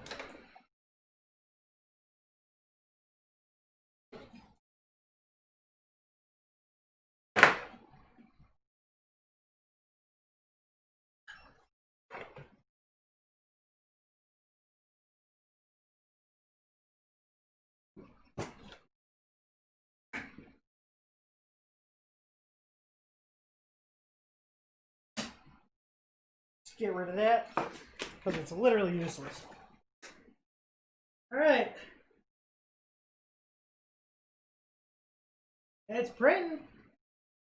Yeah, they had the steps for earlier set to 78, and this is looking good now. It's not over extruding, so I took a guess at 95, and yeah. Because that's the same exact feed gear that Creality uses on theirs. So I know Creality's use 95, so I took a shot in the dark. I set it to 95, and it's not under extruding anymore.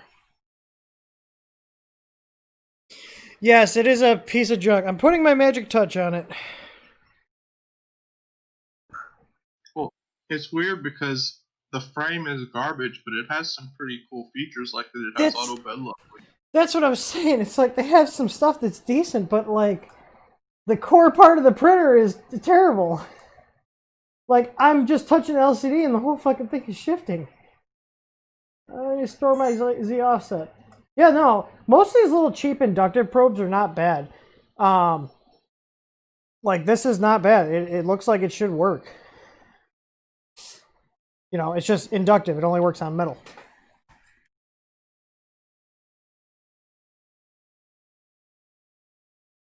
Yeah, I mean it's printing. He's printing.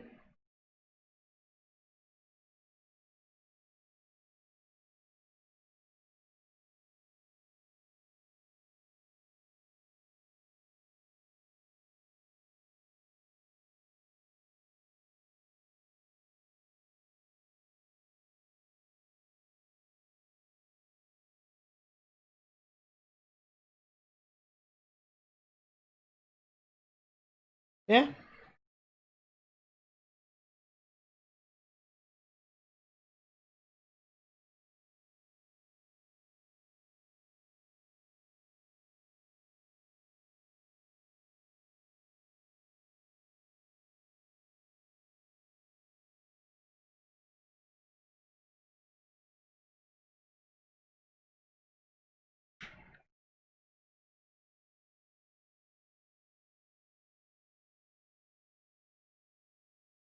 Surprised that bed isn't shaking like crazy. Yeah, there's just a lot of mechanical stuff on here that's not very good.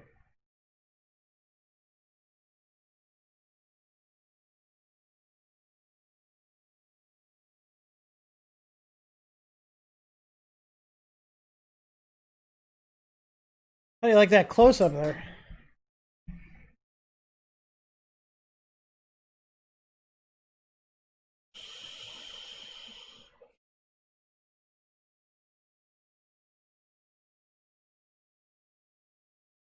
And the thing is, like, between the top gantry just, like, flapping about in the breeze, or top frame, I should say, the entire top frame, and the bed wobbling, like, that's going to really screw with print quality. You know what I mean? Yeah, I'm not sure you would even be able to call it ringing anymore at that. No, and that's what I'm saying, like, stuff like that is kind of a deal breaker. I don't even know what the regular price was. There's no way people are paying $400. What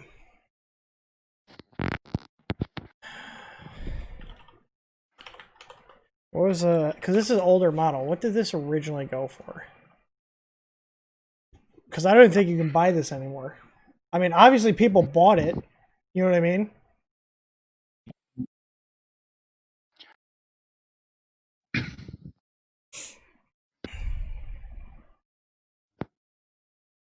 Oh, Neary's did a video on this printer in 2017. Is it possible that when you put the wheels back on the carriage that the heat bed was on, that the holes that the wheels go through were loose? I tightened them down, but what I'm thinking is there might be some play in the holes that I can then. That's what I was thinking. Yeah, just take it off and retighten them down. Yeah, which I'll do. The old Trunksies were. Yeah. So according to Neary's review, this was $220 originally. Oh my god. Sorry, I was away. I had to get more rum. Oh, you're fine. Yeah, so here, I got a new GearBest review printer, Zonestar Z5F. You're going to want to see my synopsis video. Machine is actually pretty nice. Initial instructions started off good and bad. 0 instructions on wire management. Absolutely agree. Has a core design flaw, easily fixed, but not freaking bad. What's the core design flaw? The acrylic base, I would guess. Does this printer predate the Ender 3? No, because wait, he doesn't mention the Ender 3 in the video. It might. How long has the Ender 3 been out for? 2018, right? At some point. So did this actually predate the Ender 3?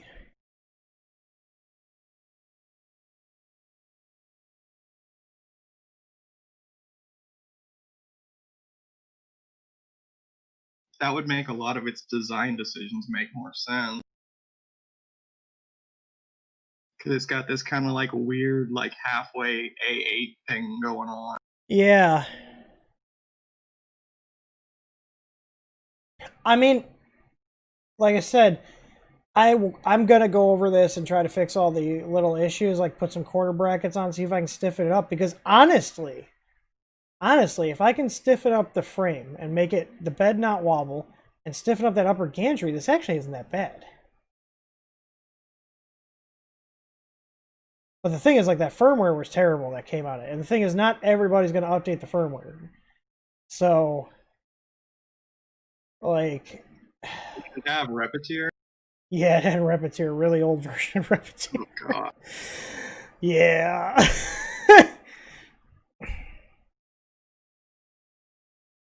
What did this guy say his issues were? I'm trying to see here.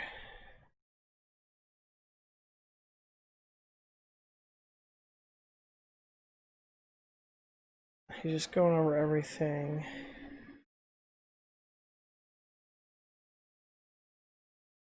There's like a build. Yeah, I mean, it's not doing too bad though with firmware that's actually properly set up now. Like, that's what I'm saying. Like, I just put together firmware that's better than what they shipped it with. Why am I able to do this in a couple hours? And why, like, I've told companies, if they want to send me a printer that is physically done, but they don't have firmware with, I'll do the firmware for them for free. Like, a bad firmware can kill a printer in terms of sales. You know what I mean?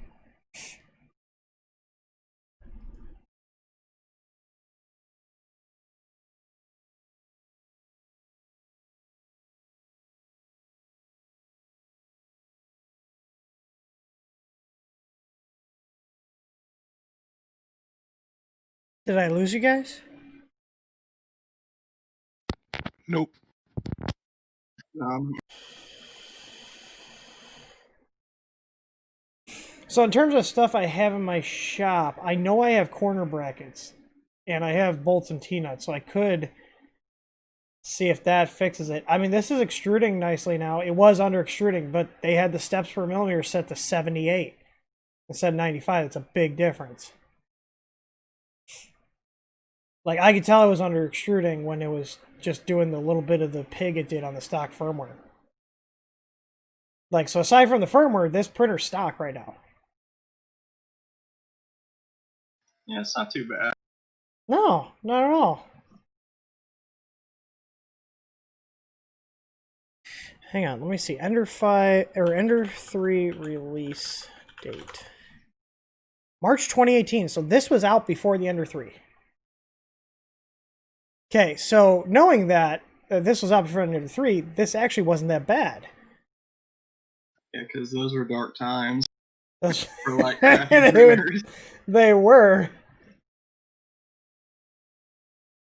I don't even think TH3D was really a thing. We were probably actually just getting started, or I was at least just doing my personal thing. Like, I wasn't doing firmware like this back then. I didn't realize how old this machine was.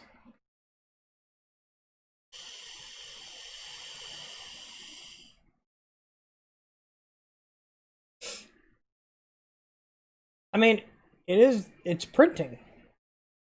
And it's not printing bad now that we have firmware that's actually set up correctly. Yeah, whatever they had set up for the ABL was not correct because it wasn't probing in the correct locations. It was probing off the bed, and the one side was way lower than the other. But obviously the probe, I ran the test, the probe's working.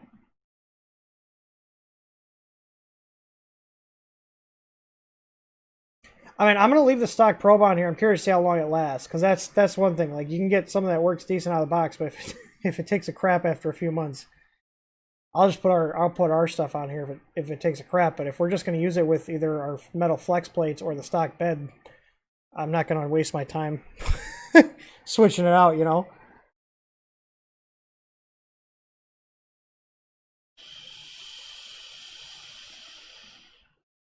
Yeah, I think that frame could be stiffened up, like, with just a few little things. Yeah, that's what I'm saying. Eccentric nuts on the bed, maybe some corner brackets. Well, I'm going to go run out to the shop. You can entertain the people on the internet. I'm going to let this print. Blow my phone up if it catches on fire. Oh, no, it's got throw runaway protection now, so we're good. I'll be right back. I'm going to go grab some corner brackets and see if I have any eccentrics out there. I'll be back. All right.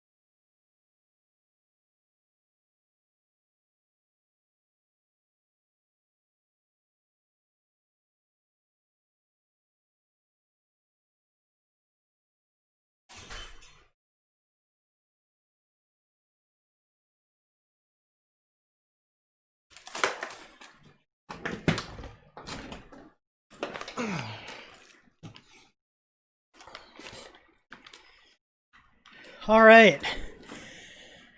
I'm going to unmute Matt.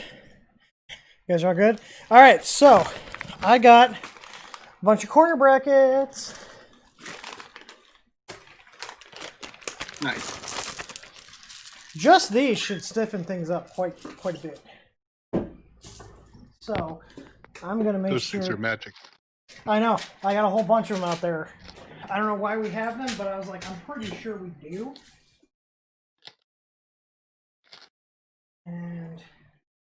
And like even without those, you could print some and it would still help. Yeah.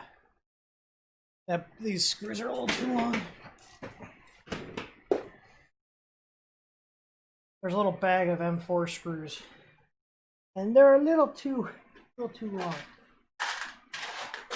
I think you want 6mm.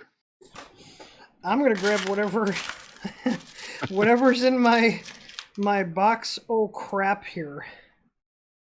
Let's see. Oh, so close. No. It's either 6 or 8mm. I can't remember.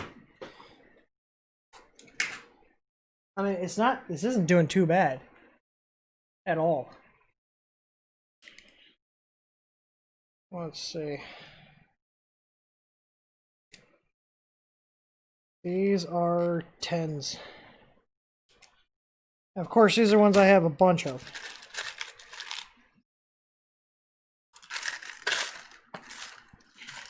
Do I have anything smaller than 10s? I need 2, 4, 6, 8.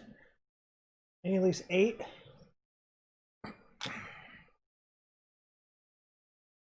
You could always use washers if you need to. Yeah, I was just thinking that too, because I could space them out with those. Might have some stubby ones in here.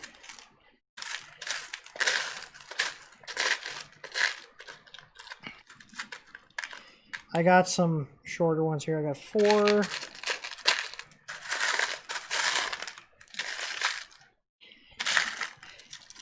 5, 6.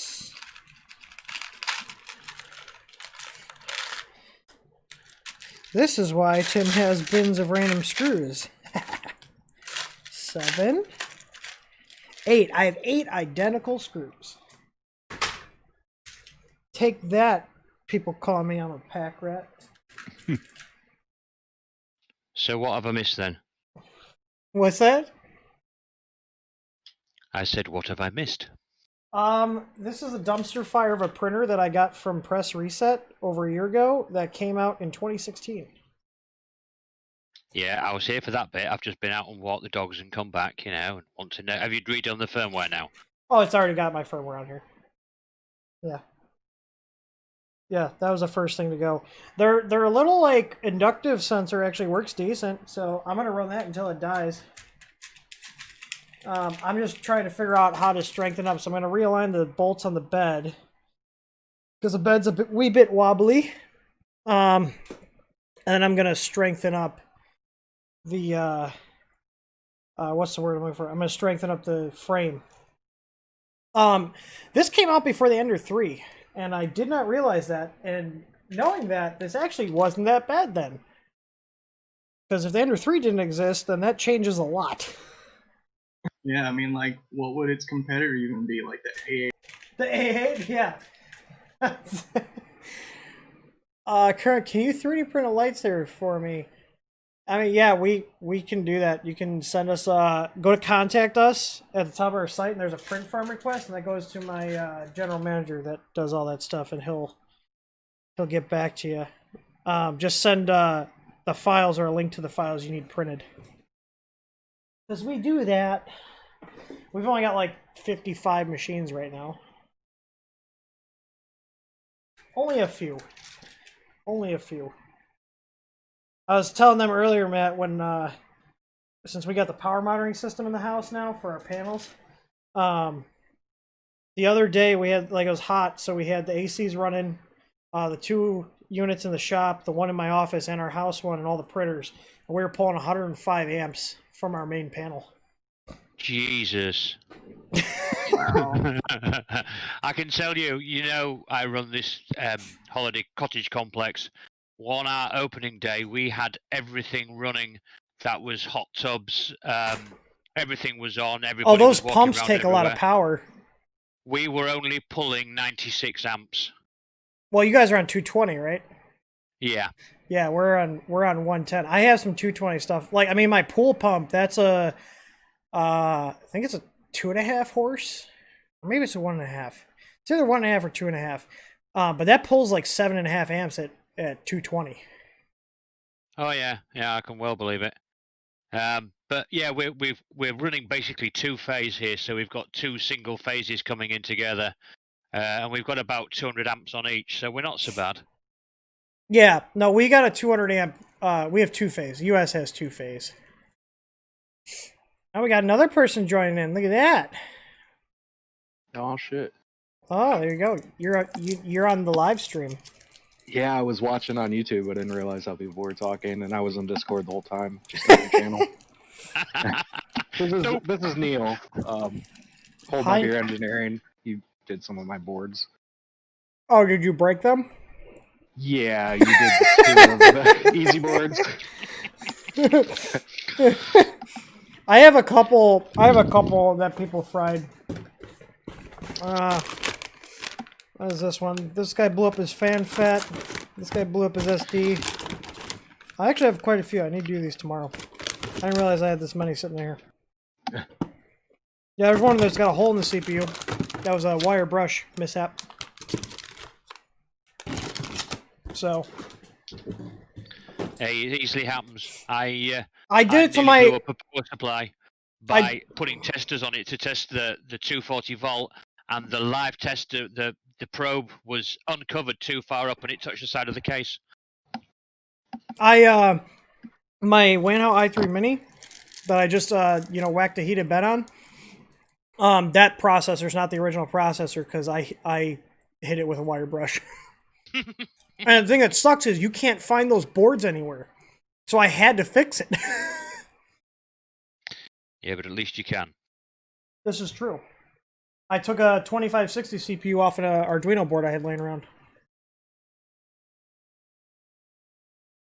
I love these Sony cameras. Being able to manually focus is fantastic. Like, this is zoomed all the way in. YouTube's probably killing the quality, though. Well, it's not too bad. So, it's got the optical zoom, but it's also got this clean zoom, which is digital. But side by side, there's really not much of a difference. Like, their clean zoom is actually really good. I didn't even know it had it because, like, my main camera, I never use the zoom on it. It's just static. But this one on the arm, this main camera and this one that's looking at the printer, they're the same exact one. They're the A6000. So, and the one that's my main one, this actually has a teleprompter on it now. So, if I want to do some videos where I actually need like a script or talking points, I've actually got a little Bluetooth remote here that advances it or resumes it or pauses it. I saw Tom do a video on one of those that you can. I thought about making one, but this one was like $130 and it's all metal. That's not too bad. No. Does that mean you'll be able to remember people's names then if you have them sort of scrolling across on the screen prompt? No. Unless I'm shooting a video. I won't use a teleprompter for live stuff. Just when I'm doing recording things. This is actually printing pretty decently. This is an Ender 3 profile I'm using.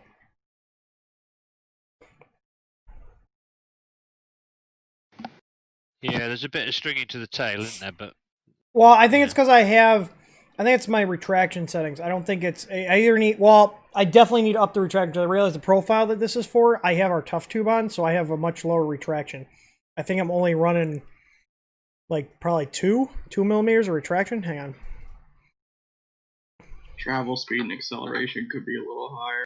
Yeah, I'm only running 2 millimeters of retraction. This mountain tube has a lot of slop in it. If I just swap the tubing out for our blue shit that's got the tighter tolerances, I think it would probably eliminate that.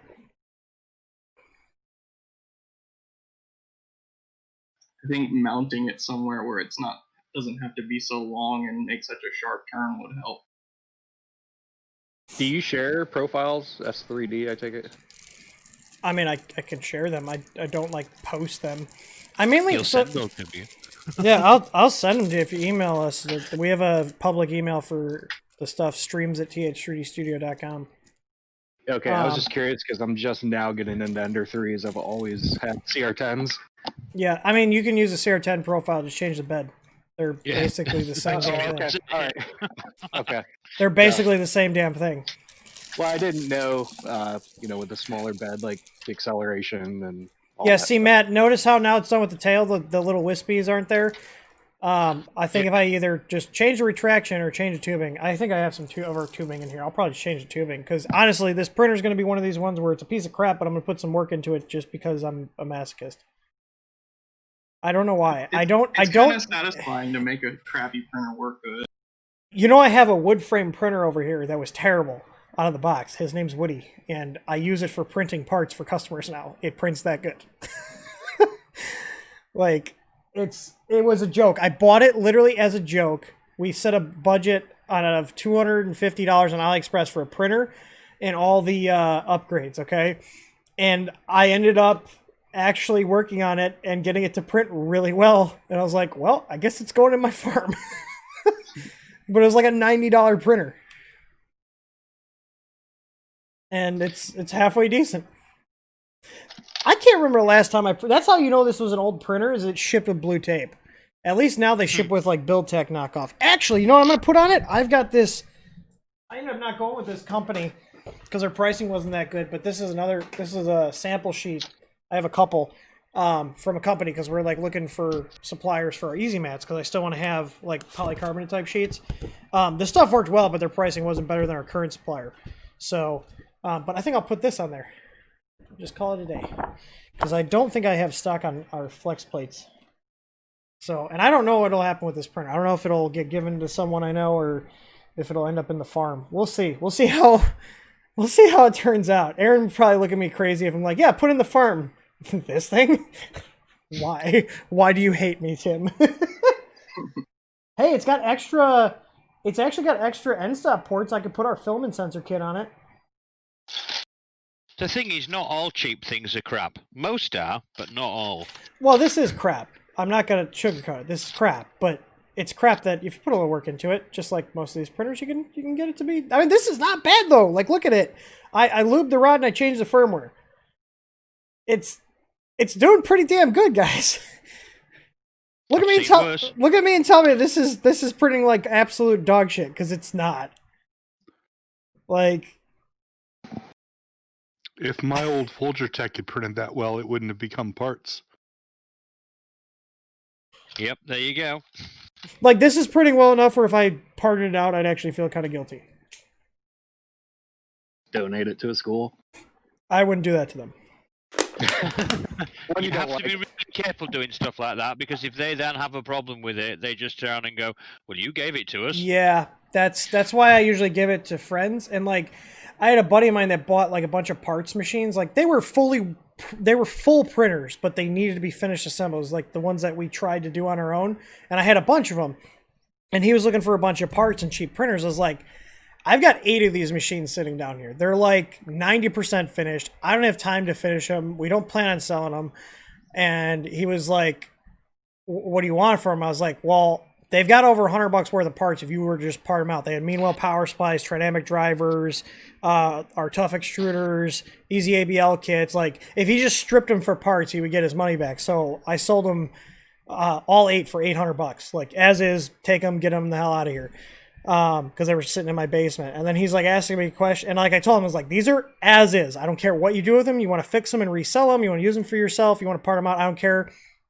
You give me money, you take all these printers, and these parts. There was a pile of parts with them too.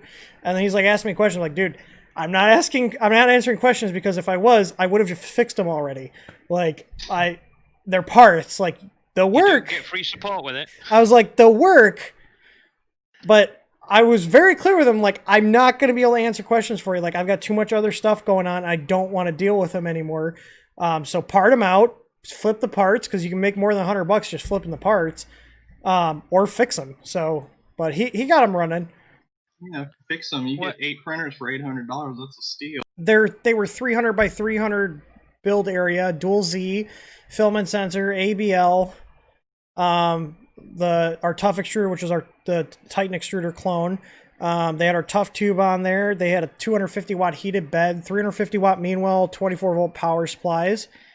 MKS Gen L boards with Trinamic 2208s, like genuine wetter out ones, not Chinese off-brand ones. Like there was a lot of shit in them. It was just a loss for us. So, but they just got put in the basement. When I got rid of my G-Techs and 2 of my Ender 3s, basically I just, I've had to downsize, Tim, so I just haven't got the room anymore. And I like your little shed that you got, though. I like that. Yeah, it's cool. But I put it out there and just said, right, if anybody wants them, I don't want any money for them because they didn't cost me anything. They were all machines given by the companies. But whoever comes up with the best reason to have them. And basically there was a guy who runs a scout group. Yeah, there you go. I'll take them. And I went, right, that's fine. You take them. They then become your responsibility. Yeah. I'm not giving them to the scout group. I am giving them to you. Yep. And then you give them to your scout group and you print with them. And that's cool. But there's no comeback on me. And he's had an absolute whale of a time with them. And like I say, I could have tried selling them, but then you get comeback and God knows what else. It's better. They didn't cost me a penny. Give them away. Give me some room to get something new. And, everybody was happy. Yeah. And I mean, we had probably almost $500 in the machine and the parts in those printers. So, like, we were, like, that was just a fucking loss for us. So, but I was like, I was going to part them out and just, literally, like, the next week I was about to part them out and he messaged me. I was like, sent him a bunch of pictures, like, I've got these. You can take them. I was like, there's half a kilo of black PLA with each of them too, still in the boxes. Like I had the boxes and everything. I just didn't have time to go over and finish them. Like that's why the product never launched. Yeah. But as far as I know, he's got at least 6 of them running. Brilliant. But they were good machines. I still have the prototype I built over 2 years ago. It's sitting right here to the left of me, and I use it still. I haven't done shit to it in 2 years. So like I haven't even changed any fans out. Like, I built it how we wanted it to be built, and it's a shame we never got them off the ground because I couldn't find people that could just follow directions and ask questions when they had a question. Like, it sucked. We lost our ass on that. We lost like $15,000 on that whole venture. Yeah, I mean, the problem with building a whole machine is there's a lot more stuff that you have to do support for. If it's just a board or an ABL sensor, it's a straightforward thing. But when you've got so many different parts in a machine, there's just so much more can go wrong for people and so much more hassle that you'll get and time that'll be involved in getting it right, Well, and it wasn't even the support. We never even got to the point where we were selling them. It was just trying to get people that, like we had 22 pages of documentation on every little thing that had to be done on these machines. All the checks, the wiring, everything. So, and even with pictures and wiring diagrams and a physical completed machine that they could compare to, I had 2 guys we went through that couldn't fucking do it. Like I literally built a second machine and was like, here's the documentation, here's all the parts, here's a machine that you can look in and see how everything is done, all the wiring, the mechanicals. Nope. Like it's a fucking still a sore spot. My camera. Yeah, I can tell. Yeah, well, it's like that was like my baby, and the fact that mine that I built, the first one I built, is still running with no issues. It was like, damn, this could have been a really good printer. Yeah, but I still think you did the right thing just dropping it. I think go with what you know, Tim, and there are so many sort of half-decent printers out there now that you could just not compete with on price, that you're better off sticking to, the parts and the extras and the add-ons and the upgrades that you do. Well, I think we are going to eventually do printers, but it's going to be, pick your base model and select your options type of thing, Mm-hmm. Because like that, in theory, shouldn't be too hard. Like, oh, you want Ender 3 with an ABL and our board in it. Okay. It shouldn't be too difficult to do, but then again, there's the whole people aspect of trying to make that a reality. There's a guy who makes the SKA Go that I've got, and he's just tried to change his model that he does sort of like 3 levels. He'll do a bare bones kit, and then a sort of medium kit, and then a high end kit. And he's given up with the bare bones kit straight away because nobody is ordering it. They're just going, oh, well, if you put that on, it's only an extra $20. Well, you might as well put that on for me. And he has found that he's almost gone back to the machine that he built in the first place because people just don't want to be bothered to upgrade it themselves if you'll do it for them to start with. Right. And I think, and that's the thing too, like when we, like, if you look at our products, like we don't have a million different variations of like ABL kits and extruders and hot ends. Like we have like 1 or 2 things because we don't want it to be like, well, there's this one that's slightly better. What's the difference between that and this one? You know, it's like we have usually like a base level, like extruders. We have a basic one that's metal that works great. It gets the job done. But when we have our geared one, that's it. Yeah. You want the higher end one or do you want the basic one? They both get the job done, you know, but it's like, you know, and like the hot ends, we have our V6 clone that we sell that's got all the add-ons and everything. And we've got a dual extrusion hot end. That's it. There's no like a million different variations of the hot ends. It's just, what do you want? You want single or dual color? And it depends on the person as well, doesn't it? I mean, I know a guy that's got a machine, and I said, oh, you know, he keeps telling me about all these upgrades he's done on it, all this stuff he's changed. I said, well, what do you print on it? And he went, well, not a lot really. I just spend my whole time upgrading it and changing it. You know, I think he's mostly just printed benches. You know, and when he's got that hot end working really well, he then thinks, oh, I'll go and buy something else and try that instead. And he's never actually used a machine to print anything. Yeah, well, I mean, the printer for some people are the hobby. I think we definitely have customers that are like that, but our target market is people that just want to make their printer work and they're tired of screwing around with different things, you know. I don't sell a lot of stuff because I don't think it's like worth it. Like there's a lot of stuff that people jump on the bandwagon for, and we don't sell that kind of stuff. Like, you know, there's just certain things it's like, yeah, it might in theory make a difference, but we haven't seen a difference, so we're not going to sell you stuff that we don't think is actually worth it. You know? Yeah. I mean, I see Eric saying in chat that ABL usually adds $100 to the price of a machine. Eric's in here. I don't know why Eric's not chatting. I'm here. The thing with that is, from my point of view, is that if you buy a machine and it's already got ABL on it and you've got support from that company, they have got to support that ABL as well. So it's not just the cost of adding it to the machine, it's also the cost of the support that's involved when you can't use it properly. I mean, that's fair. Well, I mean, that's why we have support. Put it on yourself, it's then your problem, you know, if you haven't done it right. Whereas if we sell you a machine or, you know, sell you a machine with an ABL on it, you then have to support it. Well, that's the whole attraction behind the Prusa. Some people would argue the Prusa is overpriced, but you get that just works and you get support. Yeah, no, I mean we have a MK3 here, and it, like I said, it's been reliable. It's not perfect, but it's been a reliable machine. You know, but like my Ender 3 with our upgrades is also really reliable, but obviously I had to put the work in to upgrade it. So, you know, like I think if we do start reselling a printer, it's probably going to be the Solval SV01 that's fully kitted out with all of our stuff. Because like my SV01, I haven't had to do much to make it reliable, and it'd be a sick. What's that? I said that looks sick. The SV01. Yeah, I mean I like it. It's a good machine. It's dual Z. It's got a decent sized build area. It's bigger than Ender 3, but it's not too big. You know, we have our Easy board supported with it because they use a Creality board in it, so we were able to get our board in there. Yeah, I mean, mine's got our Flex system, the ABL, Flex system, ABL, solid bed mounts, and our board. That's all the modifications I've done to it, which are not, I mean, I guess you could say they're major, but it's not stuff that takes a lot of time. Like, I could build one of those out in like 2 hours. Like, we're talking machine out of the box, build it, put all the parts in, flash firmware, and do your basic testing. I don't even have one of those, but when I saw it, I started recommending it to people who were asking me because like it's basically what the Ender 3 Pro should have been. Yeah, it's a nice printer. I like it. And you know, it's got the direct drive, which some people have their opinions about direct drive versus Bowden. I think you can dial both of them in, but you know, like there are some benefits to either. But at the end of the day, they all work. I think my opinion on that is that direct drive is like a little bit easier for new people. to get a good quality out of, but boating can be dialed in just as good. All right, so let's take a look at this Cali Cat. Definitely gotta adjust some retraction settings, but let's look at the print itself.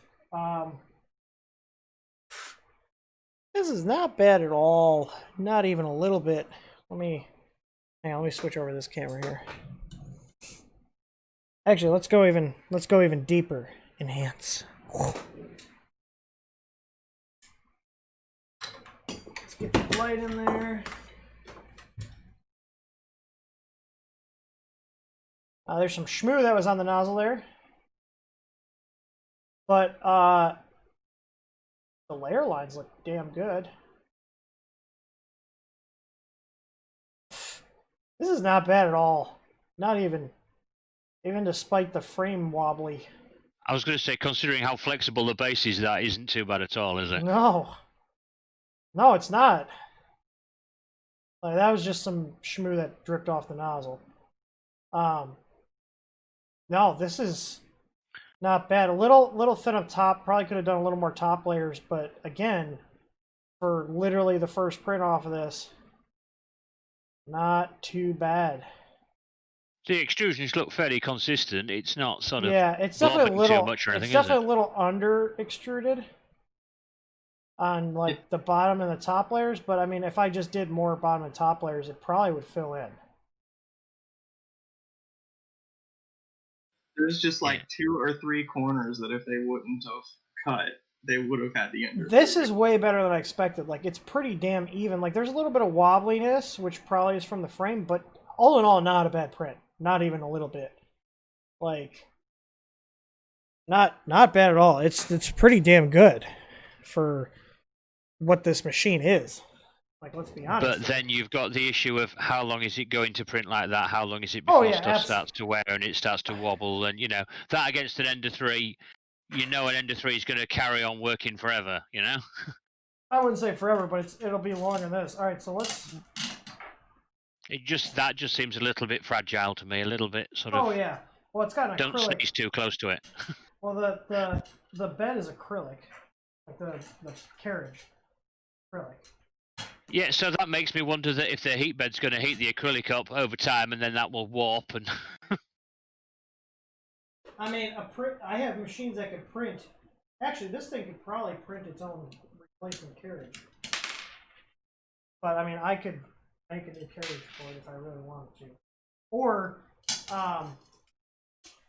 that's a 220 bed. Yeah, 220 by 220. I mean, there are some other beds that, like, for like the Ender series or whatever, like there's some beds there where there's some crossover where you could probably put those on there. Yeah, OpenBuild sells a plate on their website for extrusion like that, and pre-drilled for eccentrics. I think it's like $20, and it fits a 220 by 220 bed. Yeah, there are little nuts on here that came off that stiffen these up. This, it does have like a V-Reg USB jumper on here. So I mean that's a $20 upgrade that will save you a lot of hassle. Yeah. Well, let me see if I can tighten this up by adjusting these 4 bolts here.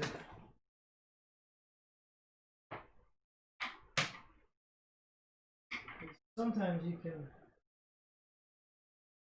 like, if they do have some play in the hole. And normally, if you put a pliers on, push it towards the center, you're tightening it. Oh, look at that. Watch that acrylic snap. Don't be cursing me, Matt. And the back ones are good. I'm going to tighten up the front ones. So, and to be fair, when I opened this, these were, I don't think the bed was wobbling, but I had to take these off to get all the paper off the damn acrylic. Do you remember the A-nets with the paper, Matt? Oh, yeah. Yeah, that's what I had to do with it. I obviously remember it probably taking me longer to peel all the paper off than it did to build the machine, but there we go.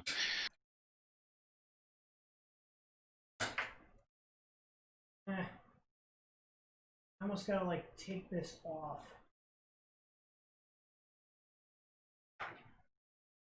hard to do it when the extrusion's on there still.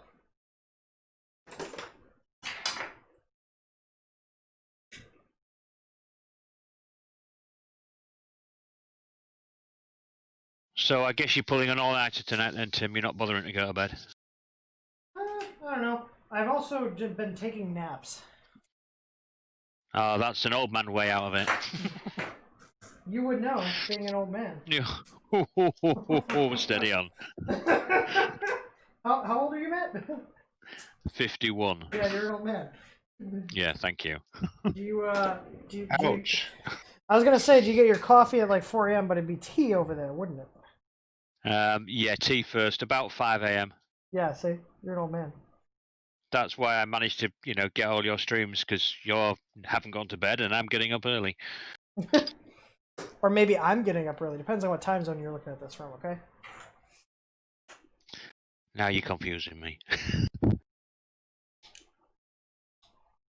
That's not too hard to do. No. I'm glad you're up late because I am as well all the time, and I'm Eastern time zone. Well, today is Sunday, technically. The day that was before this was Saturday, so I can still get my sleep schedule fixed by going to bed tonight early. Alright, so I'm pushing down with the pliers as I'm tightening this to bring the wheels closer into the center, so when I put this carriage back onto the printer, they're going to hug that rail. Are the holes oversized? They're ever so slightly oversized. Ever so slightly. This one bearing's kind of crunchy. Let me. This is not too bad. That's where you just need to get a drill and just slot the holes out, and then you can tighten it as much as you want. I mean, I got my Milwaukee sitting over here. Do you guys have Milwaukee over there across the pond? Yeah, overpriced. There's a general rule with all the the joiners and the builders and people like that. It's either Milwaukee, or it's whatever the fuck I use, and I can't remember what it is. Is it DeWalt? No, don't use DeWalt. Oh God, no, I don't like the color. It's the blue one. Jesus. Makita. Makita. I like Makita. Yeah, Makita is it. I'm on that Milwaukee dick. Yeah, well, that's fine. I mean, you're an American. It's an American company. That's I ain't got an issue with that. But I just got their 18-volt 60-inch bar chainsaw. That thing actually fucking does a really good job. There's a YouTube video out there somewhere of the latest stuff that Makita are doing, and there are some things that take 4 batteries just to run them. It's like, my God, 4 at once. Well, Plus like you their get that portable anti-theft table color. saw or whatever. What's up? Yeah, they've got some big ass saws and stuff, and it's like 4 batteries. But at least you don't have to buy a new battery to run something that's that's 48 volt or whatever. They've actually sorted it out so you can just plug the 2 batteries in together and it runs it. So at least you're not having to buy new batteries all the time. Because that's the issue, isn't it? Is once you buy one thing from one company and you've bought, say, 3 batteries, you don't want to swap to another company because you've paid shed load of money for these batteries. Oh, I've got and all of a sudden you have to buy a load more. I've got like 6 batteries from Milwaukee. Like with a chainsaw I got, it was $440, and it came with a 6 amp hour and a 12 amp hour for $440. I don't think you having a chainsaw is a very good idea, Tim. It's fantastic. You can I can 3D see print adapters for your batteries. Yeah, well, I have seen there's a company that do adapters now, so you can adapt from anything to anything, but they look a bit clunky and they look a bit, they add extra bulk to the machine. I'm just You have to say one thing about the Makitas, they do last. I still have the one I bought in '94. Running it on LiPo batteries now, though. Yeah, well, that's the thing is that Makita do seem to build end of life into their batteries, which is a bit of a pain. Oh. But there's ways around it. Yeah, like I said, I'm running a 25-year-old drill that I bought in '94. So, I have got a DeWalt, an 18-volt DeWalt that's probably 10 years old, and it still runs. I got some some Amazon knockoff batteries that I got for cheap. It's just like my backup. I don't use it for anything serious, but I bought into the whole Milwaukee 18-volt system. So that's what I have. I got their Sawzall. I got all brushless stuff too. I've been spending the extra money there because the brushless motors, those things have a lot of freaking power.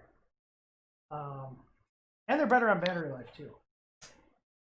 I've got a mixed house. I use DeWalt's and Milwaukee's, but the M12s are the Milwaukee's I use for small stuff. Why the M12 price isn't that much more than the M8, or that much less than the M18? Why go with the M12s? They're smaller and get into tighter spaces. Okay, I can see that. And I got the DeWalt because I wanted the nail gun.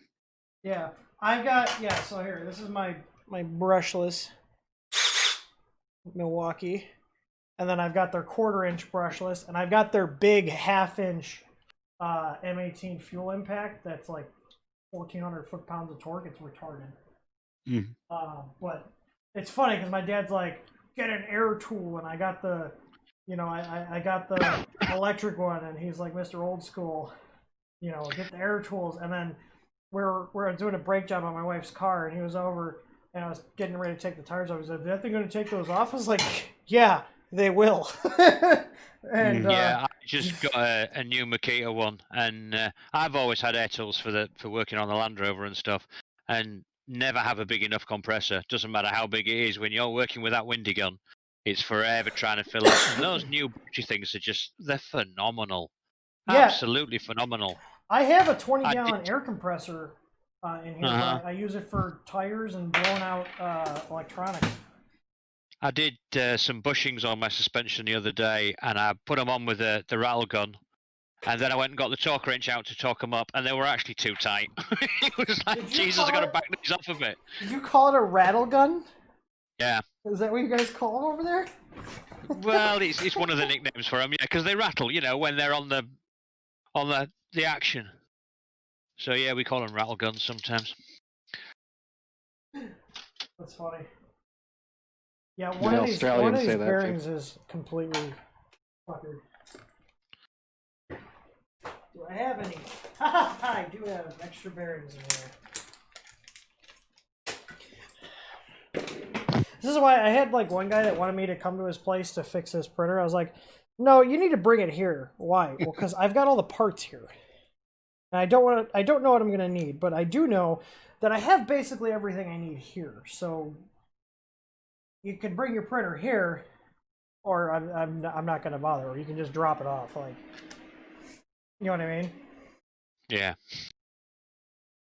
So yeah, I was having a haunt about DeWalt. I think my dad uses Makita, because don't they have a lifetime warranty on their batteries or something like that? I don't think so. At least not when I bought mine. Yeah, there was a brand. I won't buy Ryobi. Rigid had a lifetime warranty. That might be what he got then. It would be Rigid. Yeah. But I won't buy Ryobi. They're low end, your person that uses their tool 4 times a year. Yeah, it's like a Black & Decker compared to the DeWalt's.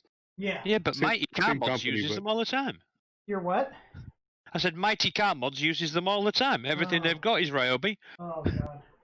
Well, yeah, because that's a bigger market, and the people watching are probably your weekend warrior type guys. And I don't do heavy stuff, but it's I don't want to be buying cheap tools and then having to replace them, a couple of years down the road. I'd rather spend a little more, if I spend $250 on my impact instead of, $100, but it lasts me a long time. I'd rather spend the money now and not have to worry about it. Oh, absolutely, because it'll break when you most need it. Yeah. Yeah. Buy once, cry once. Yeah. I said that to someone in one of the Facebook groups because they were complaining about the price of our board, and meanwhile they're talking about buying a 3rd SKR board because they've already had 2 die. And I was like, buy one's cry once. Like, what?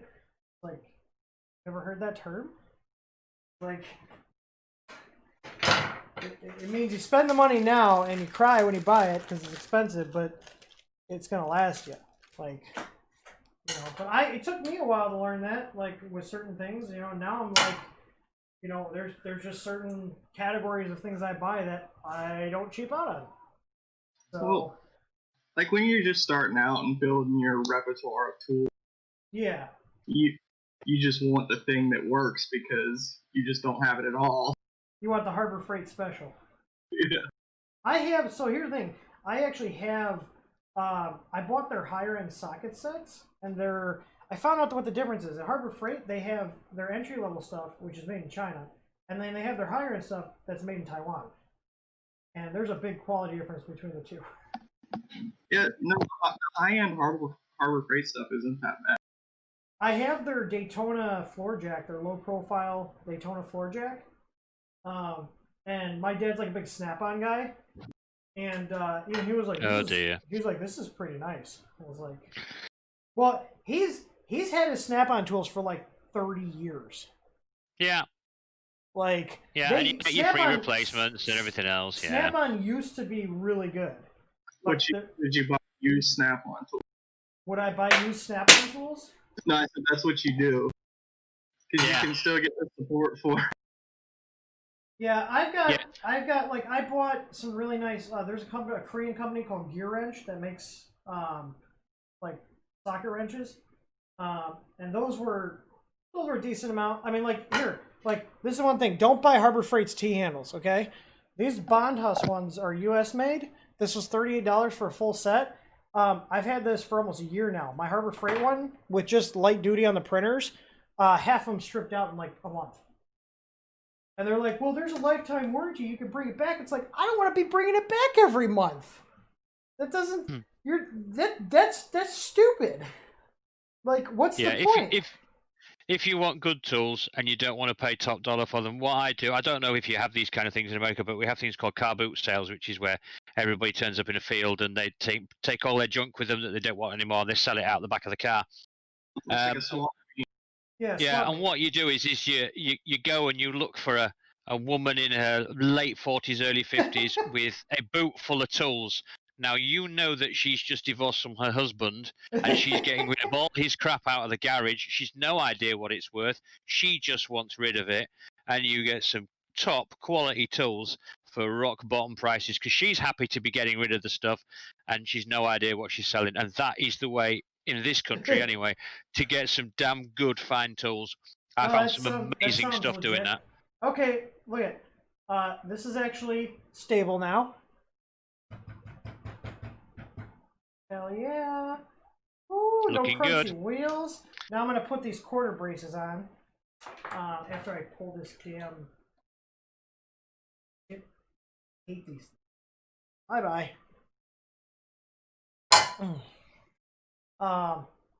Yeah, no, it's there's plenty of ways to get deals on stuff. I like finding myself a good deal. Like, I think everybody does. I just realized they have spots on here for the rods. That's what those, I think that's what those things were, where there were STLs on there, and they looked like rod clips. I think it's because I use this plate for multiple machines. All right. Or maybe that's an upgraded machine, and they just kept the old frame. Do you really want to call this an upgrade? Upgrade from what it was, you know. So we went from a dumpster fire to slightly less dumpster. It's like, well, you don't have AIDS. It's only HIV. You haven't full blown yet. Yeah, it's... God, I'm going to get demonetized. Good thing I don't give a shit. That's what this stream's all about. Yeah. And until someone comes in and like, oh my god, you're so expensive. You have played your disclaimer on this stream, haven't you, already? Yes, I have. That's alright then. And I was like, we're gonna need this as I cracked open my beer. Like, good call. We're just gonna run this right now. I have it on a hotkey. Can literally just be like, here, look at. Hey there. I just wanted to give a little disclaimer here before we. I'm surprised you just don't have it set up with your intro on everything. No, because not everything requires a disclaimer. Yeah, well, it might not start requiring a disclaimer, but by the time you finished, it might. Well, then I can just roll it right then. You can feel the anger building inside, so it's time to press that button. I have a Ziltex new printer sitting here. I have a Summon S8 sitting here, and ANET sent me their new ET5. Nice. So there's gonna be some more streams coming. I'll have you know, I have been off the help desk for over a week now, and it is fantastic. Fantastic. And I bet it's running a lot better as well, isn't it? Yeah, I've been doing a lot of back-end stuff here, so I've been and not in any weird kind of thing like you're thinking, Matt. I said nothing. I can hear you from across the pond. Okay. Going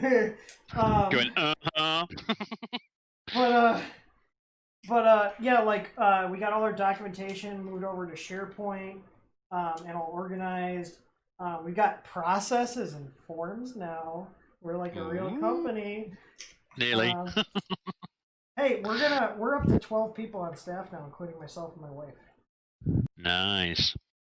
Yeah, we're kind of legit here. So have you guys grown during this whole pandemic? Because I know that one video you put out. So worried at first. So because last it's month, my business and I have. So last month was our best month ever, and everyone I've talked to in the 3D printing industry, everybody's saying the same thing. Last month was their best month ever. We're back to like normal now, which is fine. You know, but this year I definitely need to focus on actually doing some marketing, like getting an actual marketing, like, I don't know, like a team or a person just to do stuff. Because like we've got a lot of things, and the thing is, a lot of people are like, well, we don't know that you even have this, like, you know. And one thing I want to drive home is like having our guys writing guides and information on printers, and not just sales information, but like just general info on the printers, and then also have be like, okay, like your fan's dying, here we carry replacements for this. Like, oh, you want a better, you know, you want to upgrade your layer fan, we have these, you know, this is why you want it, type of thing. Like, oh, you want bed leveling, well, here's what we have for this machine. So like I kind of want to have focus on that kind of stuff. And like when we're bringing on another support person next week. I'm down to the final 3. I thought about turning it into a reality show, like, who wants to be a tech support person? Just like throw them in, like have a reality show, like have them deal with the worst customers. That would be fun. That's good that you got all that business, and probably some of that was because Amazon wasn't keeping up, you know. Well, yeah, it definitely is a thing, because a lot of people specifically are like, yeah, we found you because like we couldn't get anything from Amazon, you know. But the sad part is people are probably going to go back to Amazon, and you know, it is what it is, you know. But hopefully we do retain some of those new customers. I would like that. I mean, I think we really do, you know, at least try to do a good job with what we're doing here. You know, because like Amazon, you don't get any sort of help or support with it. Like they're like, oh, there's a problem, well, here's a refund. It's like, well, like, because we have like the difference, and I explain this to people, like the difference between us and how we handle stuff and Amazon just is like, here's your money back, fuck off. You know, we're just like, okay, we know you want to get your stuff fixed, so let's work on getting it fixed instead of just being like, here's your money back, go away. Like, sometimes I would like customers will trust your judgment over. I don't want to like look at 500 sellers selling the same fan. I would rather order from you because you tested and know what fan is good. Well, yeah, and like it doesn't mean there's not other good places that sell fans and stuff. It's just we try to be that source that, like, yeah, it's gonna have enough airflow. Maybe it's not the quietest, you know, but I know it's not gonna cause you issues, you know. And right, you know, we're not selling the same like sleeve-bearing Chinese fans that'll last you like 2 months. I mean, business-wise, if we did, we'd have a lot more repeat revenue by just selling fans that only last like 3 or 4 months. You know, I mean, one of the things where with the Easy Mats, our bed surfaces, I kind of shot ourselves in the foot because I made them so thick that nobody was buying new ones. Like, I have guys that are like, I have machines, my i3 Mini, that bed mat's been on there for over 1.5 years. Like, you know, it's funny because it's like, that's what I want to drive home and make sure we're doing quality stuff. But it's like there is something to be said about the stuff that only lasts, you know, a few months or 6 months, and they got to buy another one. It's repeat business. But certain things we don't have that because I've stocked stuff that actually lasts long. But I'm glad that you guys do blaze a trail on certain products because I don't want to buy a fan from Amazon to find out it doesn't work after 2 months. Well, and we've actually had a lot of people that have like, I bought this brand and that brand from Amazon because I got two for the same price as one of yours, but both of them are dead now, and I'm running yours, and it's been working great for a long time. I was like, yeah, that's kind of the point. Like, yeah, it's more expensive, but you're not going to have to rebuy it in 6 months, And then one of the customers, he actually tore apart one of his 5015 fans he got from an Amazon seller that specifically advertised that like they had a copper sleeve in their bearing and everything, because like those are longer life. It ended up being a steel bearing that was plated with copper. Jesus. I was gonna tell you, I got one and it turned out to be a sleeve bearing. Well, and the thing is, like, I literally tear every time we get a new shipment of MOSFETs that come in, because like we get them from a company called Maker, okay, and they're a legitimate Chinese company, just like Meanwell, but still, I go through and literally tear apart the SSRs and make sure that they haven't, pulled a fast one on us and like switched out the main chip, But I mean, that's the level of detail I go into on just like one little part, like, and like our fans, we make sure that, okay, we're ordering ball bearing fans. Do these actually have ball bearings in them? And physically take them apart. Like, we sacrifice some of the inventory coming in just so we're making sure that what we're advertising is correct. But we don't have to do that, but I don't ever want to be in a situation where, oh, I guess that slipped through, like one of our suppliers fucked us, because it doesn't matter if it's our supplier that fucked us, we're responsible for that. There's only one thing wrong with our company, Tim. You have to deal with me. No, you're in the wrong goddamn country. Yeah, except I like my guns, so... Which, Yeah, well, there are plenty of people with guns in this country, trust me, they just don't tell people they've got them. Yeah? Oh, yeah. Yeah, it's funny, there's the sales on those are surging right now here in the U.S. I wonder why. Yeah. I just kind of laugh because like there's like a bunch of my friends that like were interested in, like, I should probably get a gun. I was like, you're late. I was like, good luck. Yeah. I was like, you're late. I was like, and it's like, you should have already had one, and you need to get trained on it. I don't want any idiots running around with fucking guns that don't know how to use them. So. God no. But like, I'm good. We have a couple of our employees actually carry. We allow them to conceal carry, and it's like, if you got your permits and your shit's registered correctly, go ahead. Like, you want to carry. But the thing is that's good for you, because if they're working with you and around you and they know what they're doing, they're there to help you as well. Yeah. Yeah. No, absolutely. Okay, so this is a little better. Just adding these 4 brackets in the corners here. Actually, yeah. Look at that.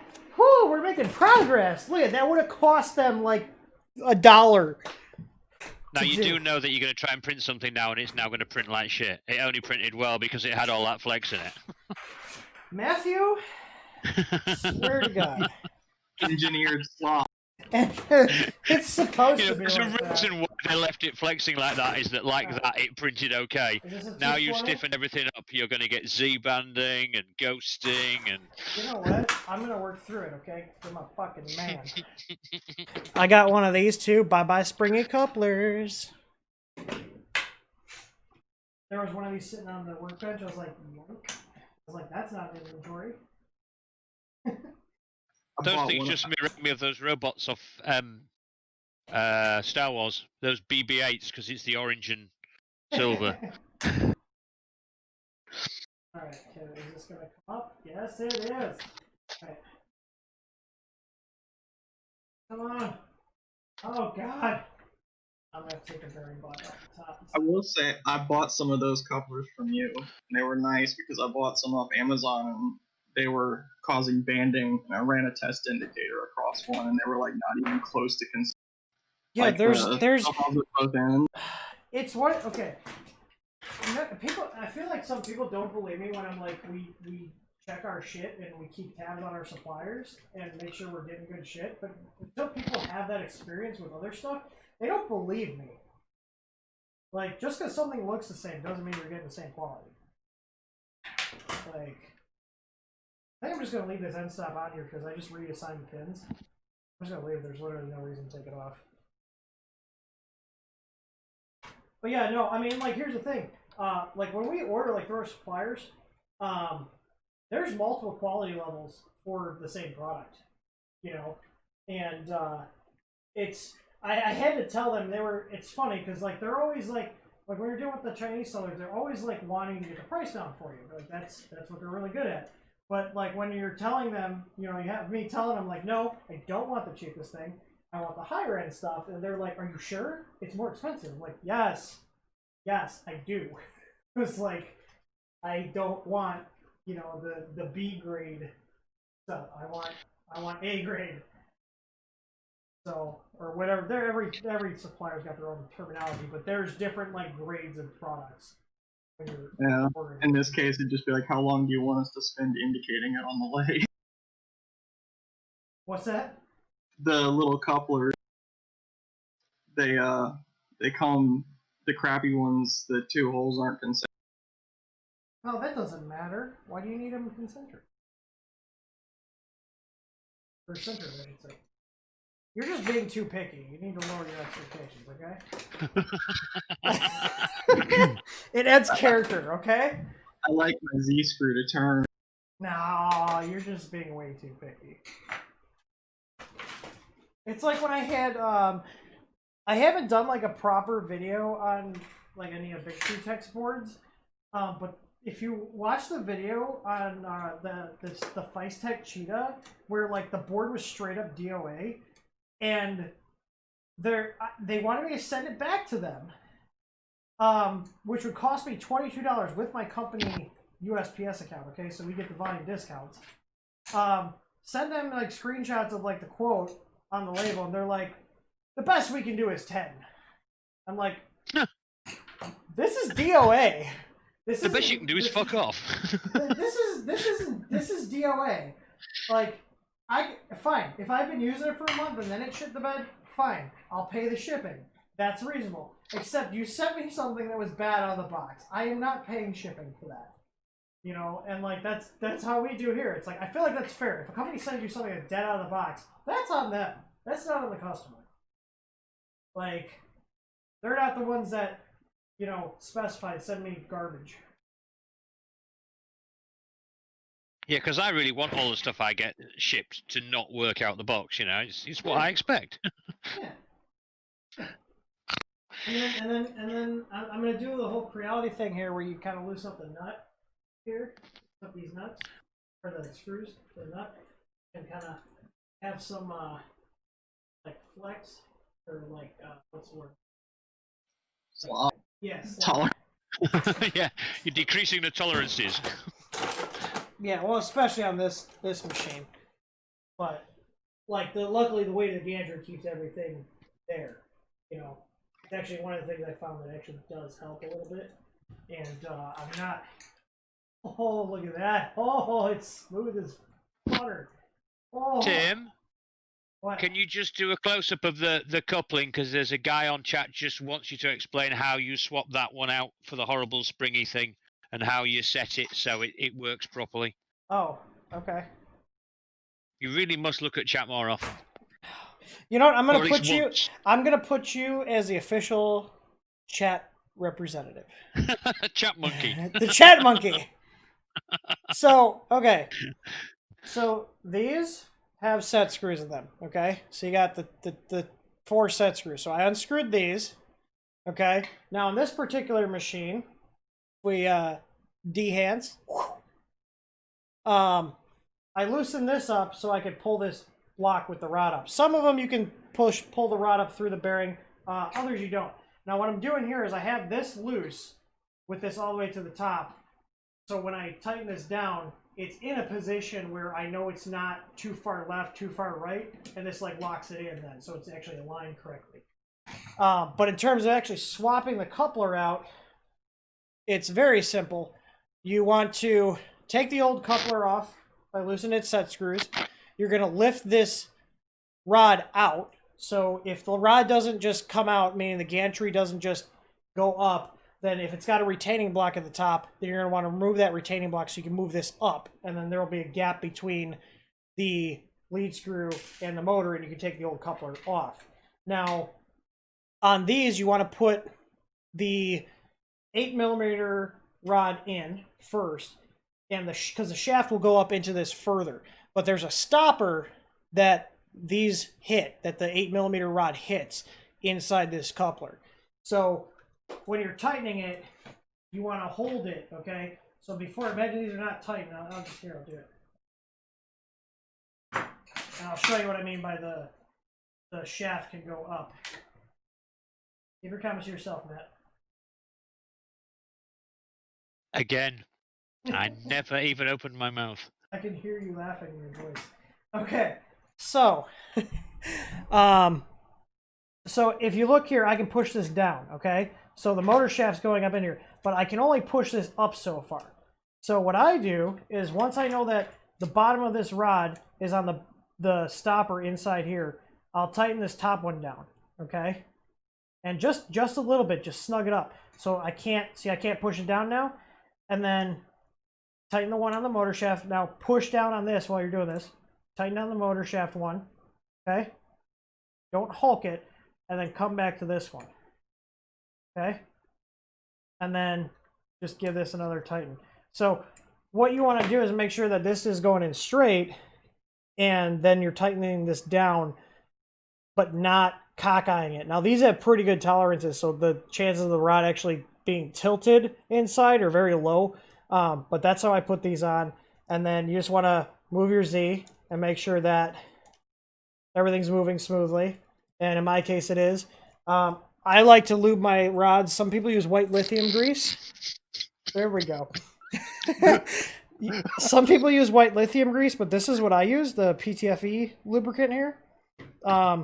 It works great for the printers. I can't comment on other uses, but works great for the printers. I just run it up and down the rod here, and then either have the printer move its Z-axis or just manually move it. But just lubricating this and checking all the alignment will make this run really smooth. Like this is running really smooth. It was actually binding up on me. So I straightened the frame out and then swapped this out. Like this coupler would probably work, but the problem is these are not really the right type of couplers because, you know, they move like this. You don't want this movement. The nice thing about these though, in the event of a nozzle crash, it'll actually separate the motor from the coupler. So this will actually separate and you can press it back together. Now they're hard to separate by hand, but the torque from the motor as it's pulling up, it's got enough torque to actually pull these apart. So in the event of a nozzle crash, these actually will separate, which is why I'm a fan of these. Some people like these, some people don't. These are what I prefer, which is why we carry them. I prefer those over the spring ones because I don't like the idea of the grub screw on the spring one actually going up onto your Oh yeah, I totally forgot to even mention that. So like because it sort of twists it sometimes and it doesn't sit square and it causes issues. Yeah, this is one of the reasons why I like these too. So if you look on here, you've got this clamping mechanism and the cut goes almost all the way through. And what this does is it actually evenly clamps around the rod up here and even on the motor. Whereas this one, you can actually offset it because it's just shoving it into here. So if this hole's not properly drilled or you over tighten one of these, like one of these is tighter than the other, your motor or your shaft and your motor shaft can actually be not centered inside this coupler. Whereas this has a nice even clamp around the 8mm rod and even on the motor shaft down here. So that's why I like these. I'm not a fan of these. Now, the Creality learned this, and on the Ender 3s, they actually come with ones that are solid, but they have like this type of clamping style on here. They don't have these grub screws. I hate these. These, look at, you know what I do with these? These don't even go in my spare parts bin. Right in the bin. They get tossed. So, yeah. But, yeah, that's it. So that was for Jose that was in the chat who just wanted to know that. Yeah.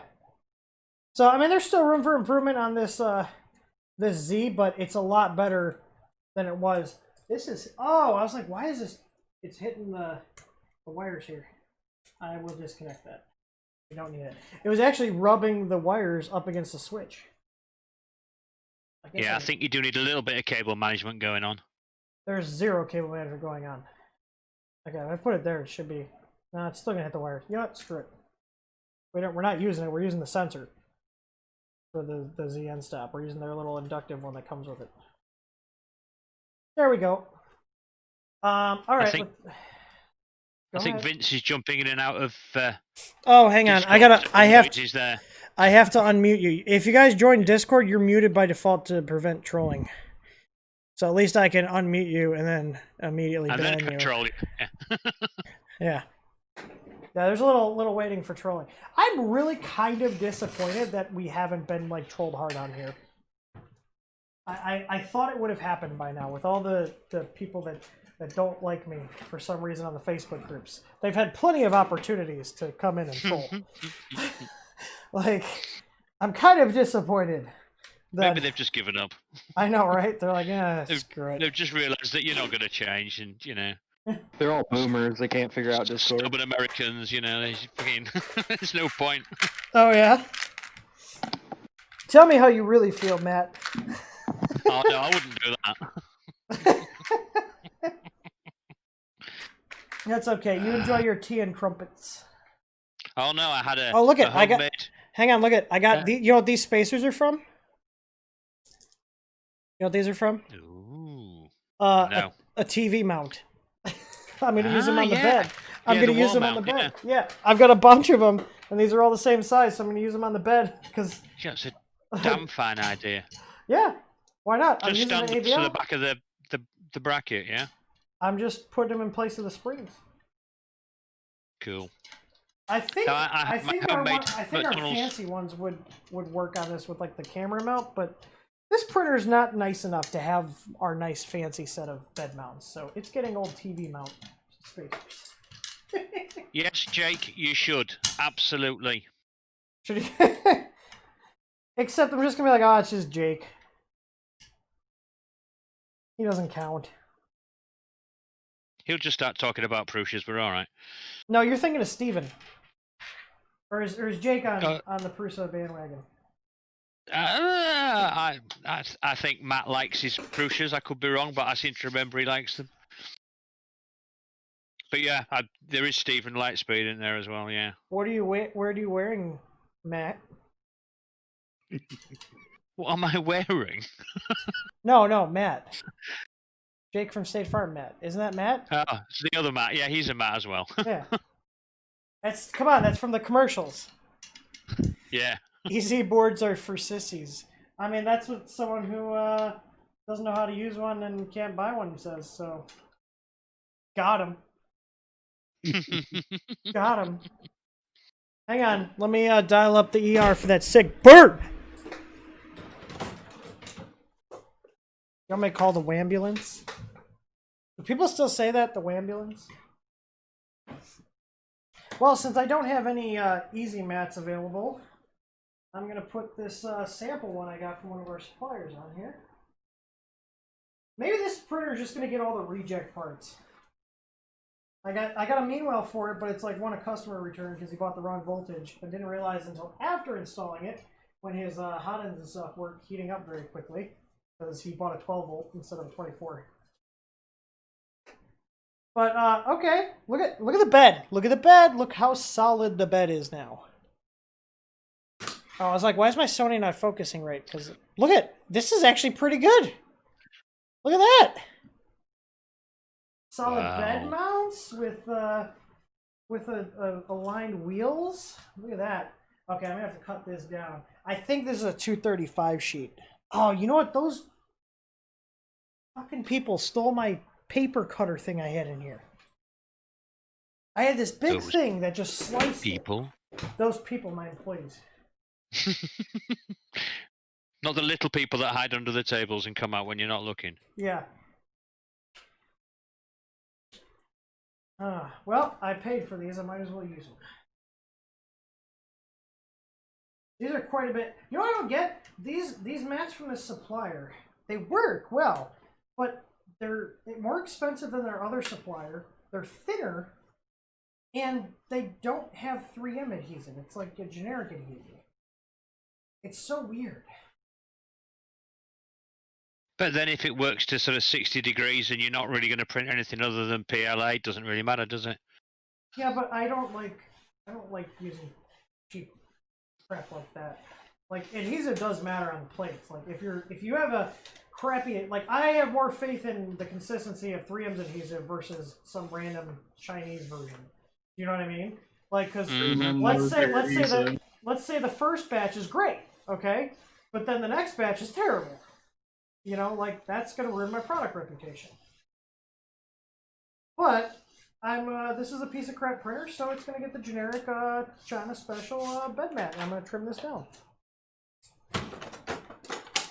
We'll see. We'll see. No, you see, you're doing too much already because you're trimming it down. You're supposed to just leave it hanging over the edges, you know. This is yellow. This I need to hang on. I need to break off a new one.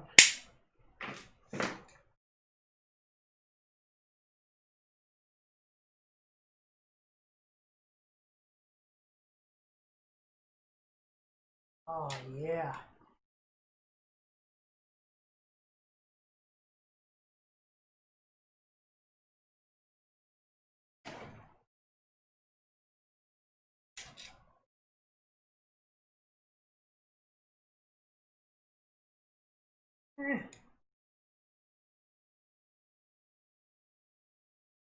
Yeah, just use the edge of the bed as a guide. Yep.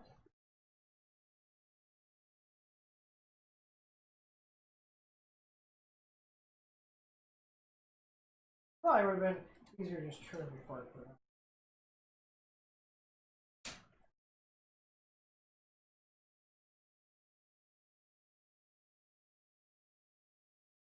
There we go. You saying I'm doing too much for this already, Matt? I think you're trying too hard. Do you have any Zonestar machines? No. No? You're too good for No.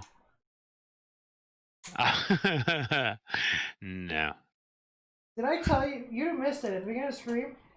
So you know I did like there was a Sidewinder X1 video we posted for the LCDs. And then we also did the Chiron video. And then out of the blue, a GearBest rep that I haven't even dealt with before sent me an email. It was like, we saw you posted video on these two printers. Can you put our affiliate links on them? Like, I bought those with my own money. Jesus. No. I had told them, they reached out to me a couple months ago. I was like, yeah, I'll still do videos for you guys, but I don't want to hear it when I don't have good sales because you're sending me crap products. I'm not going to tell people to go buy products that are shit. Like, no, well, they've stopped talking to me now as well. But I was like, the audacity of these fuckers to be like, yeah, we saw you have a video. Can you put our link in there? And I was like, if you send me one of those printers, yeah. Yeah, I will. Yeah, I was doing all right until I did that the TiVo Tornado video, and when I did that, they sort of stopped talking to me. No. They weren't very happy with you? You've angered the Chinese, Matt. Yeah. Alright, so there we go. I got a build sheet on here. This actually does feel a lot more solid now than just these little brackets. That's wild. Little 4-corner brackets there. Tell them to start sending you printers. I did. I was like, just send me printers. Just send me printers. I was like, I don't care. You know, because here's the thing. It's entertaining. If we get one that's shit, it's entertaining. You know, but if we get one that's good, then we get one that's good. I don't care. Like, what do you want to send me? Send me whatever you want.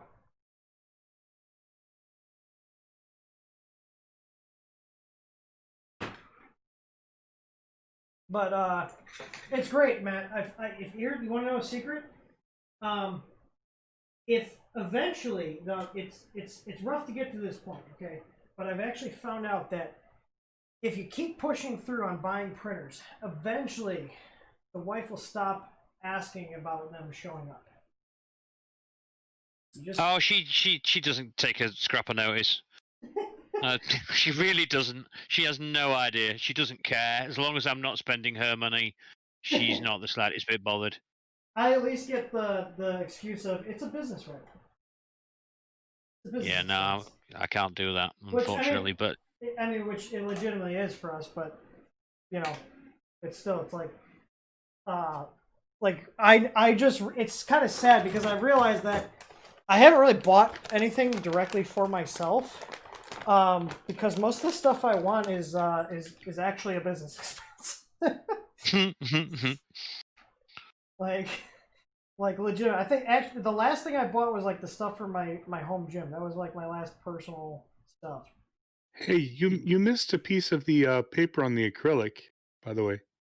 On the control box area? Yeah. Yeah, I said fuck it. I was like, I've already done too much. We're just sending it. Just full send. So how is your clothes hanging basement? It's good. Are you insulting my basement? Lots of things drying on it now, rather than actually using it. What's that? You just got lots of clothes drying on it now rather than using it. It's like everybody else. No, I've actually been using it. There was a big joke in the UK when the lockdown started. Is all these people that bought running machines and rowing machines and exercise bikes over the years, and all they've ever had on them is clothes. Well, finally, people are realizing what they're actually there for, and they're actually taking the clothes off them to use them. That's funny. But it's true. You go in anybody's house and they've got a rowing machine or a running machine or anything. It's just covered in clothes and it's got towels drying over it, or a box on it. See, I can see that for running machines or rowing machines. They're not that fun. But me, on the other end, I really like lifting weights. I hate cardio. So, the only problem is unless you're doing a shit ton of weightlifting, it's not super good for losing weight unless you go really hard.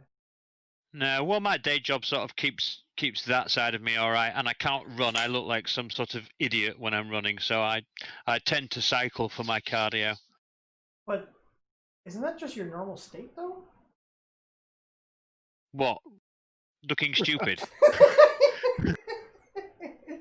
No, I didn't say that. Do you know, I do wonder why I waste my Sunday mornings. Is it because you have no other friends to hang out with? I have absolutely no friends at all. So you hang out with some wanker from the US. I keep saying to my boss, I work in a business where I have to deal with the public all the time, and I hate people. People just annoy me. They really do. They get on my tits, basically, because they're always whinging about something or wanting something or asking questions. It's just like, this place would be so good if it wasn't for the customers.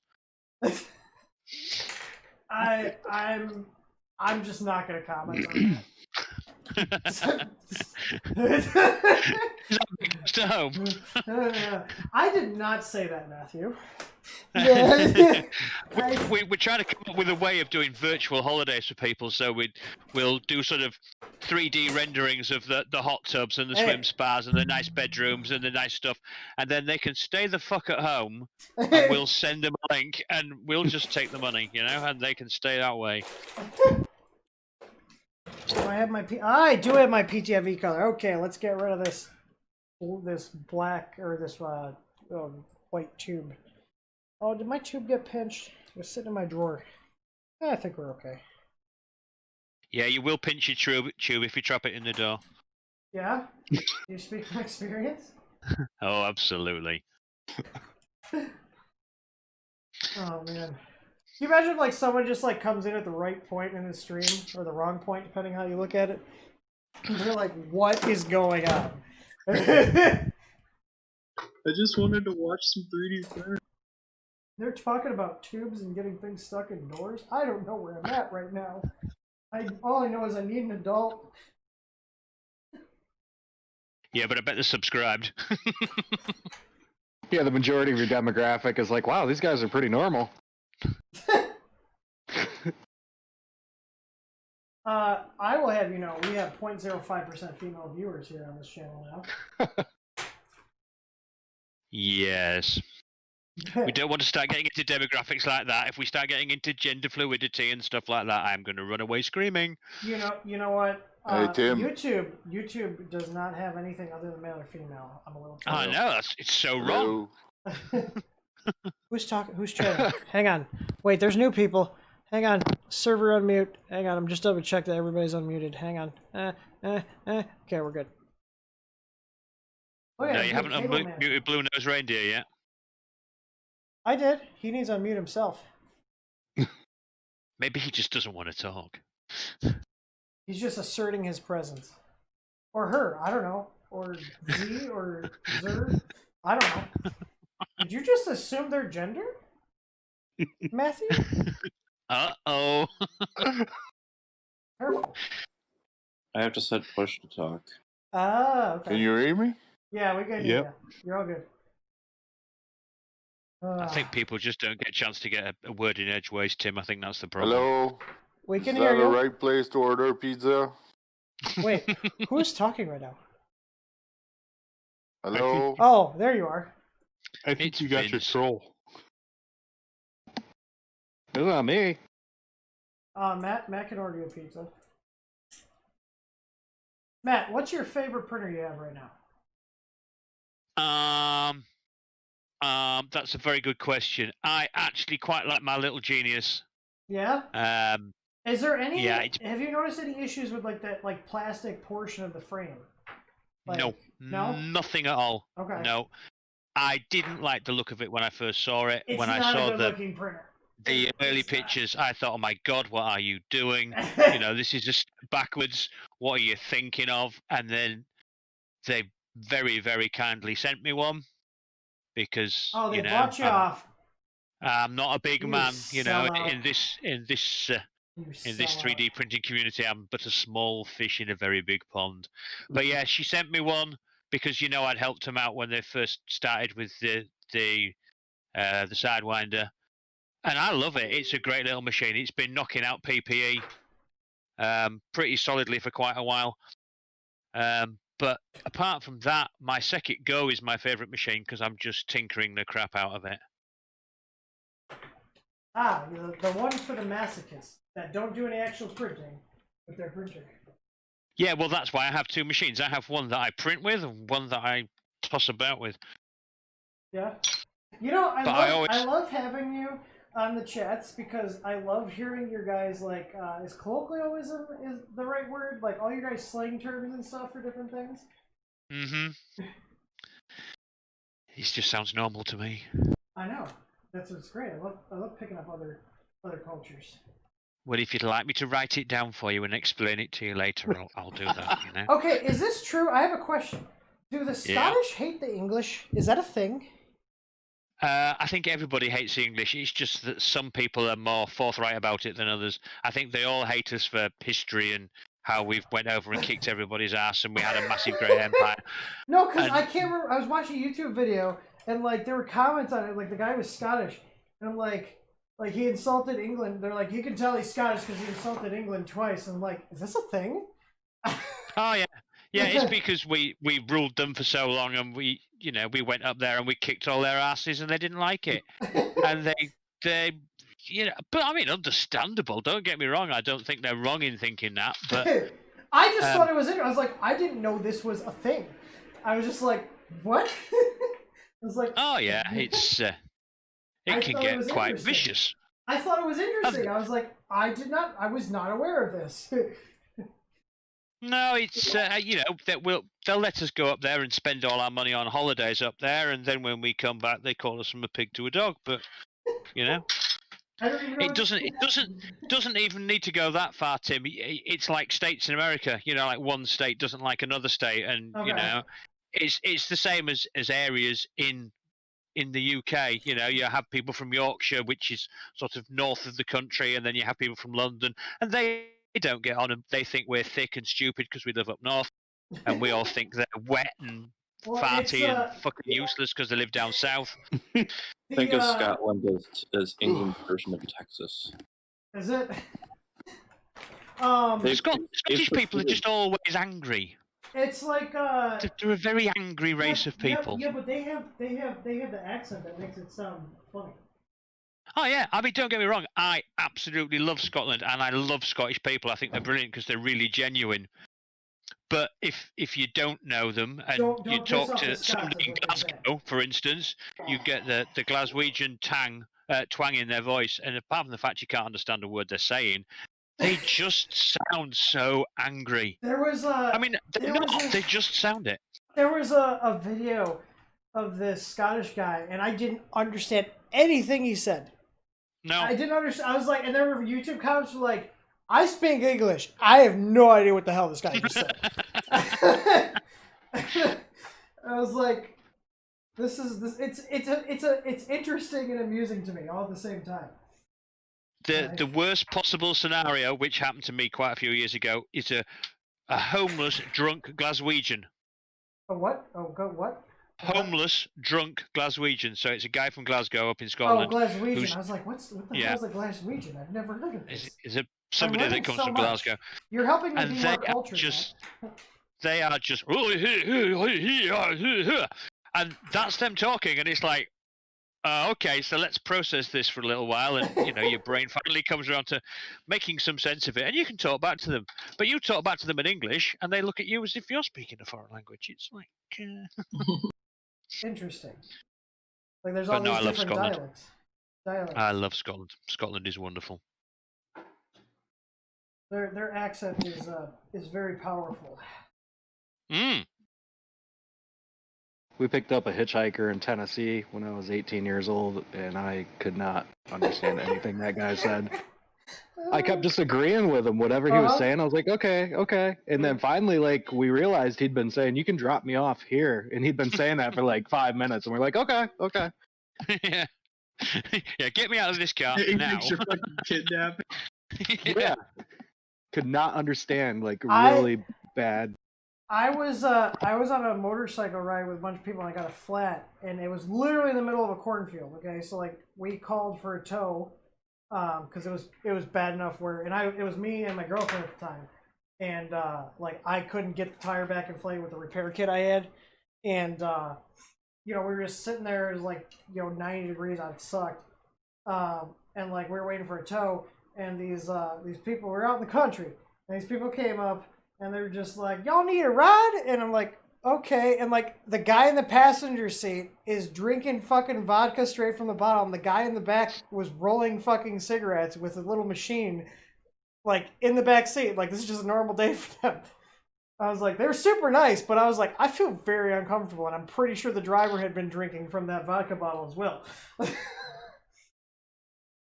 But what you do want to do is to refuse a ride with them, because then you upset them. No, I was just more like, okay, we just need to get, a tow or something. I ended up getting a bigger, stop. There was AutoZone about 20 minutes, and they took us there, and I actually was able to get a repair kit and was able to ride it home at slower speeds. So, because the tow, we were out so far out, the tow was going to be 2 hours, and they were going to bill us $600 for it. I was like, it's more than my bike's worth. I was like, I'm just gonna get a couple of repair kits and try it, But I was able to get it back. I took it right to my buddy's dealer to get a new tire put on. So, but yeah, no, I was sketched out. But I was like, well, let's see how this goes. But yeah, it was definitely a little sketchy. But they were hard to understand, but they were nice. It was just someone's drinking a fifth of vodka in the car, and I'm pretty sure the driver was too. It was a little sketch. Not gonna lie, a little sketch. I've got somebody in the chat bad mouthing Scousers now, which I'm not going down that road. Wait, what? Shut up, Scousers are people from Liverpool. Wait.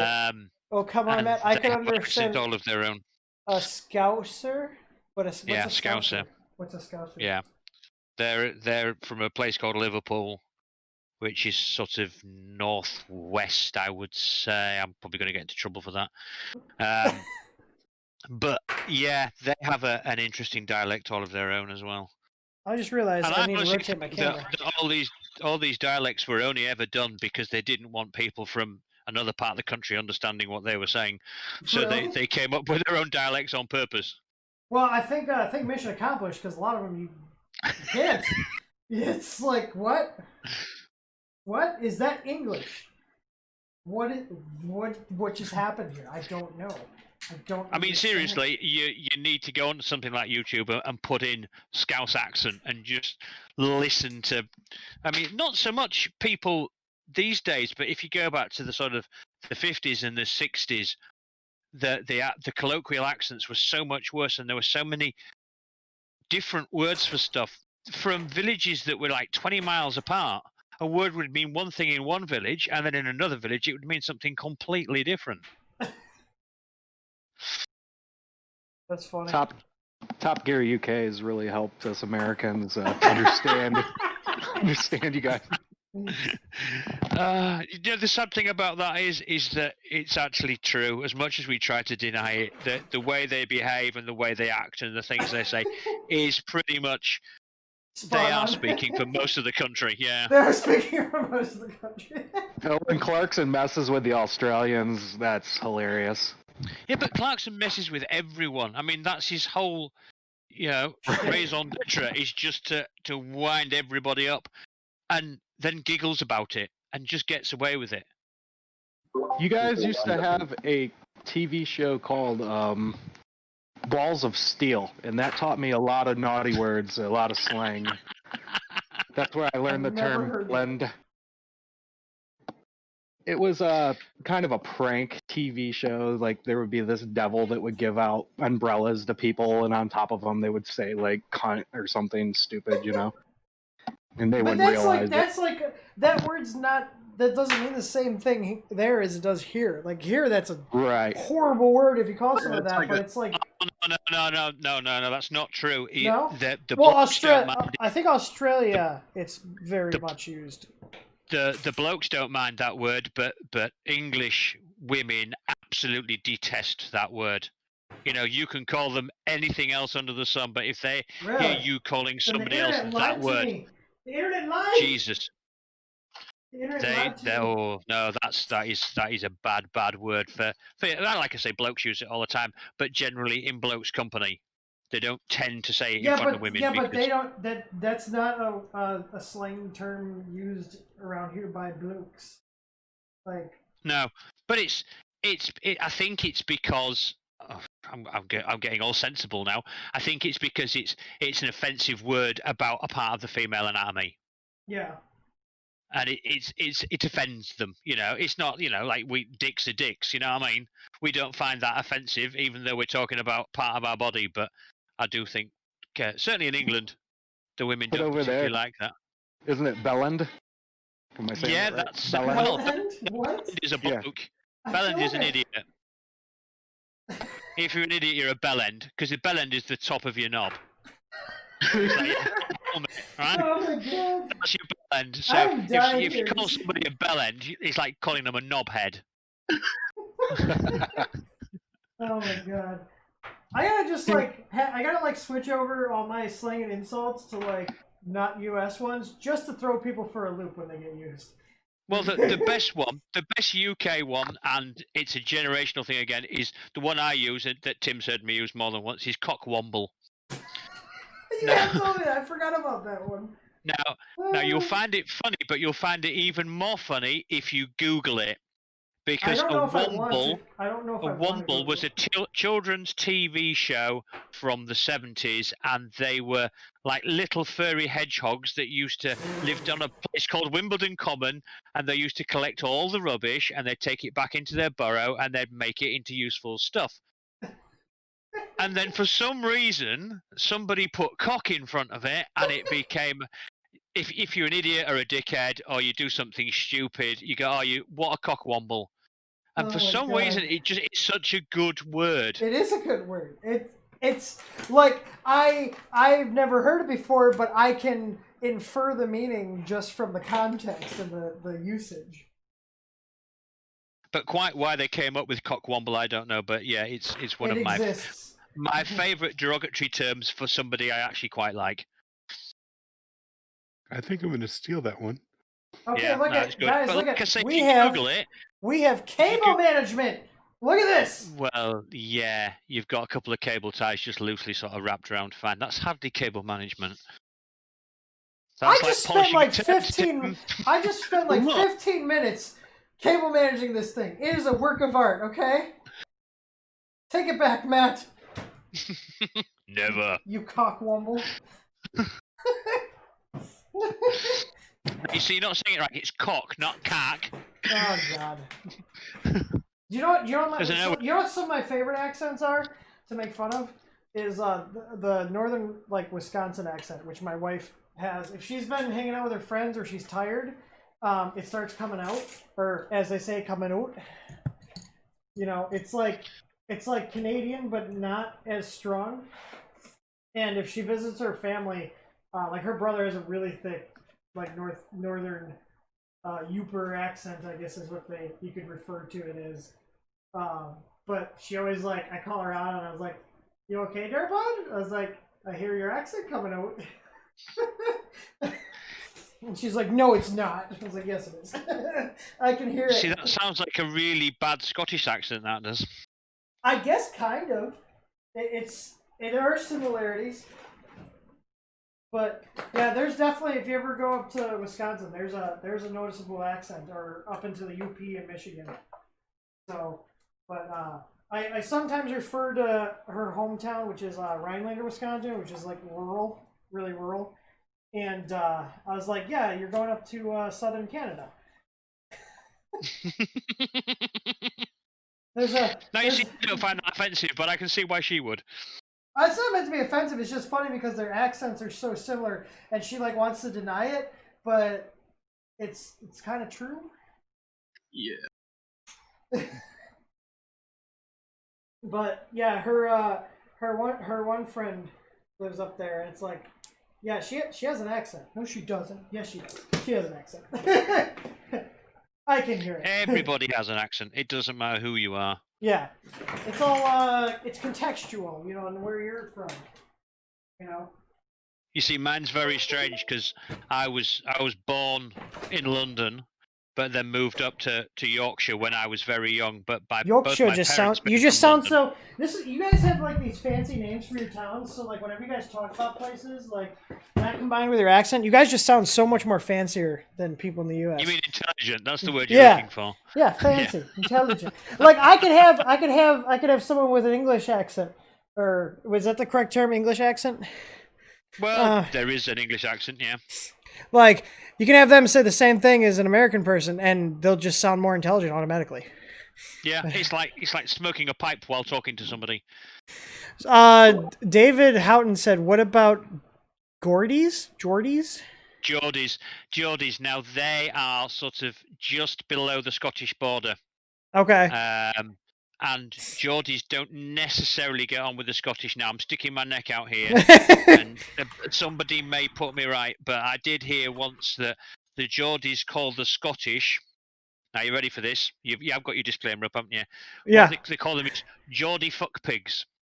What? Because what they do is a Geordie fucked a pig and then kicked it over Hadrian's Wall into Scotland. And I don't know what any of that means. You said English words. I have no idea what any of that means. They kicked it over the wall, and I was like, "What?" So a Geordie, a guy from just outside Scotland, fucked a pig, kicked it over Hadrian's Wall, which is the wall that separates England from Scotland, or used to. Okay. And that's how the Scottish people existed, because it was the bastard child of a pig and a Geordie. Okay, I didn't know. I like you started saying these like words and wall names, and I have no idea what they mean. I'm like, I'm lost at this point, guys. You don't know about Hadrian's Wall? Nope. I live in the U.S. My God. Sounds like something You from need Lord of to. the Rings. What? I said it sounds like something from Lord of the Rings. It does. I was also homeschooled. I'm gonna use that as an excuse. Homeschooled. That's just your parents are too lazy to drive you to school. No, I actually got my ass kicked a lot in school. Big surprise. I'm sure you're shocked. So, yeah, I was. They don't teach that stuff in school anymore anyway. Southern Chicago schools are garbage. We were homeschooled too. Oh, so you're a weirdo too. Yay! Yeah. All right, I'm There's gonna an print. underlying trend in here, isn't there? I'm gonna print another cal. Look at how nice this wiring is. Look at all cable managed. I changed the PTFE tube out. It's not gonna hit anything. Look at this. It's a work of art now. And look at the Nice.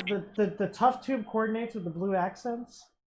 We now have another term that would fit here, which is a very English term, and it's triggers brush. What's that mean? Right, it's from a TV comedy show in the UK called Only Fools and Horses. And Did you guys a see guy that? is talking to a- Hang on. Did you see that? The ABL sensor just sent the nozzle into the bed. I have a That's hole not in my brand new sheet that I've never printed on. Motherfucker. I wonder if it's from that coating. But No, it had 2.5 millimeter offset. This is not 2.5 millimeters. It just sent it into the bed. Son It of a is now. bitch. It's 2.5 millimeters there. What the fuck? I just put this on here. Damn it.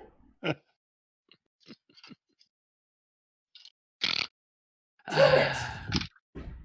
You know what? It's probably that idiot that did the firmware. Yeah, they're a knobhead. What, was it still looking for the end stop and then No, Yeah, see if you I can wobble. just did a print on this before I recabled everything, and it was working. I was just like looking at it, like, it just sent it into the bed. I just put this mat on here. Damn it. You know, maybe I was The too rise nice of to the it. machines. Maybe I was Yep. too nice to it. I cable managed it. I gave it some new PTFE tubing. I gave it a bed mat, and it's like, come at me, bro. so too Told many you. changes all at once? Yeah, triggers brush. Well, what? Triggers brush. I mean, this is actually pretty steady. So triggers brush, this UK TV show, and there's a guy on it who's a road sweeper, and he said he's had the same brush for 15 years.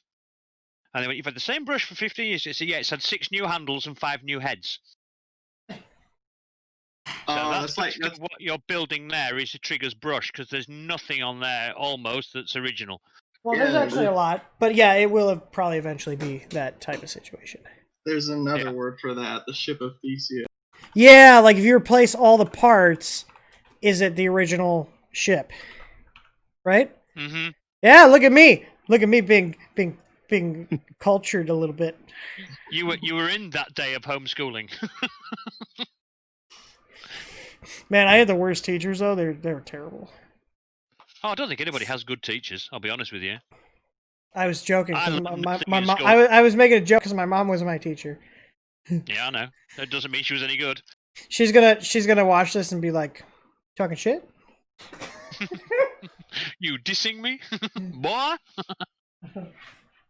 No, my dad was the one that you had to be afraid of. He was the one that would whoop your ass if you were getting out of line. Nothing wrong with a healthy fear of your parents. No, there's not. I feel like the world would be a lot better off if the kids had just a little bit, just a little Absolutely. bit, a little bit of Yeah. fear. Because like, you didn't want my dad pissed off. He was the one you didn't want. He was the bad guy, and you pissed off yeah. Dad. You were getting it. Oh yeah, if you were out playing and you did something stupid and somebody saw you and they said to you, "Do you want me to go and tell your dad what you've done?" That was enough. Yeah. You know, it's like, no, I'm being myself, you know? Nope, I'm good. I'm good. Call off the dogs. I'm good. Yeah. And I'm afraid that just doesn't exist anymore. Although let's it does try in this. our household. I'll try this again. I might be putting an easy ABL on here sooner than I thought. Which I'm kind of disappointed because I just cable managed the whole fucking thing. Zonestar, don't let me down like this. Come on. At least give me a month of this probe working. Can I get that? Is that too much to ask? Just like 1 month of it working correctly? I feel like that's not too much to ask. I'm just reading L3D's comment. He says your gantry was out of whack. And No, bed support that- skewed. It wasn't the sensor's fault.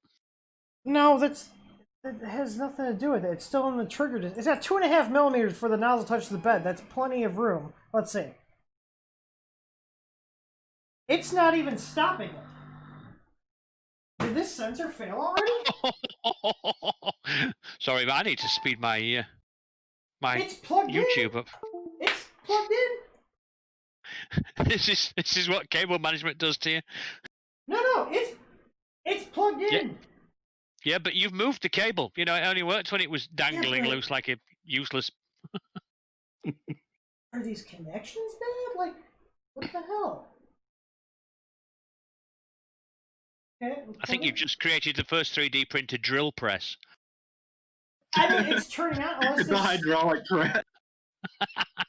There's no way these cables are that frail that they just, like... It printed one damn thing. There's no way... Is it triggering, Tim? The light came on, but it didn't stop it. The lights are on, but nobody's home. Yeah. Hang on. Let me fully reboot it. Try it with your little spatula. I'm going to do M119 right now. Hang on. Yeah, Hold have you your tried horses. turning it off and turning it back on again? I did actually, if you watch the stream. The first time it yeeted into the bed. At least it's... Do you mean I'm supposed to be watching this as well? At least it's hitting the same spot every time. L3D, 0.4mm hole punch. Is a bed surface thick? No, Nice. the bed surface is not going to affect this probe. Like, it's a 2.5mm sensing distance. This is like 0.5 mil thick. It's not too thick. 100% for sure, not too thick. I kind of know a little bit about sensors. Even these cheap ones. Like, it may not last long, but it's a sensor. It's gonna function for at least a short period of time. It functioned for a short period of time. You know what? I don't want to hear it right now. I really don't want to recable this. I was hoping to actually use this for a little bit with its factory sensor. I don't think that's too much to ask. Well, I think it is. No, it doesn't. The bed mounts have nothing to do with it. If I can raise the bed up, the sensor detects the bed. Yeah. That has nothing to do with it. Nothing. Nothing at all. Does it work since you messed with the firmware? Yeah, I printed with it. Yeah, okay. Okay, Siemens open. Okay. Triggered. Open. Triggered. Open. Triggered. Open. Okay, so it's reading. It's reading. You said that you'd actually printed with it after you changed the firmware, but did you do a bed level after you changed the firmware? Yeah, I did a G29. I did a G29. But when you printed before, you had the ZN stop on. And you took the ZN stop off. The ZN stop's on it. It's not even hooked up. It's not doing... It has no bearing. The ZN stop is not even being used in the firmware. That pin is not even defined as something being used. I switched, so what I did, because when they tell you to build the printer, they put this sensor on the Z+. So if you define that you're using the stock ABL sensor, it actually switches the pin in the config file for Xmax and for Zmin and Zmax, and then uses the sensor to home. You can tell they didn't know what they were doing with their firmware, because if you have a sensor, you don't need an end stop. Yeah, but Tim, with their firmware, it worked. It took readings, and it was trying to compensate. Let's see, is it going to read now? It just read. Maybe the plug's got a shoddy connection, because all I did was just unplug and replug it. I mean, if it keeps having issues, then I'll just put one of ours on it. But like I said, I legitimately was just like, I'll run it till it stops working. But I was assuming that would have meant a couple months from now. I just run an M48 test. I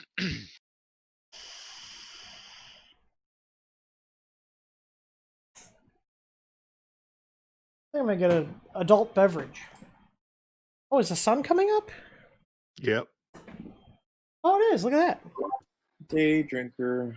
I didn't go to bed yet. It doesn't count. I got a bourbon barrel hard tea, half and half. All right, what do we get? Sounds delightful. What do we get on the M48? 0.001. So it's getting a decent reading. It is good. Yeah, Kentucky bourbon barrel hard tea.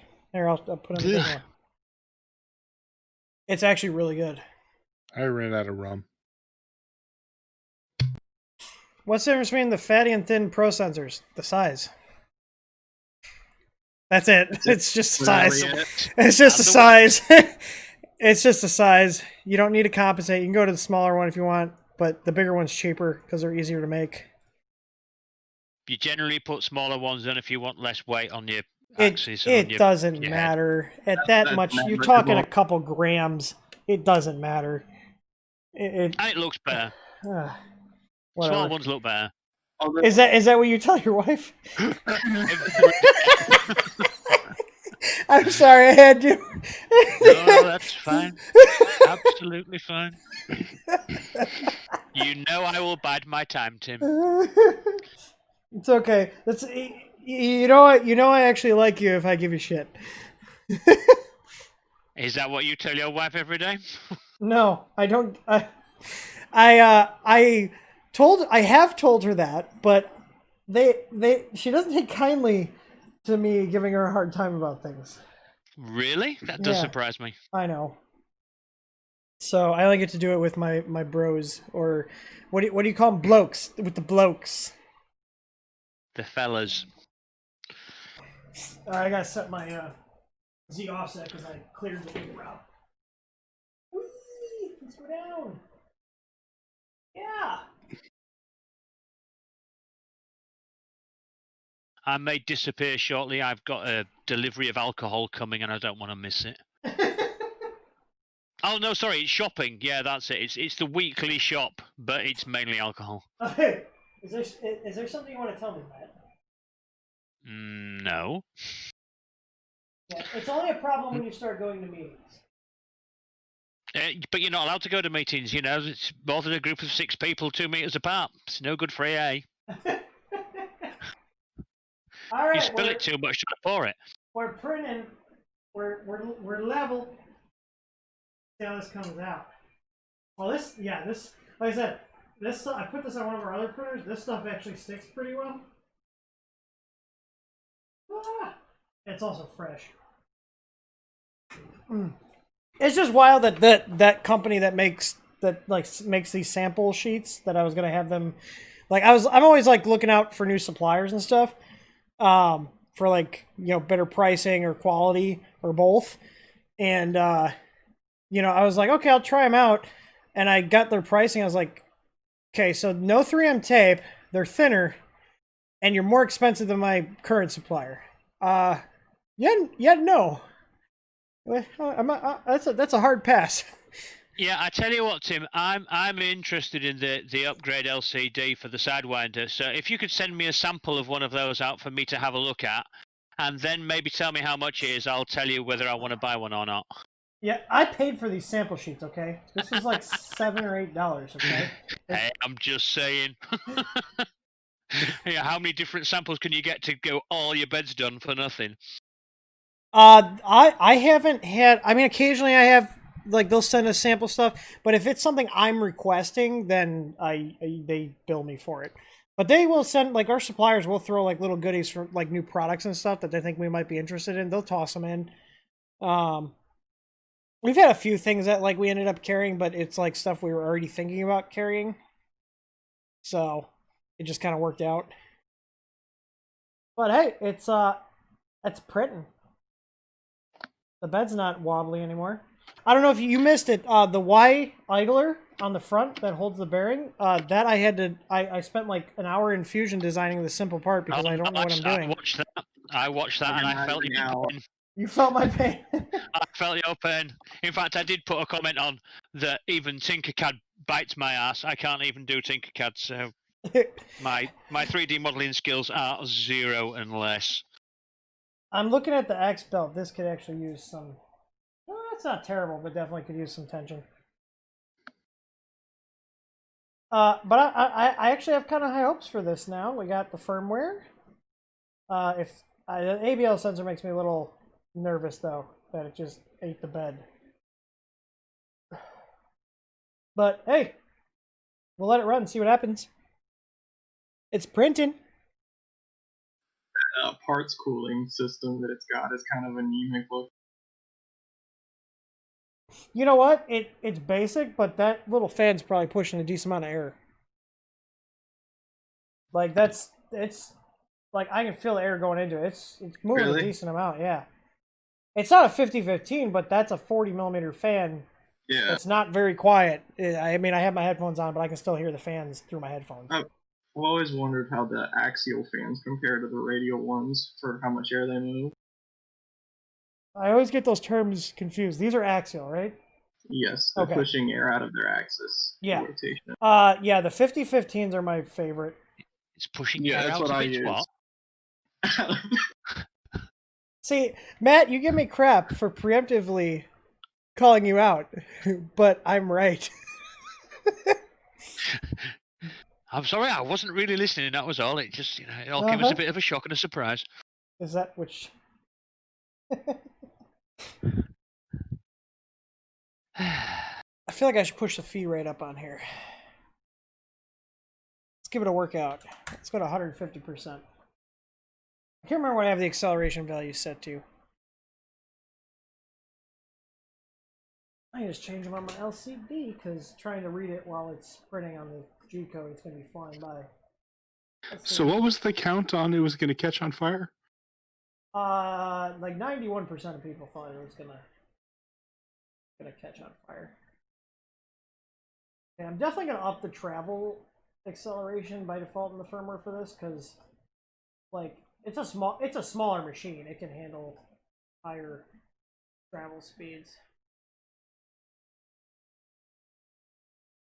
There's actually, like, okay, those little 4 blocks I added definitely stiffened up the frame. Because last time when I was playing with the LCD while I was printing, the whole thing was, like, moving quite a bit. You could visibly see the printer wobbling last time you printed with it. Yeah. No, I mean, just a couple little things.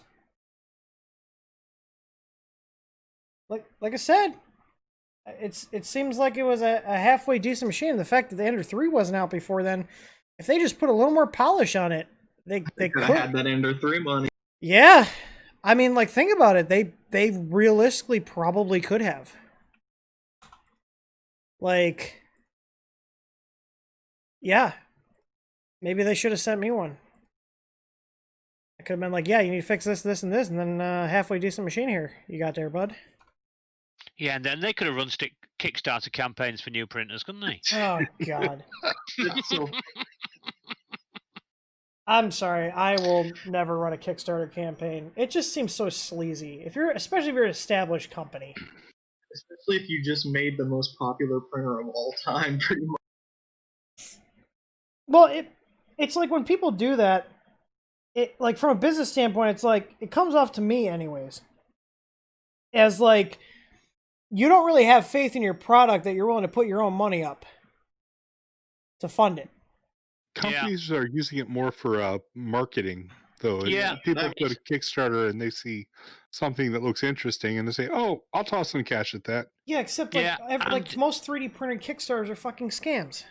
Right. But you've also got they now know how many units they've got to produce. It's giving them an idea of what their stock levels need to be because they know how many people want them. Right, and they've got a group of people that pre-order that way, so it's kind of a pre-order system built in. Yeah, except they also take a decent cut. I mean, I think we've done like 2 pre-orders. We did one for the Easy Board, and I think we did one for like the Acrylic dual extrusion ones, but we don't do them anymore because like people would cancel and it was like more trouble than it was worth. Mm-hmm. Yeah, Kickstarter fees work out to about 20%, I think. That's a fuck ton of money. We have a small publishing company and ran 2 for some books, but when I say small, it's micro indie, and it was a way for us to get the books, out and seen. Yeah, I can see that from a marketing perspective. It's just like there were a lot of people, even in the community, that were like, "Why the fuck is Creality running a Kickstarter?" It didn't make sense for them. They're big enough. Yeah. Well, I mean, they've got a bunch of stuff going for them because they're in China. They got. I've started looking more into like how they're able to do stuff so cheap. Did you know that the steel industry over there and like the raw materials is heavily subsidized? That's why they're able to do stuff so cheap. Isn't like their shipping too or something like that? Oh well, the U.S. postal system, there's like some agreement that's been on the books forever that like the U.S. Subsidizes packages coming from China. That's why they can ship a package to the U.S. cheaper than I can ship to my next door neighbor. Yeah, I think there's so much of their manufacturing is subsidized by the government just so they can be the biggest. Well, And yeah, I think that's a big thing that they're trying to do. Well, yeah, there's if you guys want some interesting reading, look up I think it's called the Belt and Road Initiative. I think it's like Made in China 2025 or something like that. Hang on, I'm gonna double check. Hang on.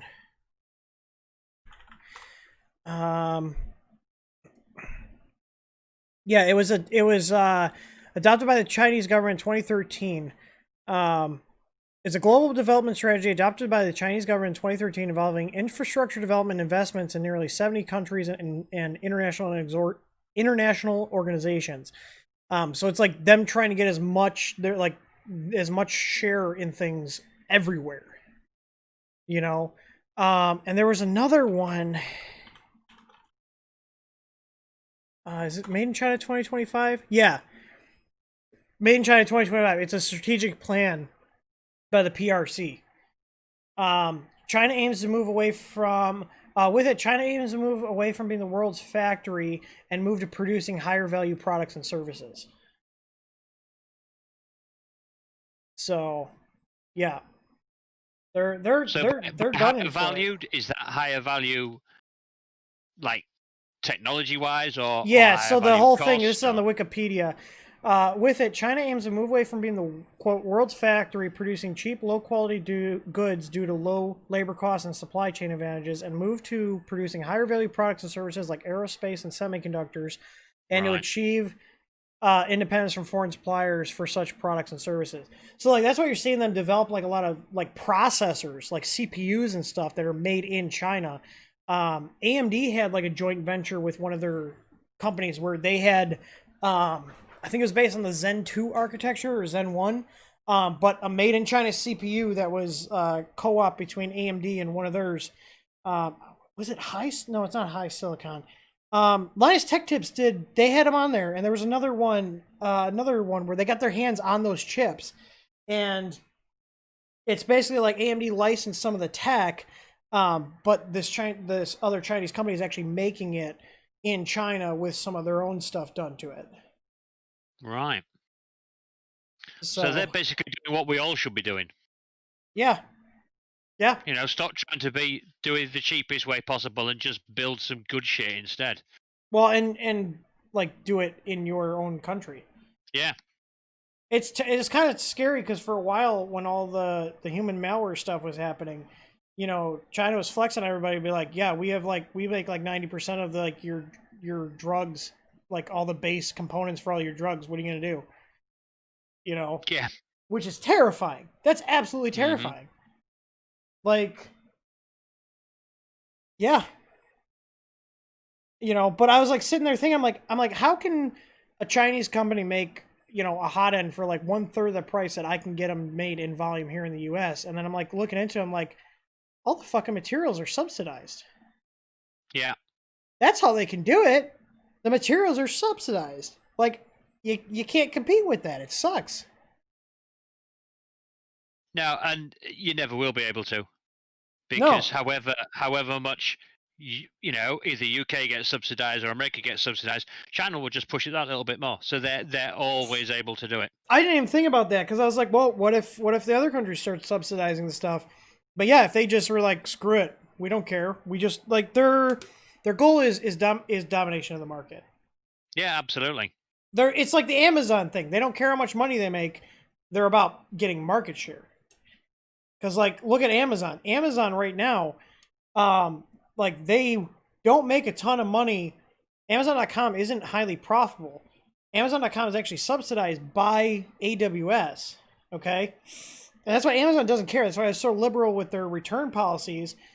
They don't care about how much money they're losing. They're trying to get as many people as they can buying from Amazon and only buying from Amazon. Yeah, because then you can, once you've got people, you can then do what you like with them. Yeah, you can then jack the prices up. And And it's got to the stage now where if you need something, especially with this lockdown and all the shit that's happening, you need something. Where is the first place you go? You go look the on Amazon. first place you go is go and look on Amazon for anything and everything. The first place you go. There's a movement in the UK at the moment, which you were talking about earlier, about your sales going up because people couldn't get stuff off Amazon. Yeah. Well, there's a movement in the UK at the moment saying, when this is all over, remember all these small companies, all these local people who helped you out, that did stuff, that stopped you from not having stuff. Remember them and continue to use them, because in the UK here, all the pubs had to shut. Like the bars in America, and they started using their kitchens to do takeaway food. So they'd then deliver that food to people who are in self-isolation and can't come out. So they were still getting paid for it, but they changed their whole model to help feed people and to keep the local community going. And there is now this sort of thing saying, let's keep that going. Once we're back to normal, let's stop going back to these massive great companies. Let's stop going to Starbucks for our coffee or things like that. Use the little local independent shops, because they're the ones that got us through this shit. Yeah. Well, and one thing people don't realize, and I'm well aware of it because, we ship stuff.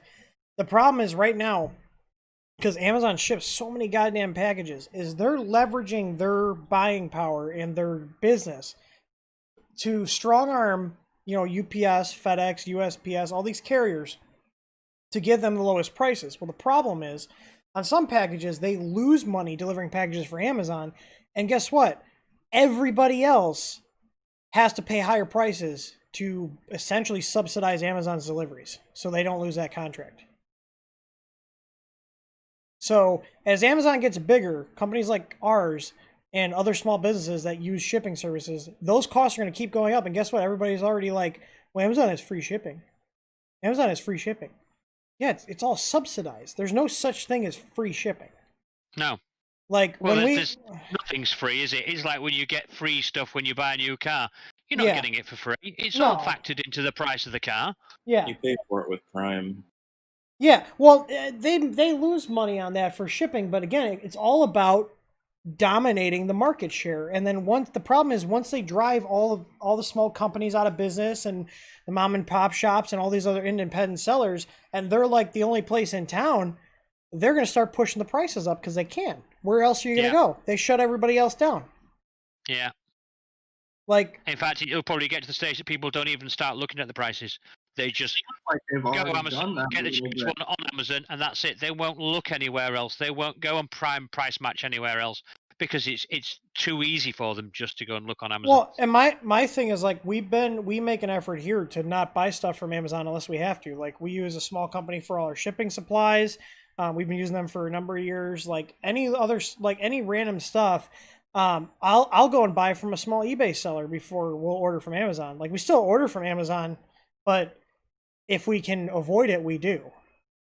Yeah, the thing with Amazon is it's that guaranteed next day thing, isn't it? I mean, I know certainly in America you can get guaranteed same day. I mean, in very, very small parts of the UK you can get that. But if you need something and you need it tomorrow, yeah, no, and that can get it to you. Yeah, no, and I do use it for stuff like that. But like, we're finally at a point where we're able to plan ahead for the most part. So if I know I'm going to need, certain things in a week, I make sure we order them before we need them. Like, that's one of the things is, as we've been getting more organized here and everything documented, is keeping a closer eye on our inventory levels, our stock levels, our supply levels, and preemptively ordering them so we don't have to then go through Amazon, or we don't even have to worry about, we're not going to have this. You know what I mean? Yeah. Well, it's just like me and the alcohol I've got coming today. I've not actually run out yet, but I'm just making sure I don't. So, okay, so this is the same exact profile I used on the last print, and I swapped the tubing out, and there's no blobs on that corner anymore. Can you show me the tail, see if we got any stringing from the main body to the tail? Same exact profile. All I did was change it to our tough tube. Hang on. Does that tube have the smaller? That tube have the smaller inner diameter? Yep, 1.9. Yeah, those do really help, especially. Look at that, Matt. Tube. Told you. Mm. It's almost like I know what I'm talking about. Yeah, literally the same profile. Almost. Same exact profile. All I did was change the tube. You don't get that slop from the filament kind of like bunching a little bit. Well, because when it retracts, it's actually retracting. It's not just slopping inside it's not the tube. taking up the slop. Yeah. Well, I had a guy that's telling me like that's bullshit. You can't advertise that you need lower retraction. And like, except it's not bullshit a if fact. you just think about it. Yeah, I was like, no, it's a fact. It's tested. Here we go. So if that guy's watching, look at same exact profile, and look at it's gone. It was all on the. Where is that other cat? Hang on. Where is it? Hang on. Because you saw it like right here. Here. Hang on. Let me put the other kitty right there. See right there in the corner? Like going from the bottom here and like the top? It's gone. Completely gone. That print's actually doing really well. I know, right? It's going to end up in the print farm, and then it's going to have to get repaired every week. Aaron would kill me. Yeah. It prints really well, but you just got to keep kicking its ass every week to keep it going. And don't wiggle that sensor wire. Yeah, I'll screw with it more in here, but this is actually shaping up to be a halfway decent machine. Capricorn's had a lot of, like, I've seen a lot of issues where their ID was too small. I can tell you we haven't had a single instance of that, and we've sold like tens of thousands of meters of that stuff. We got a really good supplier that makes that tubing in tolerance. And we're cheaper. We're like, I can't remember if we're at $8 or $9 a meter, but they're like 12. Yeah, Capricorn's very expensive.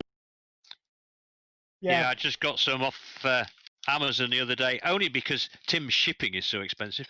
Yeah, tell your government to subsidize my shipping. Can you make a petition? Yeah, I know. But I've got to say, your tough tube, I did get some last time I bought all that gear from you. I did get some tough tube, and it works bloody well. It really does.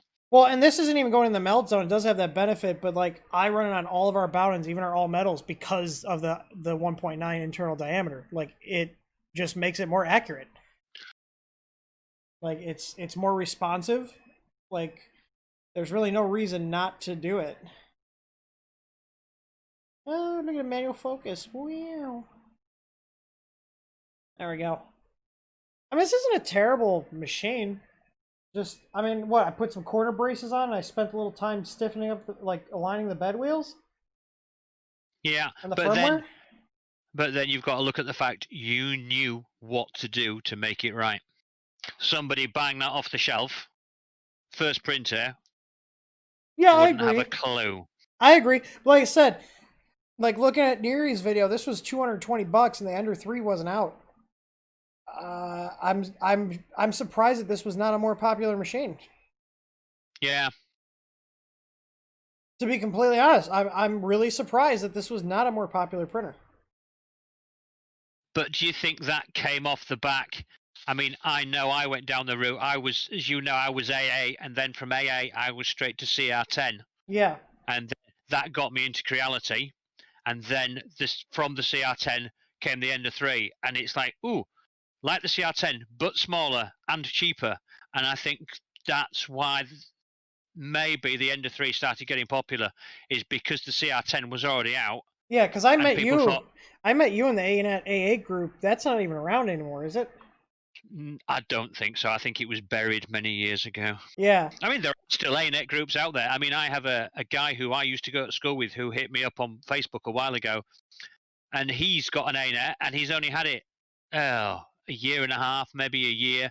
And I'm like, people are still buying those things? Yeah. He's like, yeah, they're well, still for sale. That's one of the reason. That's one of the reasons why I took the time to do the firmware and doing this video. Because there's people that have this printer and they're probably like, what can I do to fix it up? And there's not much out there on it, like looking at it. So hopefully someone comes across this. Maybe I'll update the title of this stream like Zonestar Z5F. Because this was like, I've had this sitting for a year and I was like, I might as well open this up. You've got to put it as A8 killer. Oh God. I hate that. The people do the videos, best printer for under $200. Just watch this video and click my GearBest affiliate link. It's so clickbaity. I've been resisting the urge to do that. I should make a video for our ABL. Best ABL system on the planet. Rah! like creators do some stuff that just bothers me. It's like, I get it, you want to get clicks, but it's like, come on, stop with this is the best printer under $200, under $400, under $300. No. This ABL kit is better than a blowjob. I mean, depending on how you use it. Yeah, well, exactly. You're not going to get your bed very level with a blowjob, are you?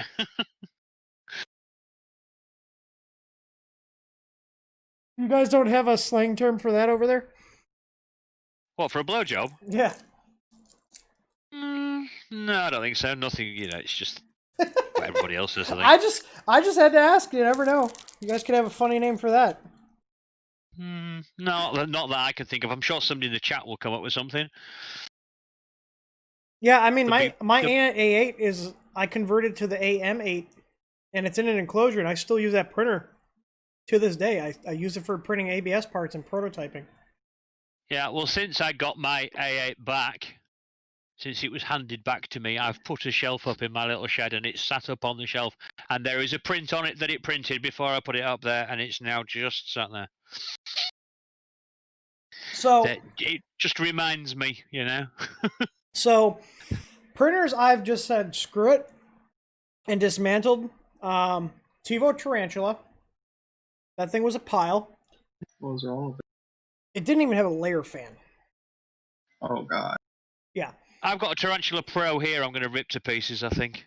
We have 2 Pros in our print farm. They've actually been doing really well. I don't like it. I don't like the color of it. Oh. Stupid green. That sounds racist. Yeah, but it's green. I thought the Tarantula Pro looked kind of cool. It was I don't know. Well, do you know, I did when I saw it, and then I got sent it, and then I had so much trouble with it, putting it together and getting it to work, and I think I've probably lost heart with it.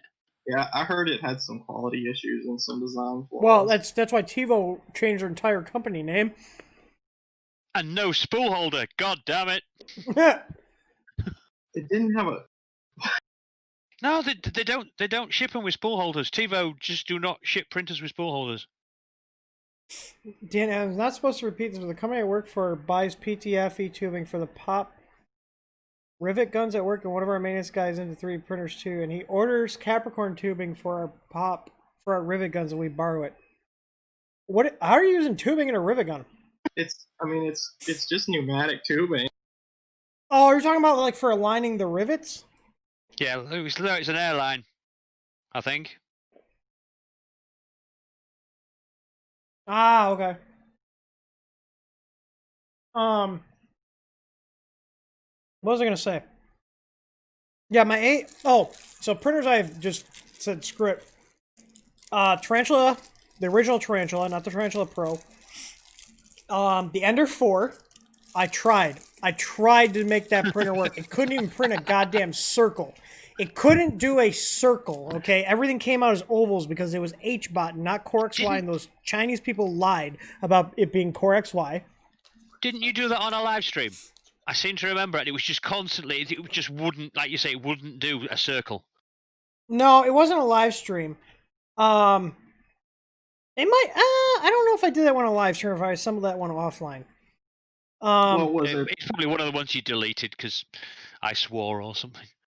Yeah, that's changed now. Whatever. Roll the disclaimer. Cease and desist. So yeah, the Ender 4, the Tarantula, the Bluer.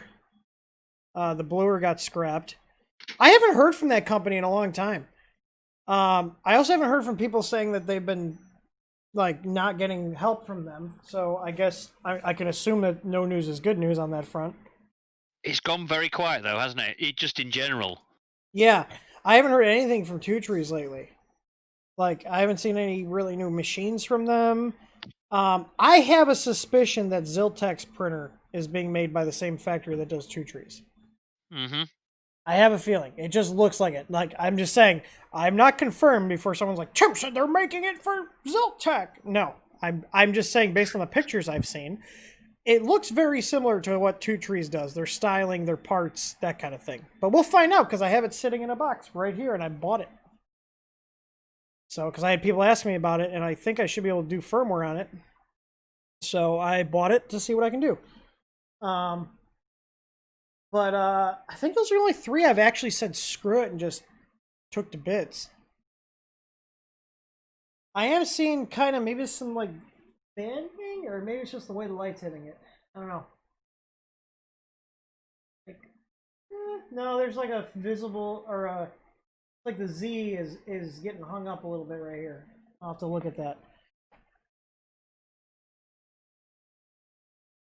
Might just have to play with the alignment. I can see that on the side of the head. Yeah. Yeah, I might just have to play with the alignment. I did just totally, like, it's moving smoother than it was before, but I probably, oh, you know what I usually do that I didn't do? I'll usually loosen the motor up and let it kind of settle, and then tighten it down.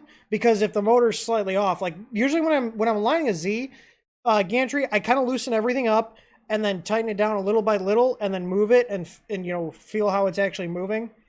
Yeah. And that usually sorts everything out. No, especially with those Z motors, because it only has to be a fraction out, doesn't it? And people look at the lead screws and the couplings, and they don't actually look at the motor. And sometimes if that motor's just slightly out, flat, yeah.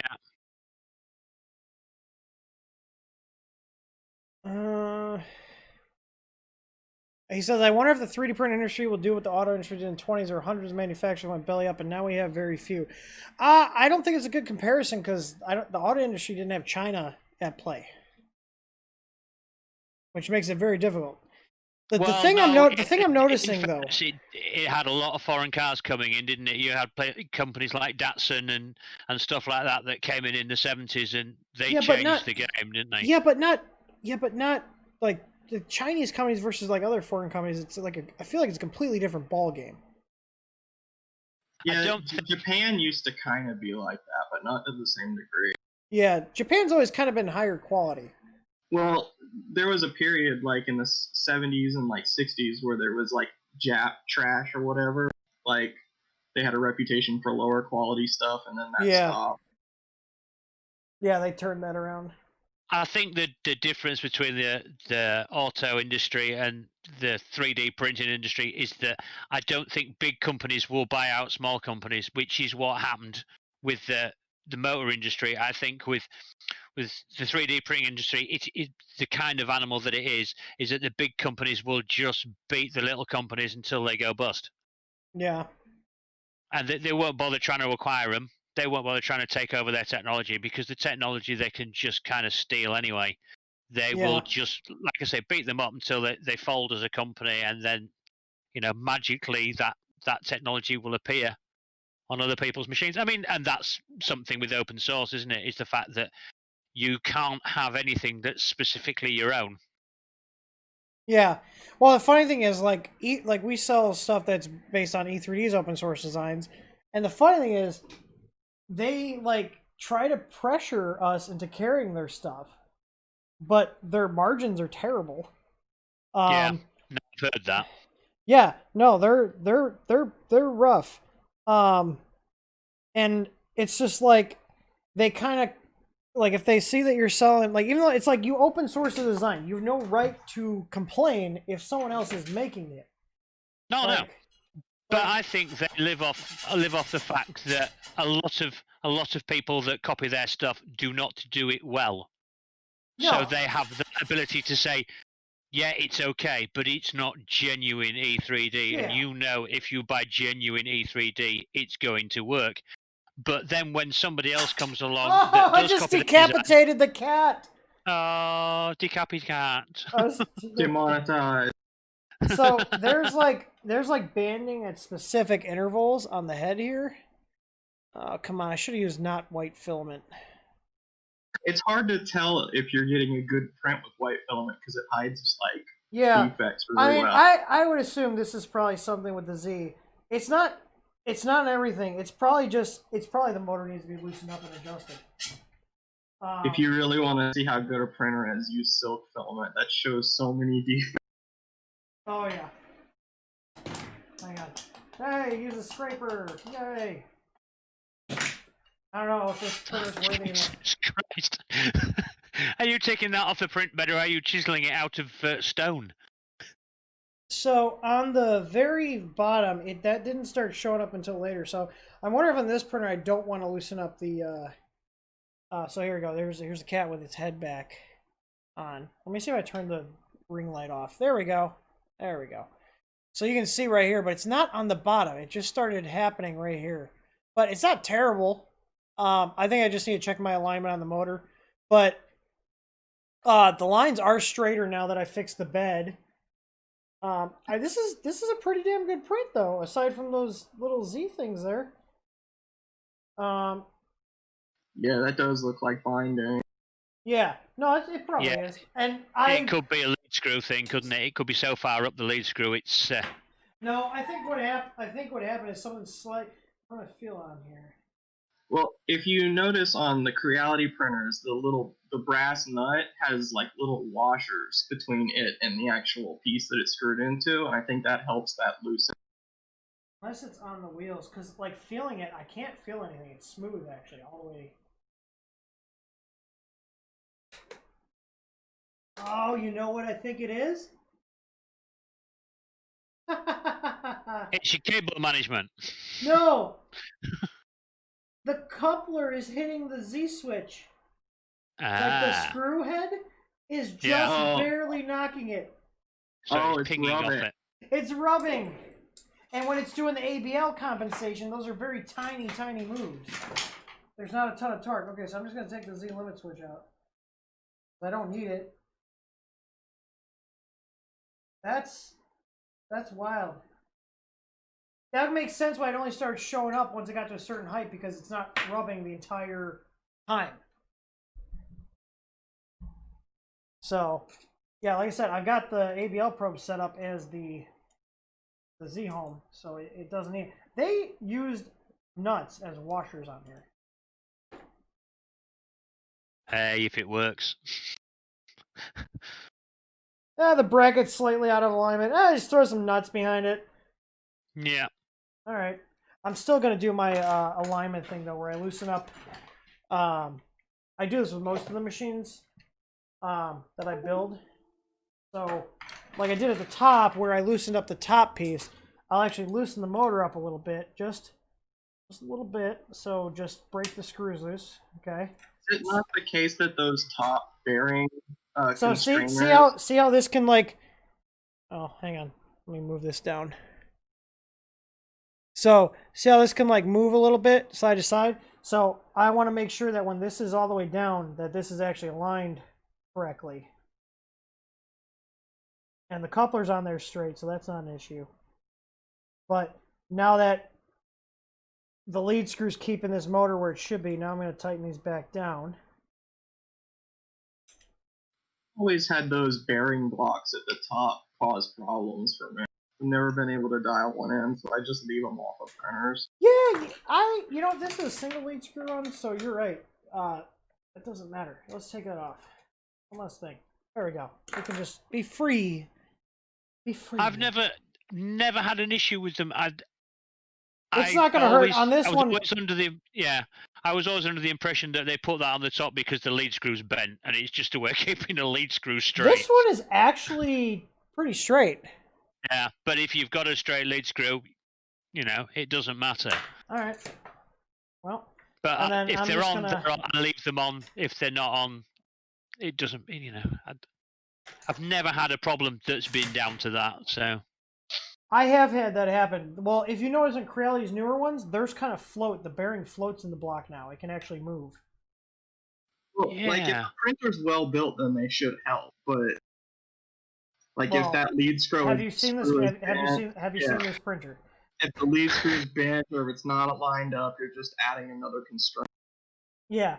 So my alcohol's here. Yeah. I shall catch you shortly, gentlemen. I'll just go and take all these bags off this bloke and go and fill the bottle fridge up. You have fun. I'm gonna probably wrap this up in about 30 minutes here. My wife's probably gonna be like, it won't take me that long. I'll be 5 minutes. That's all. Go get your booze. Absolutely. Go and get my gin and my vodka. It's the only thing that keeps me going. Right, I'll catch you in a bit, guys. All right.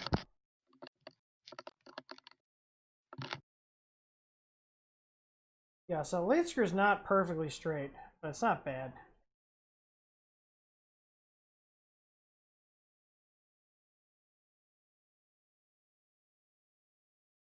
That's the bigger one, the bigger debates. Restrain the top or lead screw, let it breathe. It depends on the machine. I have a few machines, like ones with the belts, like for doing linking, like our Ender 3 kits, and I've got a couple of machines here that have dual Z, like dual Z motors that I just threw a closed loop belt across the top to keep them in sync. But then again, I've gone over those machines and made sure everything's properly aligned, which is like what I'm doing right now. I'm just kind of going through, loosening the screws up, seeing how things move. Like, and this is one of those things that's hard to like convey via like even a video. Is it's down to, yeah, you got to have a feel to it, and like just start moving things. Like this is moving really smooth now.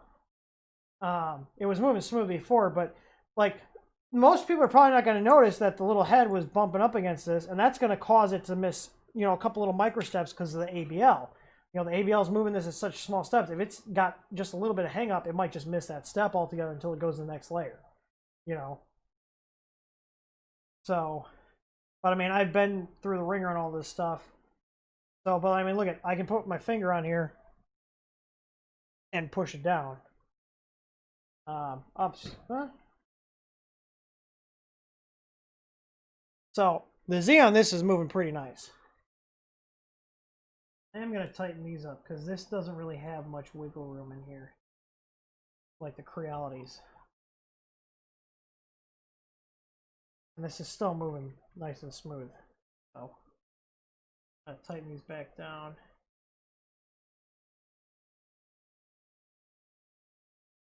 Yeah, I think I'm going to leave the capture off the top of here just because this printer's frame is not that great.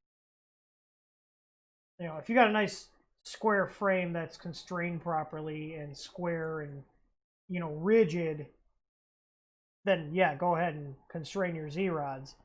But like Eric said, in CNC, if it's like in CNC machines where there's like a lot of pressure on there, yeah, you do want to constrain that. But on this, no, this is just a rod moving a gantry up and down. Nothing fancy.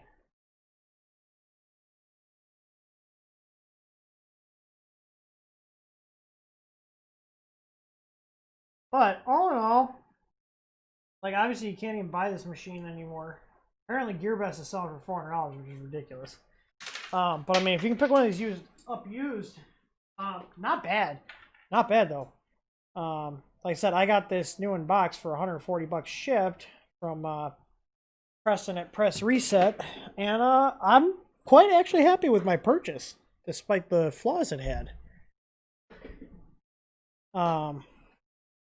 Yeah.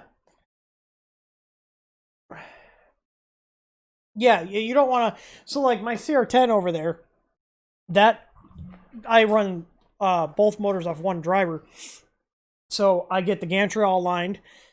And then I have the belt going from one lead screw to the other. And one's tightened down already with the pulley. And then once I get it aligned and leveled, I lock the other one in, and it keeps the gantry from dropping. And it keeps it from going out of skew. So I don't even have to worry about auto alignment because it's mechanically locked in. Yeah, the timing belt is the best way to do it if you can, or to line it up. Yeah, But so I mean, like, just... here. So, like, this is the prototype printer, the one that we tried to sell that I couldn't find people to competently build. And you can see here, there's a belt across the top right there. So, and I've been running this machine for over 2 years now, and it's my go-to for my PLA prints. So, womp womp. Wish I could have got that project off the ground. Instead, I just fix everybody else's machine problems. Tell them what they did wrong. There's like a jumper. There's a couple of jumpers on. Oh, there's a jumper to set the end stop power to be either 5 volt or the 12 volt, but the 12 volt pin's not populated. Interesting. What MCU does that have? 2560. Wow. It's not bad. It's not a bad little board. It's like a little ramps board. It's got, I mean, it looks like it has like ST MOSFETs on here. So I mean, it's not bad. The board's not bad. It's like, I feel like maybe Zonestar, they have like a good like electrical engineering team, but then their mechanical engineering team is just like, yeah, That this'll makes work. sense. Do you know what I Because mean? all the electronic stuff on it's good. Yeah, the electronics seem decent. I mean, they use a cheap power supply like all the other companies, but like this board doesn't look bad. It's got expansion. It's got plenty of headers. It's got name brand MOSFETs on here. Like, these are ST brand MOSFETs. Like, these are probably more expensive than what comes on the SKR boards. And this is on a crap printer.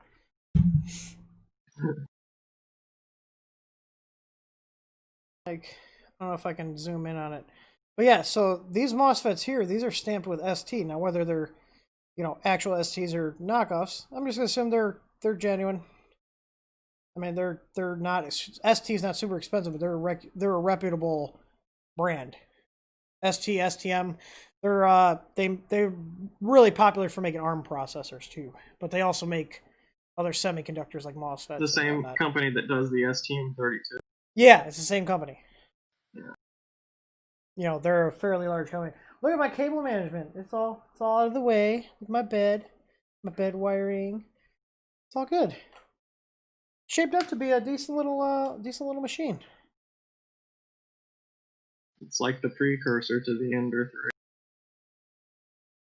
3. Yeah, I mean, these are the 4 corner brackets I added on. Just these added a lot of stability to this frame. Like, because now, yes, it's bolted to the acrylic, but this is now connecting this bar here to the center one. So when you push on this, it's actually transferring that energy through these corner braces into this long bar, which is then pushing down. So the acrylic frame does help, but it took a lot of the wobble out of it. Like, I'm actually pushing on this pretty hard. Before, this whole thing would deflect a lot. So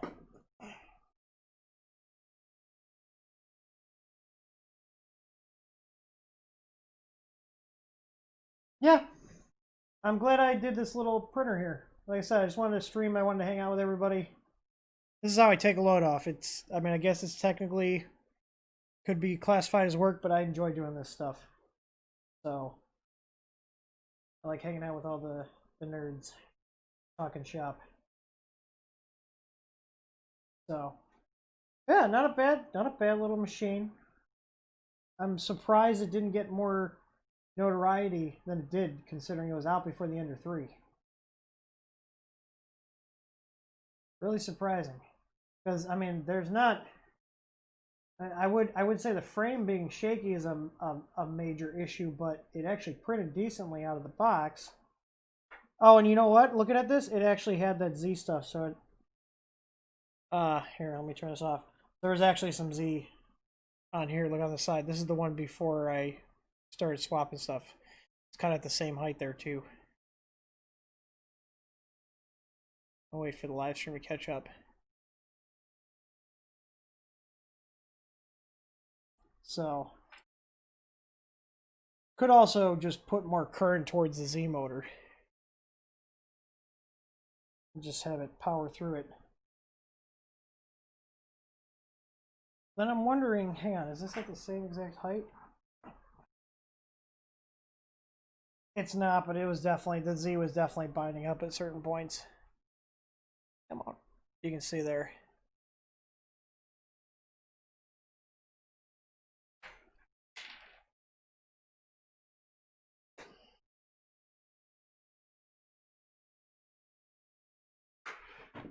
So the question then, if I know my Z lead screw is good. Oh, these are really tight. That one's good. But this is actually too tight. If only there were eccentric nuts. Could adjust it.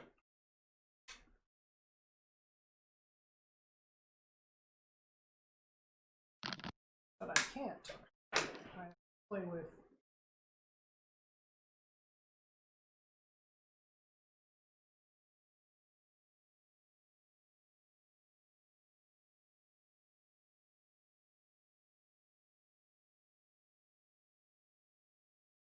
These are constrained so tight. I think this, once it just wears the wheels in a little bit, it'll probably be okay.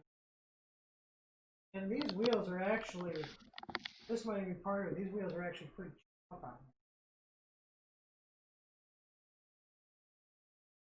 them. That one's got a visible.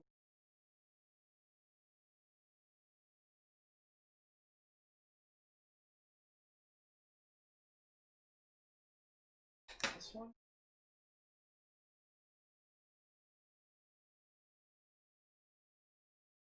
I'm gonna replace this one. This one's got gouges in it.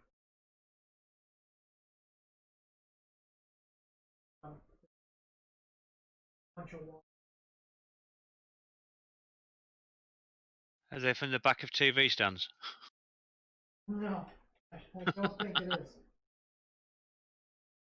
But I have extra wheels I'm just gonna replace. So it's spacer, washer, wheel, washer, washer, spacer. God, I wish YouTube would catch up. Oh, God. Press the little playback option. Oh yeah, I keep having to do that. Have you at double speed all the time? Yeah. Which is quite fun, to be honest. Your stream's very, very good these days, though, Tim. I've got to say, you're pushing 1080p 60. I try. Really smooth. Well, you used to struggle getting 480p at one point, I seem to remember. Yeah, this is well, I also spent a decent amount of money on some decent cameras too. Like my what's it called? The camera that's on the arm here is the same one that's my main camera, which is the Sony A6000. I scooped that up for $500 because they're usually like $650. Mm-hmm. So, but I mean, we use it to make all our product videos and stuff. So it's like, and here's the main thing: being able to do this and zoom in and have like autofocus that actually works. I'll spend $700 to have autofocus. I'm not fighting with entire video process. Something to be said about having equipment that actually works. Because at a certain point you're wasting time trying to make your equipment work instead of just working. Yeah.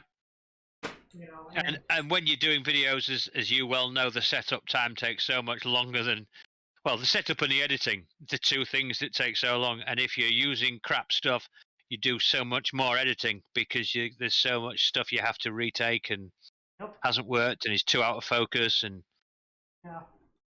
Yeah, no, and it was like kind of like, man, I don't want to spend because when I was looking at cameras, like, man, people are recommending this camera. This camera's like going to cost me $700 for it. And then I got it. I was like, okay, this is actually really nice. I see why so many people recommend it. And then I got a second one, and then my Logitech became my secondary one. So Logitech does not know how to make a camera that autofocus. I mean, I should really go back to using, when I'm doing pre-recorded stuff, using my my Nikon, my DSLR, and use that more because the quality through the optics on that is brilliant, but it's just a bit cumbersome, It's a big lump to have to set up. I've got an older Nikon here. I got a 850-100. I think that's probably 8 years. But the reason I got the Sonys is specifically because they're one of the few higher-end cameras that have like their micro four thirds are not technically a DSLR,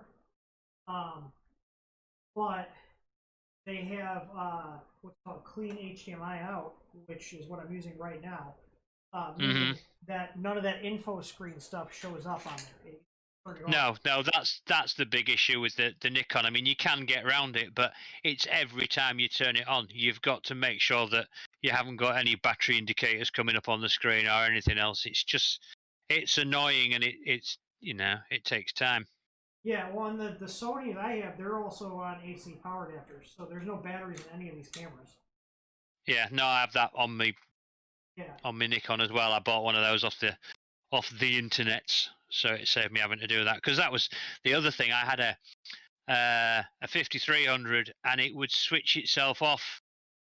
If it was just in standby mode on the thing itself, it would switch itself off after 15 minutes. Yeah. So because you're recording all the way through capture card all the time, and you're not actually recording to SD, it would just switch itself off. Yep. And that was really annoying. Yeah. But with the 700 I've got now, this I don't know what it is, to be honest with you. I don't know where the bag for it is. But the one the more expensive one that I bought, that doesn't turn itself off. It just lets me go for as long as I like. Yeah. No, and like I said, when I was doing all my research, the Sony A6000, the 5100, I think Lewis Rossman has a 5100. But the 5100 is also like the 6000, except it's a little cheaper. It's like, we're talking like the 6000s now are like $500. They used to be $650. But the 5100s you can get for like $450. But everyone I was watching videos on recommended the 6000, so that's what I got, and I don't regret it. It was, you know, it's basically $700 for the camera, because you're buying the camera, you're buying the HDMI cable, you're buying the capture card. I got the ring light, like just this whole camera arm setup. So this whole setup here, the camera, the ring light, all the cables, the capture card, this arm, this was like $800. Yeah. You know, but I use this all the time. You know. Yeah, and the thing is that it's quite a light camera as well, isn't it? So on that arm, it's not causing you major issues with it trying to sort of weigh the arm down. Whereas with my Nikon, there's some weight to it, you know? So this is a Rode PSA-1, which is a higher-end one. This is not a light microphone. This is a heavy microphone. This Rode arm is like 7 years old. I have 3 of them now. I have one here for this. I've got my Logitech Brio on the other. And the thing is, the Logitech is actually so light, it sometimes wants to lift back up. So the Rode arms versus like your, you know, Chinesium ones, they're a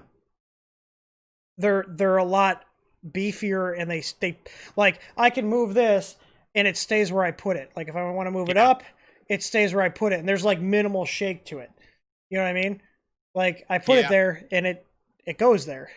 And I gotta unmute Eric. But yeah, like, so that's the thing. It's like I was like being cheap and like trying to use cheaper cameras, and like I bought the Logitech Brio, which is this one here, which is a great webcam. It's a great webcam. Don't get me wrong. Like this is a really good webcam. This does 1080/60. Well, as I say that, it disconnects. Yeah, I actually bought one on the back of your recommendation, so... Yeah, if you want just a webcam... come on, switch back over. I don't like the USB-C connector on this. Because it's very finicky sometimes. But this was my main camera for a while, so I kind of like shuffled them all around. There we go. I'm upside down. But... hang on. Apparently this is transform, rotate 180. So, I mean, this is a decent camera. Like, don't get me wrong. I have the ring light on here, so here's with the ring light, here's without. This is a really good webcam. You know, but this whole setup with the arm, the ring light, and the camera, you're looking at like $280, okay, versus $800 for this. Yeah. So, but this, for doing stuff like this where I'm in and out, I want zoom, I want, you know, like here, autofocus. Look at it, it just works. I move away, okay? Like, look at that. It's seamless. It just does it. It works, okay? Versus this, okay? This Logitech can focus like close, but it's still focused on the background. Yeah, the depth of field is very good on it, isn't it? Like, look at it. It should have focused on this already, but you can see it's still focused on the background. Yeah. Like, it's trying, and I know it can do it, so there it goes. It finally did. So, is it going to go again? It's going to see, look, the Sony would have been focused by now. Yeah. Like, Logitech doesn't know how to make a focusing algorithm. But in terms of the sensor in this camera, this is a good camera. I just got tired of dealing with the autofocus. That's why this is on my secondary arm that I use for when I'm soldering. So, hey, look it, the sun is up. So what is it, like 4 a.m. there now or something? 6 a.m. There's my backyard. Wow. Beautiful. Yeah, it's the woods. It's great. My neighbors are all the way back there. No, it's good to be surrounded by trees and grass. I mean, I'm so lucky. I'm surrounded by 60 acres of woodland and grassland, and it's yeah. I would hate to live right next door to someone anymore. Let's put it that way. Yeah, I mean, I've got a neighbor about 200 feet that way, but he's the only neighbor, and there's like a house. Our lot's set back on the property, and there's a house like in front of ours, but like they never bother us. But in terms of like this side, the back side, and over there, there's nothing. It's all woods. Yeah, because you're down a long drive, aren't you? Yeah, we are. Yeah. So, but yeah, I mean, like this Sony, even in the teleprompter, like still focuses perfectly fine. Like it's fantastic. Yeah, here, so I can. Yeah, I was like, oh, I got a camera, so I can show my camera. Yeah, so if I flip this around, I've got these little ball heads on here that allow me to swivel it. But you can see here, here's my main camera set up here.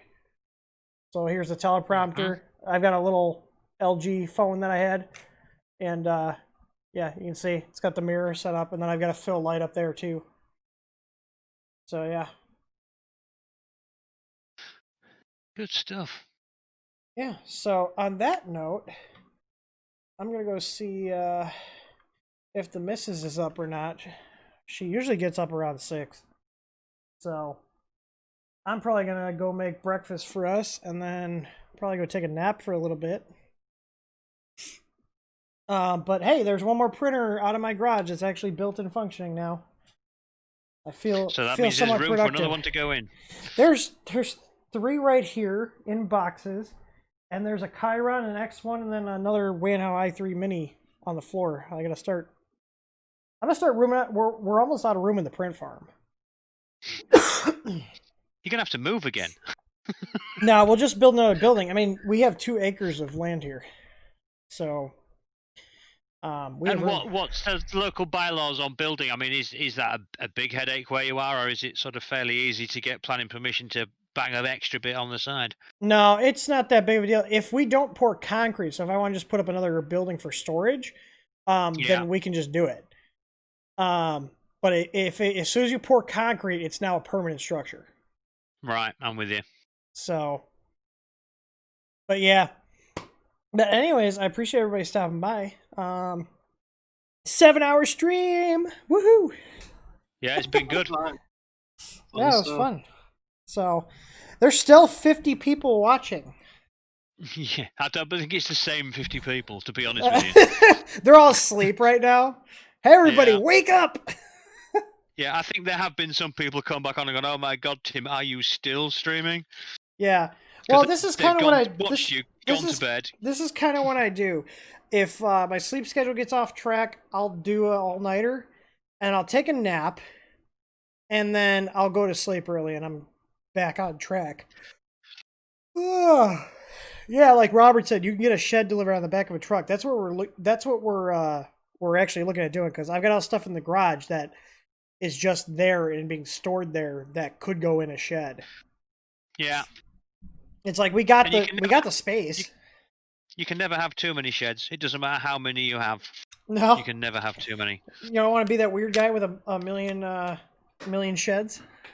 There's a couple people in town that have like 4 sheds. It's like, at some point, why don't you just knock it down and just put up an outbuilding at that point? Yeah. Oh. But you always fill them. Don't matter what you have, you always fill it. Well, I'm debating right now between putting up like a 16 by 16 foot shed, not meters that you guys use. Yeah, feet, meters, I can do all of those. Like 16 by 16, or we just spend a little bit more and we just put up a 2-car garage, like just like a garage, but not like concrete, like just do packed stone in there, because it's literally just going to be for storing crap, Yeah. Because once you start doing concrete, that's where it gets really expensive. Mm-hmm. You'll spend like $12,000 to put up the garage, but you're gonna spend another $12,000 just on concrete. Yeah, is it the cost of the concrete itself, or is it getting somebody to put it down for you that's the expensive bit? Yes.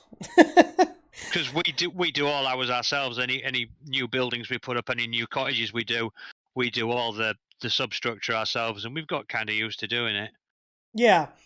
Well, the thing is, I don't have a lot of free time to do that stuff. And like, I'm going to be doing more streams like this where I'm just working on printers because this is like on my to-do list, like for company stuff, like firmware work. This printer was just one I bought just because, but now I've got another machine supporting our firmware. And it's not a bad little machine. You know? Yeah, we'll see. We'll see how much smoke comes out of it in a week's time. I'll let you know. I'm probably gonna swap. I'm sure you will. I'm probably gonna. I got a Meanwhile 12 volts in here. I'm probably gonna swap that in. Because I think we have one printer in the farm that doesn't have a Meanwhile in it right now, and it's one of the tarantulas. But we literally have a Meanwhile sitting right next to it that's gonna be put in it. So, but I've got, this was a customer return that they bought the wrong voltage. So, it's mine now. Because I can't sell it as new. Yeah, it's like, the guy's like, oh yeah, I got the wrong voltage. Well, he didn't tell us that he had opened it, installed it in the printer, and then realized he got the wrong voltage. So I got this, and I'm like, I can't sell this. It's all, there's scratches on the back, like, there's scratches on the front. I'm like, yeah, I get it, it works. You bought the wrong, but I can't sell this as new. So no. I get all the customer rejects. So, but I'm not complaining. I don't care. Whatever. If I can't sell as new, I'll internally use it and use it on my own stuff. Well, Matt, and looks like Matthew and Eric are the last two in chat. You guys, thank you for coming by. This was fun. Oh, that's the wife. Why didn't, wait, no it's not. Why didn't that come up with her name? Wait, did I just get like, oh, because my phone rebooted itself. All right, everybody. It's been a pleasure. I will talk to everybody later, and hope you learned something. I learned a lot of new slang words thanks to Matt from across the pond. Absolutely. So, right. Go enjoy your morning tea. Morning tea. It's nearly lunchtime. In fact, it's 12:05. Oh, well, there you go. We'll go get your afternoon tea then. Absolutely. You take care, Tim. Later, Matt, and everybody watching. Cheers, buddy. Thanks for stopping by. Take it easy, and have a good day. I'm out.